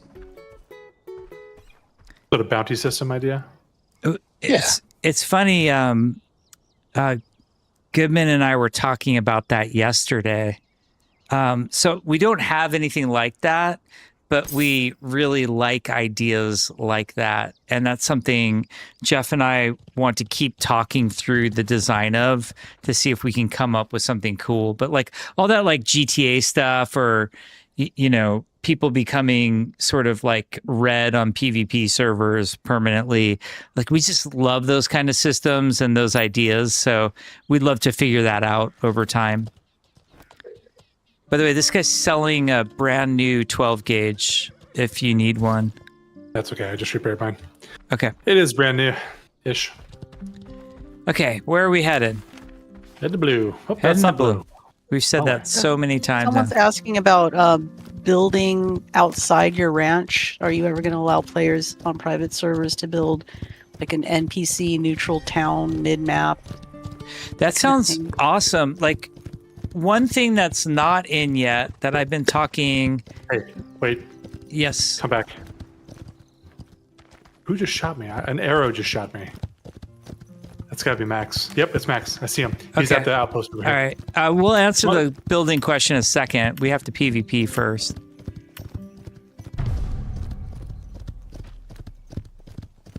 Where is he shooting from?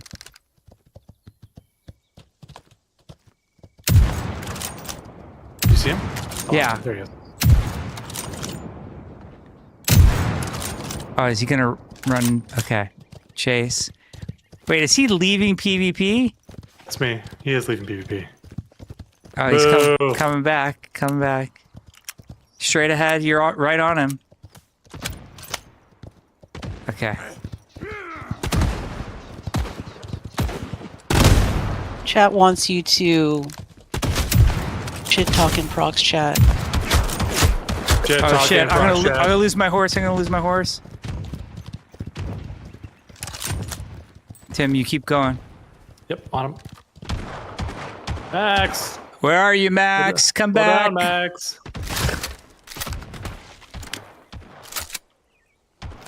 I lost him. Where are you, buddy?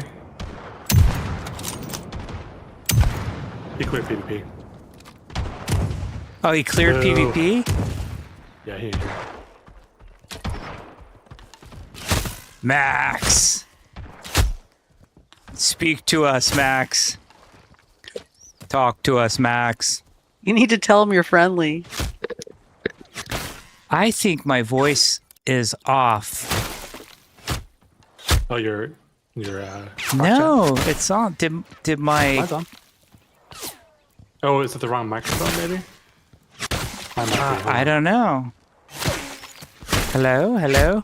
It's my push to talk button is doing nothing. So, well, that's a bug. Too bad. Oh, Max is flagged now, but I am not. That was the least exciting PvP ever. Okay, so I will talk about building and non-build areas now. We have this idea of allowing players to put land claims down besides their normal ranch elsewhere on the map. So I think it'd be super cool if like somewhere you built like a trading post. Like for example, a lot of times my ranch is in like a tier 3 area, but I want to put my ranch in like the... Can you not hear me? Or, I oh, can now hear I you. can Can you hear hear me? Max. Yeah, you're good. Yeah, I had to change my output. My mic was wrong. My mic was wrong. My output. Let me mute Tim. Yeah, you're good. I keep getting cleared because of the POI. Yeah. Okay, Tim is now muted for me. I was trying really hard to bait you guys into this vignette.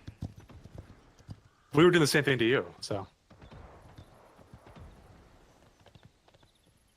Okay. Let me keep talking. I'm gonna unmute Tim. And okay. But I think it'd be really cool. Like a lot of times I build my ranch in tier 3, but I want to put my I'm in trading... trouble. Oh, I'm dead. Avenge me, Bison. Avenge me. Tim. Sorry, I'm Settle down. he's gonna kill me. Oh, I'm dead. I've tried 10 times to answer this question. I want to make it so you can build like your trading post near the newbie area so you can sell stuff to new players. We want to make it so you can put like a lumber mill, like you can build your ranch in the desert where there isn't a lot of stuff. What the hell? But yeah, sorry. We're having audio issues, so I will just be quiet for a second. Tim, can you hear me? I can hear you just fine, yes. Oh, nice. Okay, I'm going to head to blue. Yep. Awesome.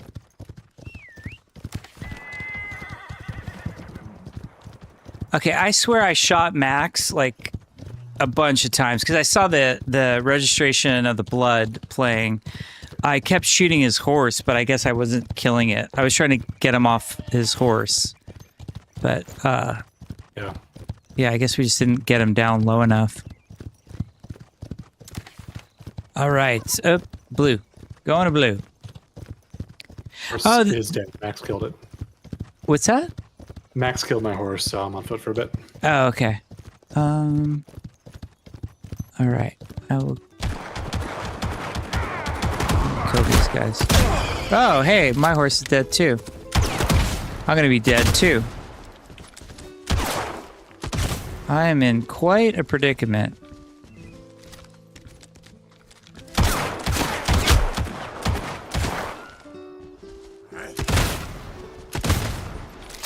Oh boy.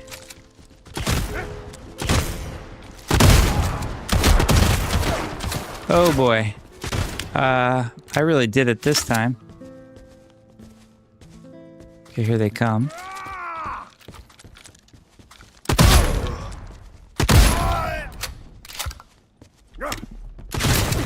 Oh, I narrowly escaped. I was in the middle of a reload. Okay. I have one shot. I'm in trouble.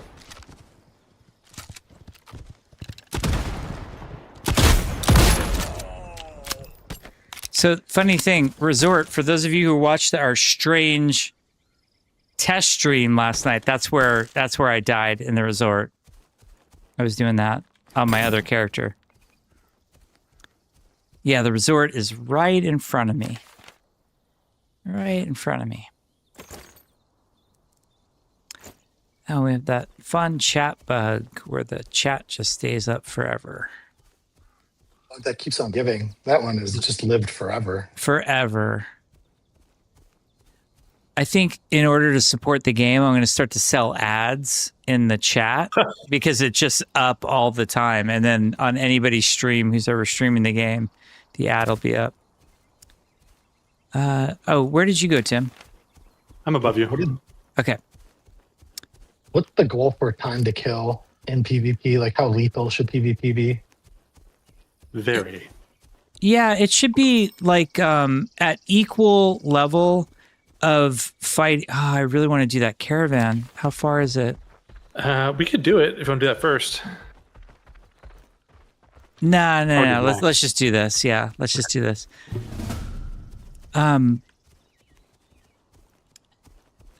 Like in general, the guns are tuned to either at like fighting something equal tier to you with and you're using like equal to your tier ammunition. The guns are tuned to be usually 1 to 3 hits to kill something. Depends on the gun. So that same goes, we want that same sort of feeling in PvP. Like if Max is tier 3 geared and we're tier 3 geared and we're all using tier 3 ammo and weapons, it should take, 2 to 3 hits to kill Max. Maybe if I have the bolty with tier 4, I'm just going to headshot him to death. Are you trying to stealth into this? Okay. Some free kills here first. Okay, just tell me when to go loud. I don't want to ruin it for you.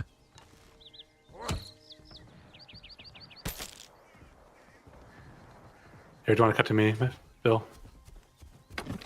I'll make an ass out of myself. Oh, pump shotty. Yep, I did it. You can assume I do it right away. I'm just unmuting. Yeah.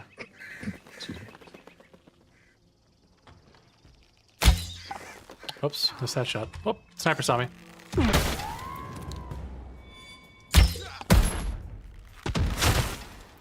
We are loud. Okay. I'm gonna clear out the chalet first. Oh no, the bolties not gonna last longer. Yeah. Yeah, you work on the chalet. I'll work on the. I'll work on. Oh, there's Max. Same team. So this is not PvP, so he will actually get help. Hi, Max. I don't think my. Gosh, I'm putting my arrows right over the guy's shoulder.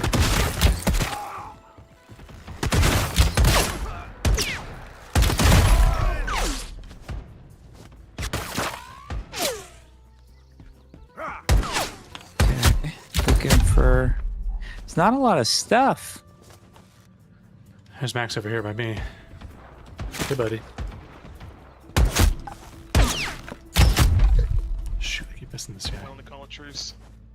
Jeff, someone's asking if there will be like PvE base raids, or will you ever have to defend your shop or your ranch?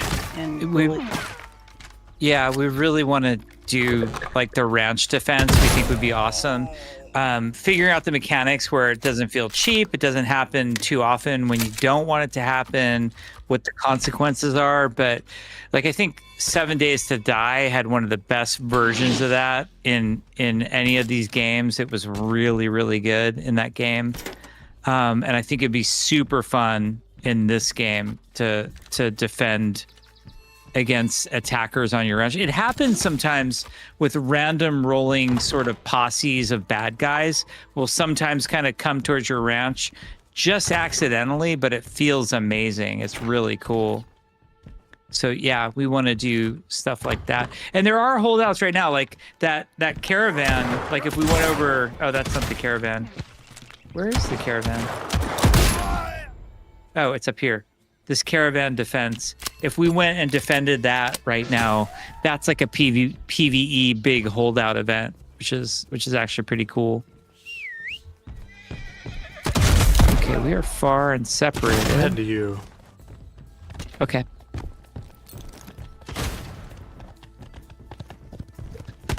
someone wants to know if you will be able to hire like ranch hands, like NPC, like in Conan Exiles.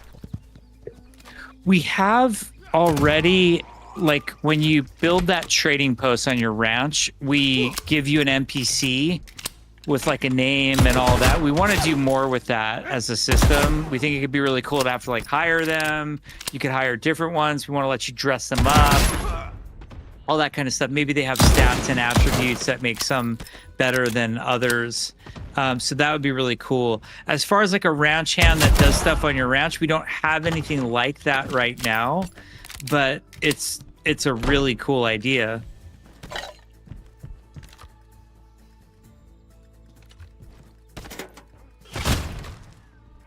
Above? Yeah, and below. I'm gonna get this guy below. I'm gonna try to get this guy below. 2.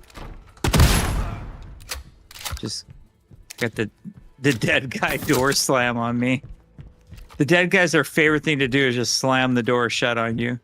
2 guys It's like pushing they're in. one. 3 guys in the entrance. Oh, I'm in trouble.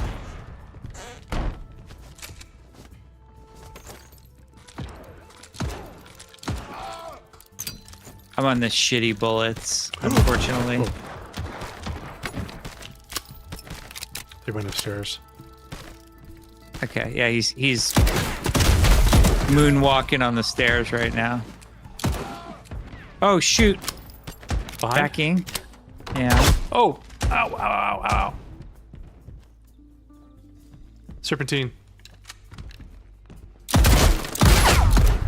So this stronghold. Can you crawl in here? Yeah.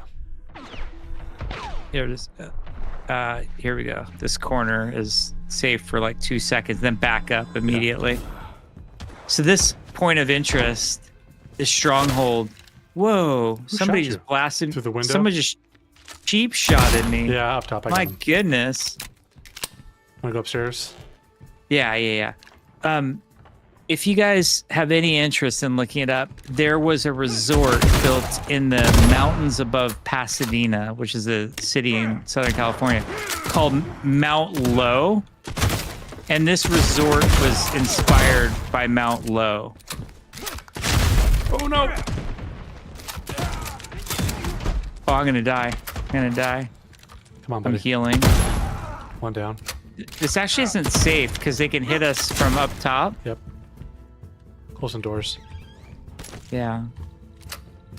Trying to close doors. I think we need to like somehow break onto the second. Oh, what? Through the window. Tim. I know. I was trying to avoid that. It's this guy up here. Mhm. He's freaking. I don't have an angle. Okay, I'm just gonna. Okay, I I'm made gonna, ammo, just, but I've I'm used gonna it all brave up. it. Rough. Okay, he's coming. No. Okay, I'm gonna put my coffin right on top of yours. All right, I was trying to. It was like breaking plane of fear up there, second floor. They have all the angles. It's because you're getting shot in the back on the way up. Everybody take notes for if on your server seed resort is in a PvP area, you now know right where to camp for the freebie kill.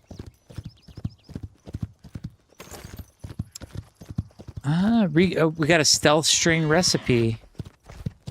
Oh, right on time. Another one. Well, we already. Oh, Yep. shoot. There's a shotgun guy right there. Nice. Oh.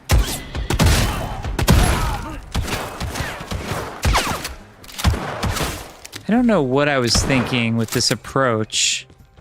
This is nowhere Fetch. near our stuff. Okay. Can we even? Okay, let's we gotta. clear- let's we gotta clear kill this this room guy. over here. Yeah. Oh, did I just get sniped? What was that? You'd be dead, right? I was almost dead. I was very close to dead. I'm gonna clear the stables up here. Okay. Yeah. Pretty rough. Someone's shooting at me. It's up by the searchlights there on the side. Oh, it's- yeah. Okay. There we go. Oh, I have a bolty. What am I doing? Oh, Max's corpse is over here. Did he just die? Poor bastard. Watch out, you're getting shot. I was asking if PvP zones move during server, per server. Is it static per reset? Like, how do PvP zones decide where to be? It's Currently, static they're per static. reset. Yeah. But we literally were talking about yesterday how to have different strongholds turn PvP for like an hour. So that will move some of the PvP around the server. Because we think that would be cool. Okay, Tim.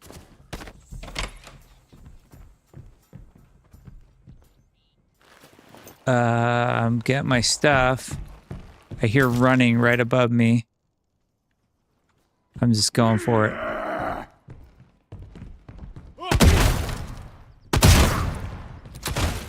I injured him enough to enrage him more. He is dead. Okay, that One dude. more.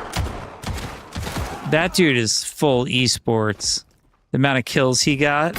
Uh-huh. I like he just never came down. Like, I'm just gonna camp the stairs. It's working.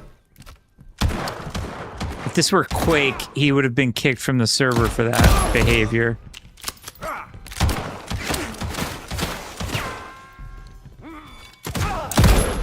Well, I'm getting snipered from someone. Do you have any plans to put pets on the ranch, like dog and cat? Love to do pets. In fact, we even have a prototype. Andrew made a prototype of a dog.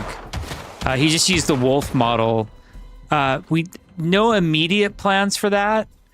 Like, it's not happening anytime soon, and no one's working on it imminently. But like, the whole team is kind of into the idea of doing pets. And I mean, I've talked about this before. We want to do like ranching, like, you know, cows and chickens, because it would really fit the game and it would add a lot of cool gameplay and fit the theme. But like, the idea of like dog and cat pets is just amazing, and we totally want to do it. I think like our whole team are like pet people too. Like, the amount of cat and dog chatter that happens. Are you doing okay, Tim? Here's Max. Okay. I talked to Max in Prox chat, but apparently that's not working for me. Yeah.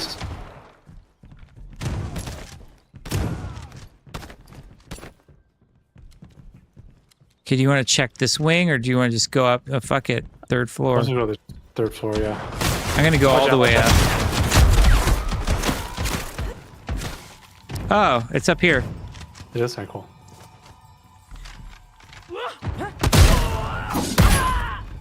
Ooh, I almost got shot in the back. Thanks, Max. Tell Max it's up here. It's up top, by the way. The group is asking, chat is asking if there's ways to do temporary parties or if it's companies only. It's currently companies only, and we've discussed if we can make it possible to have temporary parties, like for us to invite Max right now as a temp thing. So that's something that is sort of ongoing for us to figure out how to make that work. And we just finished the goal of the stream.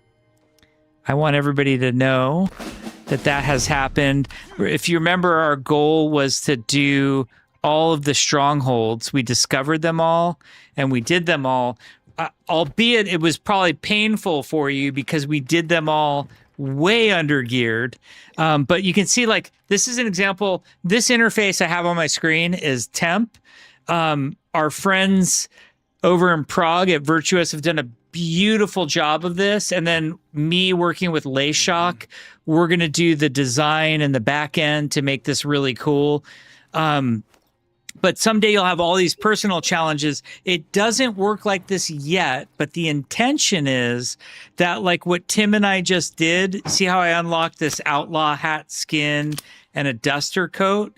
The intention is that this is now unlocked on my account forever. Like, if I play next month, the whole server resets. My ranch is gone. I don't have any like gear. I'm starting over on the beach, but I can, when I get a hat and when I get a coat, I can customize it to these. So here, let's look at the hat. We'll customize outlaw hat. I think Tim's already wearing his. You can see it on Tim. And then I'm going to go to my duster coat. And now I look like a badass. Also, I'm going to trade Max. If Max, you're around, Max is probably annoyed. I have a bunch of recipes for Max that we don't need. We already know these, so maybe Max doesn't. Oh, Max, you are a champ. How did you know we needed chili? Look at that. As one does when you clear out a stronghold full of bandits, you then exchange cooking recipes, as was the tradition in the Old West. So right. that's the behavior you're seeing right now. We could invite Max to our group, but I think it would destroy his group right now through an unfortunate series of events that we will have to fix in the future. Okay, we have time. I think we're good for like about another half hour. So I don't have any access to chat, which is the dumbest, lamest, most boomer thing ever. But maybe Tim or Kits or Bill can tell us what would chat like to see as the grand finale. Giving Chad a second to figure that out. Okay. But meanwhile, maybe while they reply, someone was just asking for follow-up on what happens with the monthly wipe. So you talked about the account unlocks. So there's some amount of progression that's saved. Is everything else just reset? What's maybe a minute-long version of how the monthly cycle will go? Yeah, we're thinking about it in a couple of ways.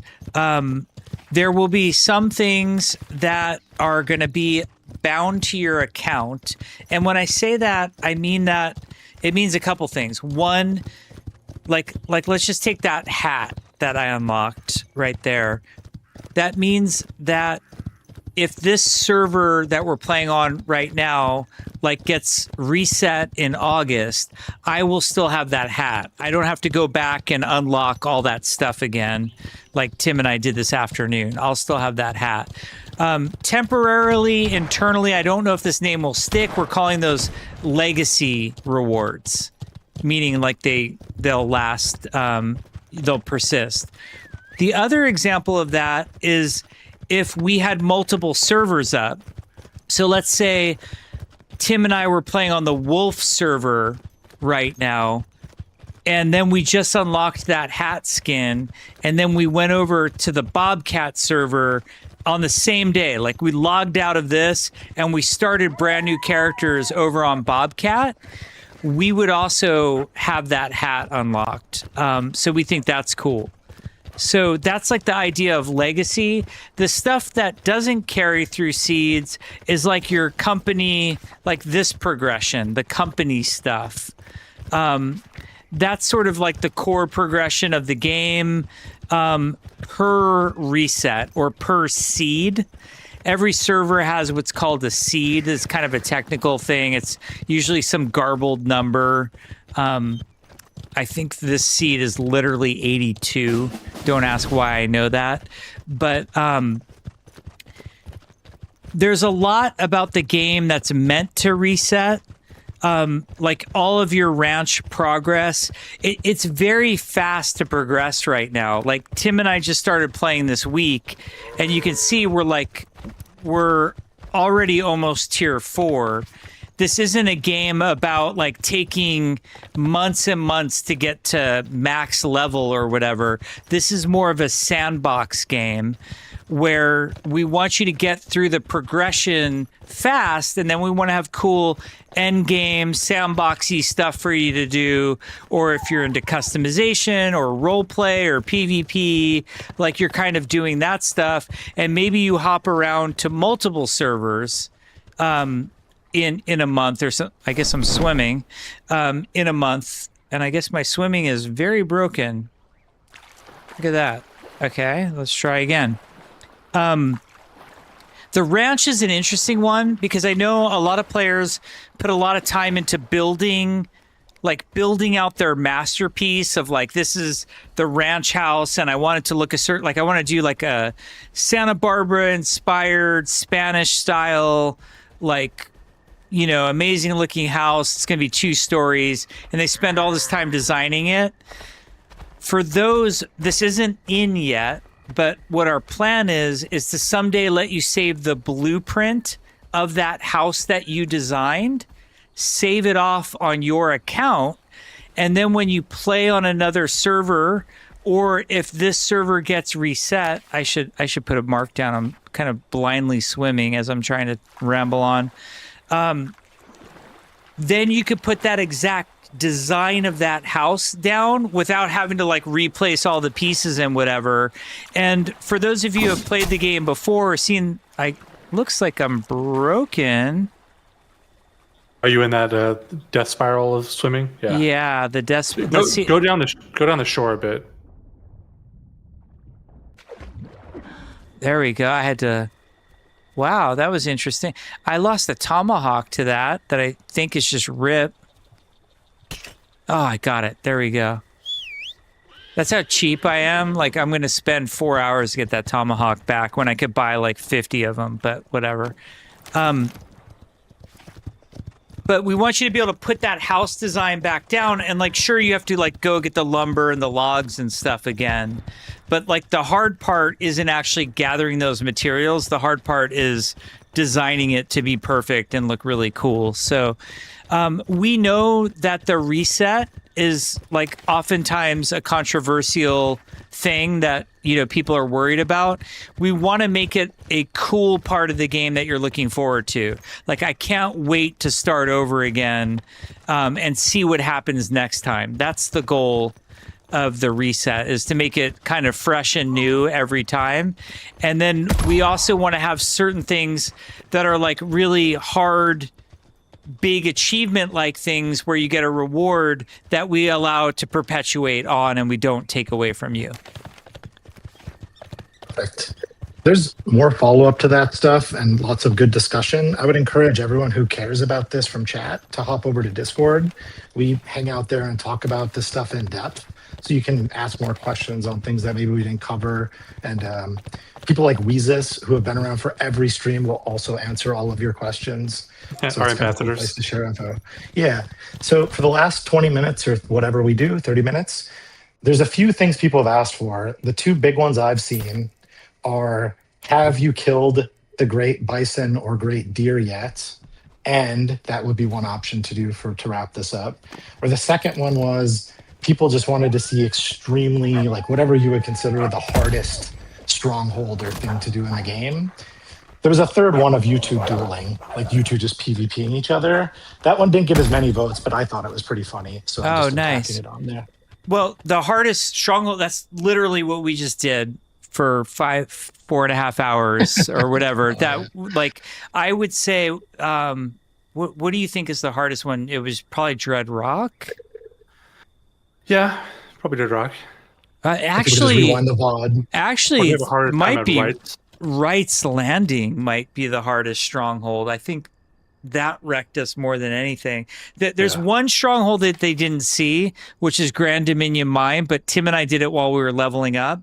And on this server seed, it's only tier 4. So, or I'm sorry, it's only tier 2. So we would just wreck that. But that one is pretty tough too. Yeah, we could do the lumber mill. Lumber Mill, yeah, it's the far side of the map over here on the west. Jeff, I have a couple of questions I wanted to float your way before the stream wrapped. And one of them is, someone was asking about ranch automation, if there are any plans to do any of that. Another one was about reputation with vendors. And the last one is about weapon and tool customization. Any plans for that?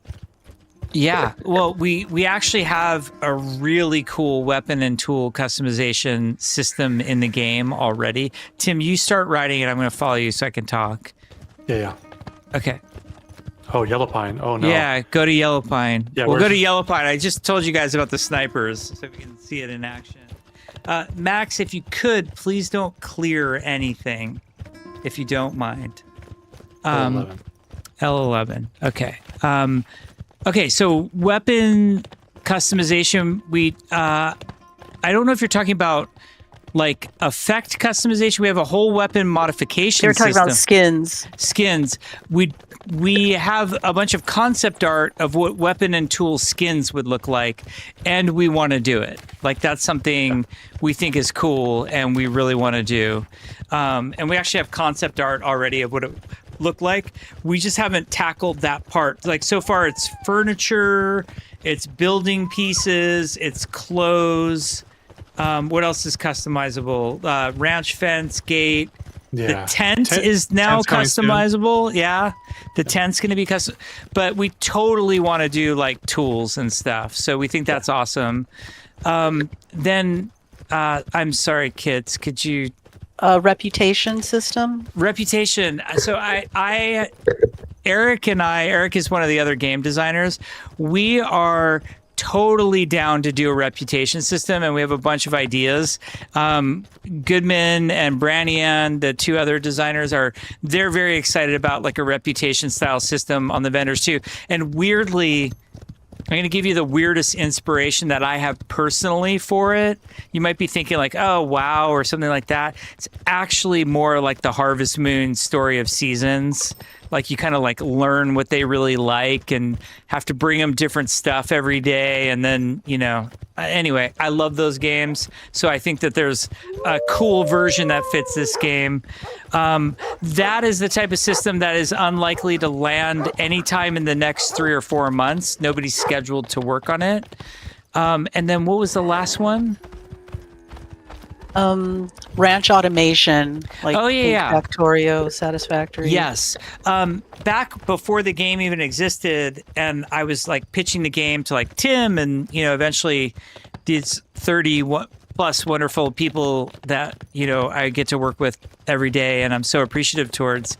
Whenever I would give the pitch, I always said, I think it'd be really cool to get like if you think of like a Satisfactory or Factorio, like about 10% of that into this game, meaning like it's not a game about automation, but some of that automation stuff from those games would be so cool and so fun in a game like this. And what's funny is back when I was saying that was before Rust had added its industrial system.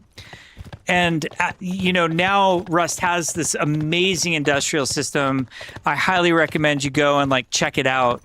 But I think that's a great example of just the right amount of cool stuff you can do that keeps the game still feeling like the game and not something else.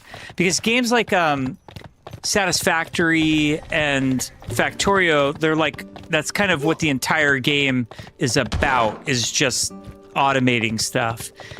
So I think 10% of that in this game would be great. I'll give you one idea that's really hard and I have no idea how we would do it, but an example that we've brainstormed that is kind of cool, which is I'm going to take out the sniper right now, Tim. Actually, you want to take her out silently? Oh, nice. Okay, good. Yes, I do. Okay. Sorry. I'm going to stop talking in a second because there's no way I can do Yellow Pine and answer this. What was I just saying? I totally lost my train of thought. You're talking about Factorio, Satisfactory, some degree of automation. Yeah, I don't know. I'm just a rambling idiot at this point. So that thought Okay, is what forever. about Let's do fishing 10 hours. competition?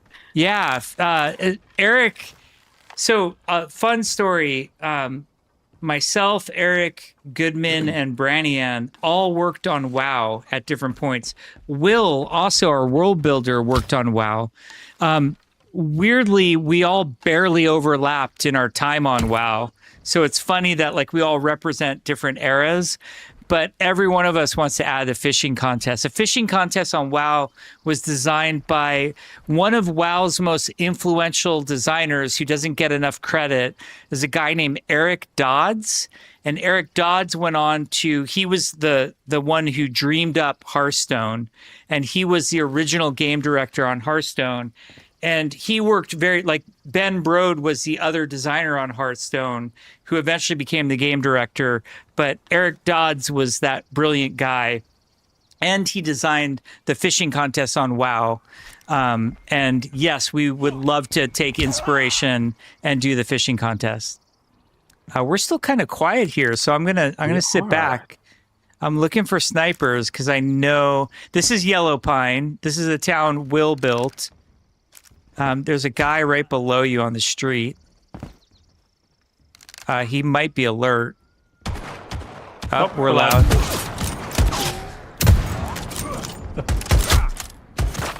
Okay. Now we just gotta look out for snipers. Because there are a lot. Oh. Oh no. Okay, where was she? Oh, I hit her once. Oh, I'm gonna die. I'm gonna die.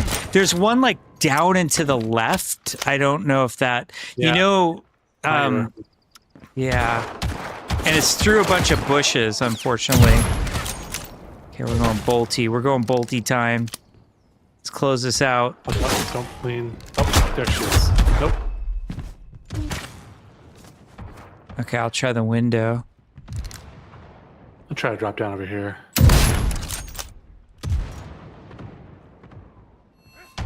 Oh, there's another. I told you guys there's so many snipers here.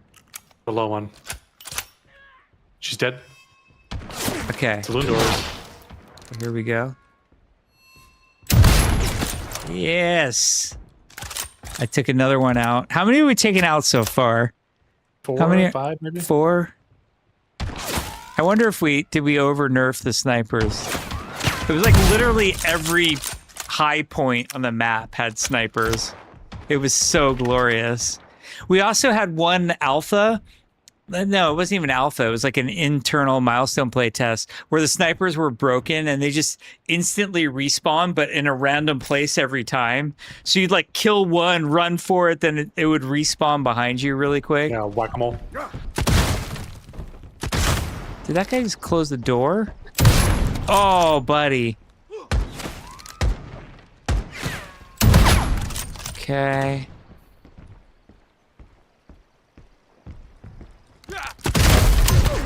Oh no. No, the bolty broke. No. Rip Bolty. Rip bolty. Rip Jeff. No skill Jeff. Here, follow Okay. me. I'm coming. I'm reloading my lever action, so.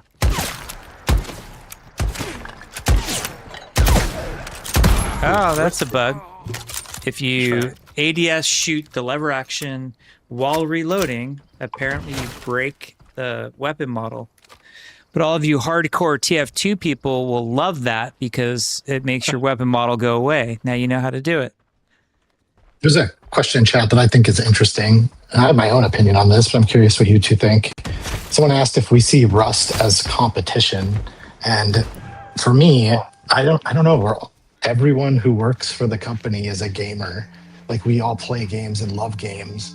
And I think there's this sense maybe from the outside that all game developers are in competition with each other. That's certainly, there might be some truth there in a business sense, but that's always such a weird take to me because the reason we work on games is because we love games. But I'm curious what you think, Jeff, what you think, Tim. Maybe you guys have a different nuance. You kind of nailed it, Bill, right? There's two levels to that question. One, just from a pure market standpoint, this game is not like Rust at all. I like a hardcore Rust player who is super into the PvP raiding world and core of Rust they might find this game fun, but this game does not fill the Rust place in our hearts, those of us who love Rust. This game's not trying to compete with Rust. Rust is its own beautiful Rust. Just like this game's not Valheim, this game's not Conan. We're not making it to compete with those. That's on like a direct game level. I don't think this game does the same things Rust does and vice versa. And I don't think we're trying to. And I don't think Rust is trying to. So that's on the competition level. Echoing what Bill said, echoing what Tim said, in the games industry right now, we're all rooting for it. It's fucked. The games industry is fucked. And all of our colleagues and comrades are losing their jobs by the week. It's one of the biggest downturns ever in the industry. It's the biggest downturn ever in my career. And we're rooting for anybody to win at this point. I don't care if you're indie. I don't care if you're making GTA 6 and you've already made $3 billion. More power to you. Like we need game developers to win, and we need gamers to win. Like nothing good happens. I know many of these people who are getting laid off personally. I've worked with them. We've been on the same teams together. The world's not a better place when these people aren't making games. So we don't sit around hoping for people to go out of business and not do well. Like we all, if you think about like kind of the boom of 2020, when everybody was put on lockdown and everybody started playing games, we all benefited across the industry. The more people playing games there are, the more people playing games there are, because you're reaching out to your friends, you're telling your buddies we're all doing this. The more everybody pulls away from games, it hurts all of us. It hurts all developers. The more other developers evaporate, that is not good for us. My whole career, I've always felt this, regardless of the state of the industry, if we're having success. And I kind of feel this on every team. And I feel this as an individual, but I feel this for my team as well. I felt this for Team 4 when we were making Overwatch. I felt this for Team 2 when we were making World of Warcraft. And we were making World of Warcraft in the era of, you know, Star Wars Galaxies coming out, EverQuest 2. Right after that was the Lord of the Rings Online. And God, it was so many MMOs. You remember that era of everybody was making MMOs? And the truth of the matter is, for anybody who's been doing it in the trenches, the only person you're competing with is yourself. This is it's a self-challenge for our team to say, can we get across the finish line and make something worth anybody giving a shit about? I don't care what's happening at Face Punch over in England, or, you know, what's happening at Funcom or Blizzard or Epic or Microsoft. They're all dealing with the same thing. They're all just fighting for survival at this point. And nobody's like sitting around thinking like, how can we sink the guys across the street? So I don't know. To me, it's like, how can we do a thing that's really good? Like the Kintsugi version of that is, we believe that the team should be developer driven. You know, we're fewer than 35 people. We're led by 2 game developers who, you know, check the perforce on this game, and Tim and Jeff are checking in just as much as everybody else. We're playing the game as, we're not some executives mandating down. That's one of our mandates. You know, elevate the developers on the team. Can we make a big game with a small team? That's a goal that we want to prove. Can remote work anymore? It's remote work is gnarly and hard, and there's a reason almost no one's doing it anymore. So there's all of these things that like we want to prove that we can do, and we have a hunger and a desire. I feel like anytime that me or any of the teams that I've been a part of have had success, has been when we're hungry and we have something to prove. Like WoW team, that was the redheaded stepchild to Blizzard. Team 1 making Warcraft 3 and StarCraft 2 and StarCraft 1, they were the premier team at Blizzard. Team 2 was nothing. They had something to prove. The Titan team, part of the reason we failed is because we thought we were hot shit.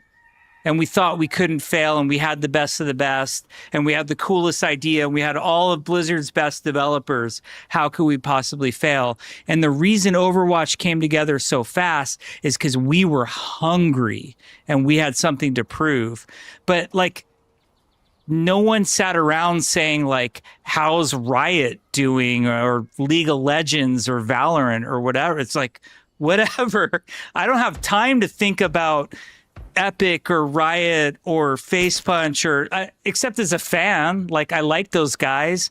I hope they make cool shit. I love the deep sea. I love the apartment building. Like, I can't wait to play darts and Rust. If that's competition, all I'm doing is giving him a commercial right now. Anyway, I should like shut the fuck up. I'm just rambling at this point. Any other questions, Bill? I'm letting Poncho die, and it's probably time to end the stream. I'm having a really good time over here, though. Okay, I'm coming. We can swap to a Tim POV before we wrap up. I didn't want to cut away while you're sharing. I thought that was, Yeah. it was good. Well, I just want you to know, Bill, I was going off. It was some MOG level play happening on my side of the screen, but I just died under a shit shack like an idiot, so there's nothing MLG about that. Yeah. Actually, my character's like stuck. oh, Yeah, that'll be fun. Actually, I think, one last quick question. Sorry. Who's more You notice sweaty? how she has to say quick? She has to say quick. That's directed Is at someone. Who's more sweaty, Jeff or Tim? ooh, just in terms of how competitive. Yeah, like. Ooh, that's a in tough games. call. Okay, I'll say this. I want to hear this. When it comes to programming, it's definitely Tim. Tim is the most sweaty ever when it comes to that. Very sweaty. When it comes to skill, Tim is way more skilled than I am. He's a much better shooter player than I am, and he always has been. But when it comes to sheer determination, Patience. and willpower and hours and grinding, no one on fucking planet Earth comes near me on that. EverQuest So, Jeff is going to grind it yeah. all out. yeah, I don't know. I have no idea. That assessment is spot on. That's exactly right. Like, I think if you were willing to check the stables every single hour for like 2 days to find the best possible horse.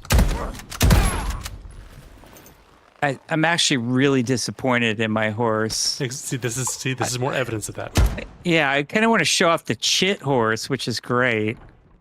Actually, for credit where credit's due, I did camp your horse too. You did, yeah. And your horse is perfect. Have you gotten your final star yet?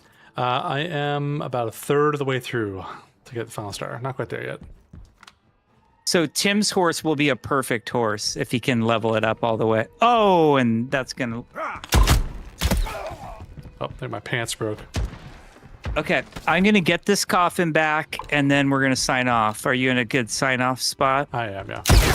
Okay, I'm like 500, 300 meters from my corpse.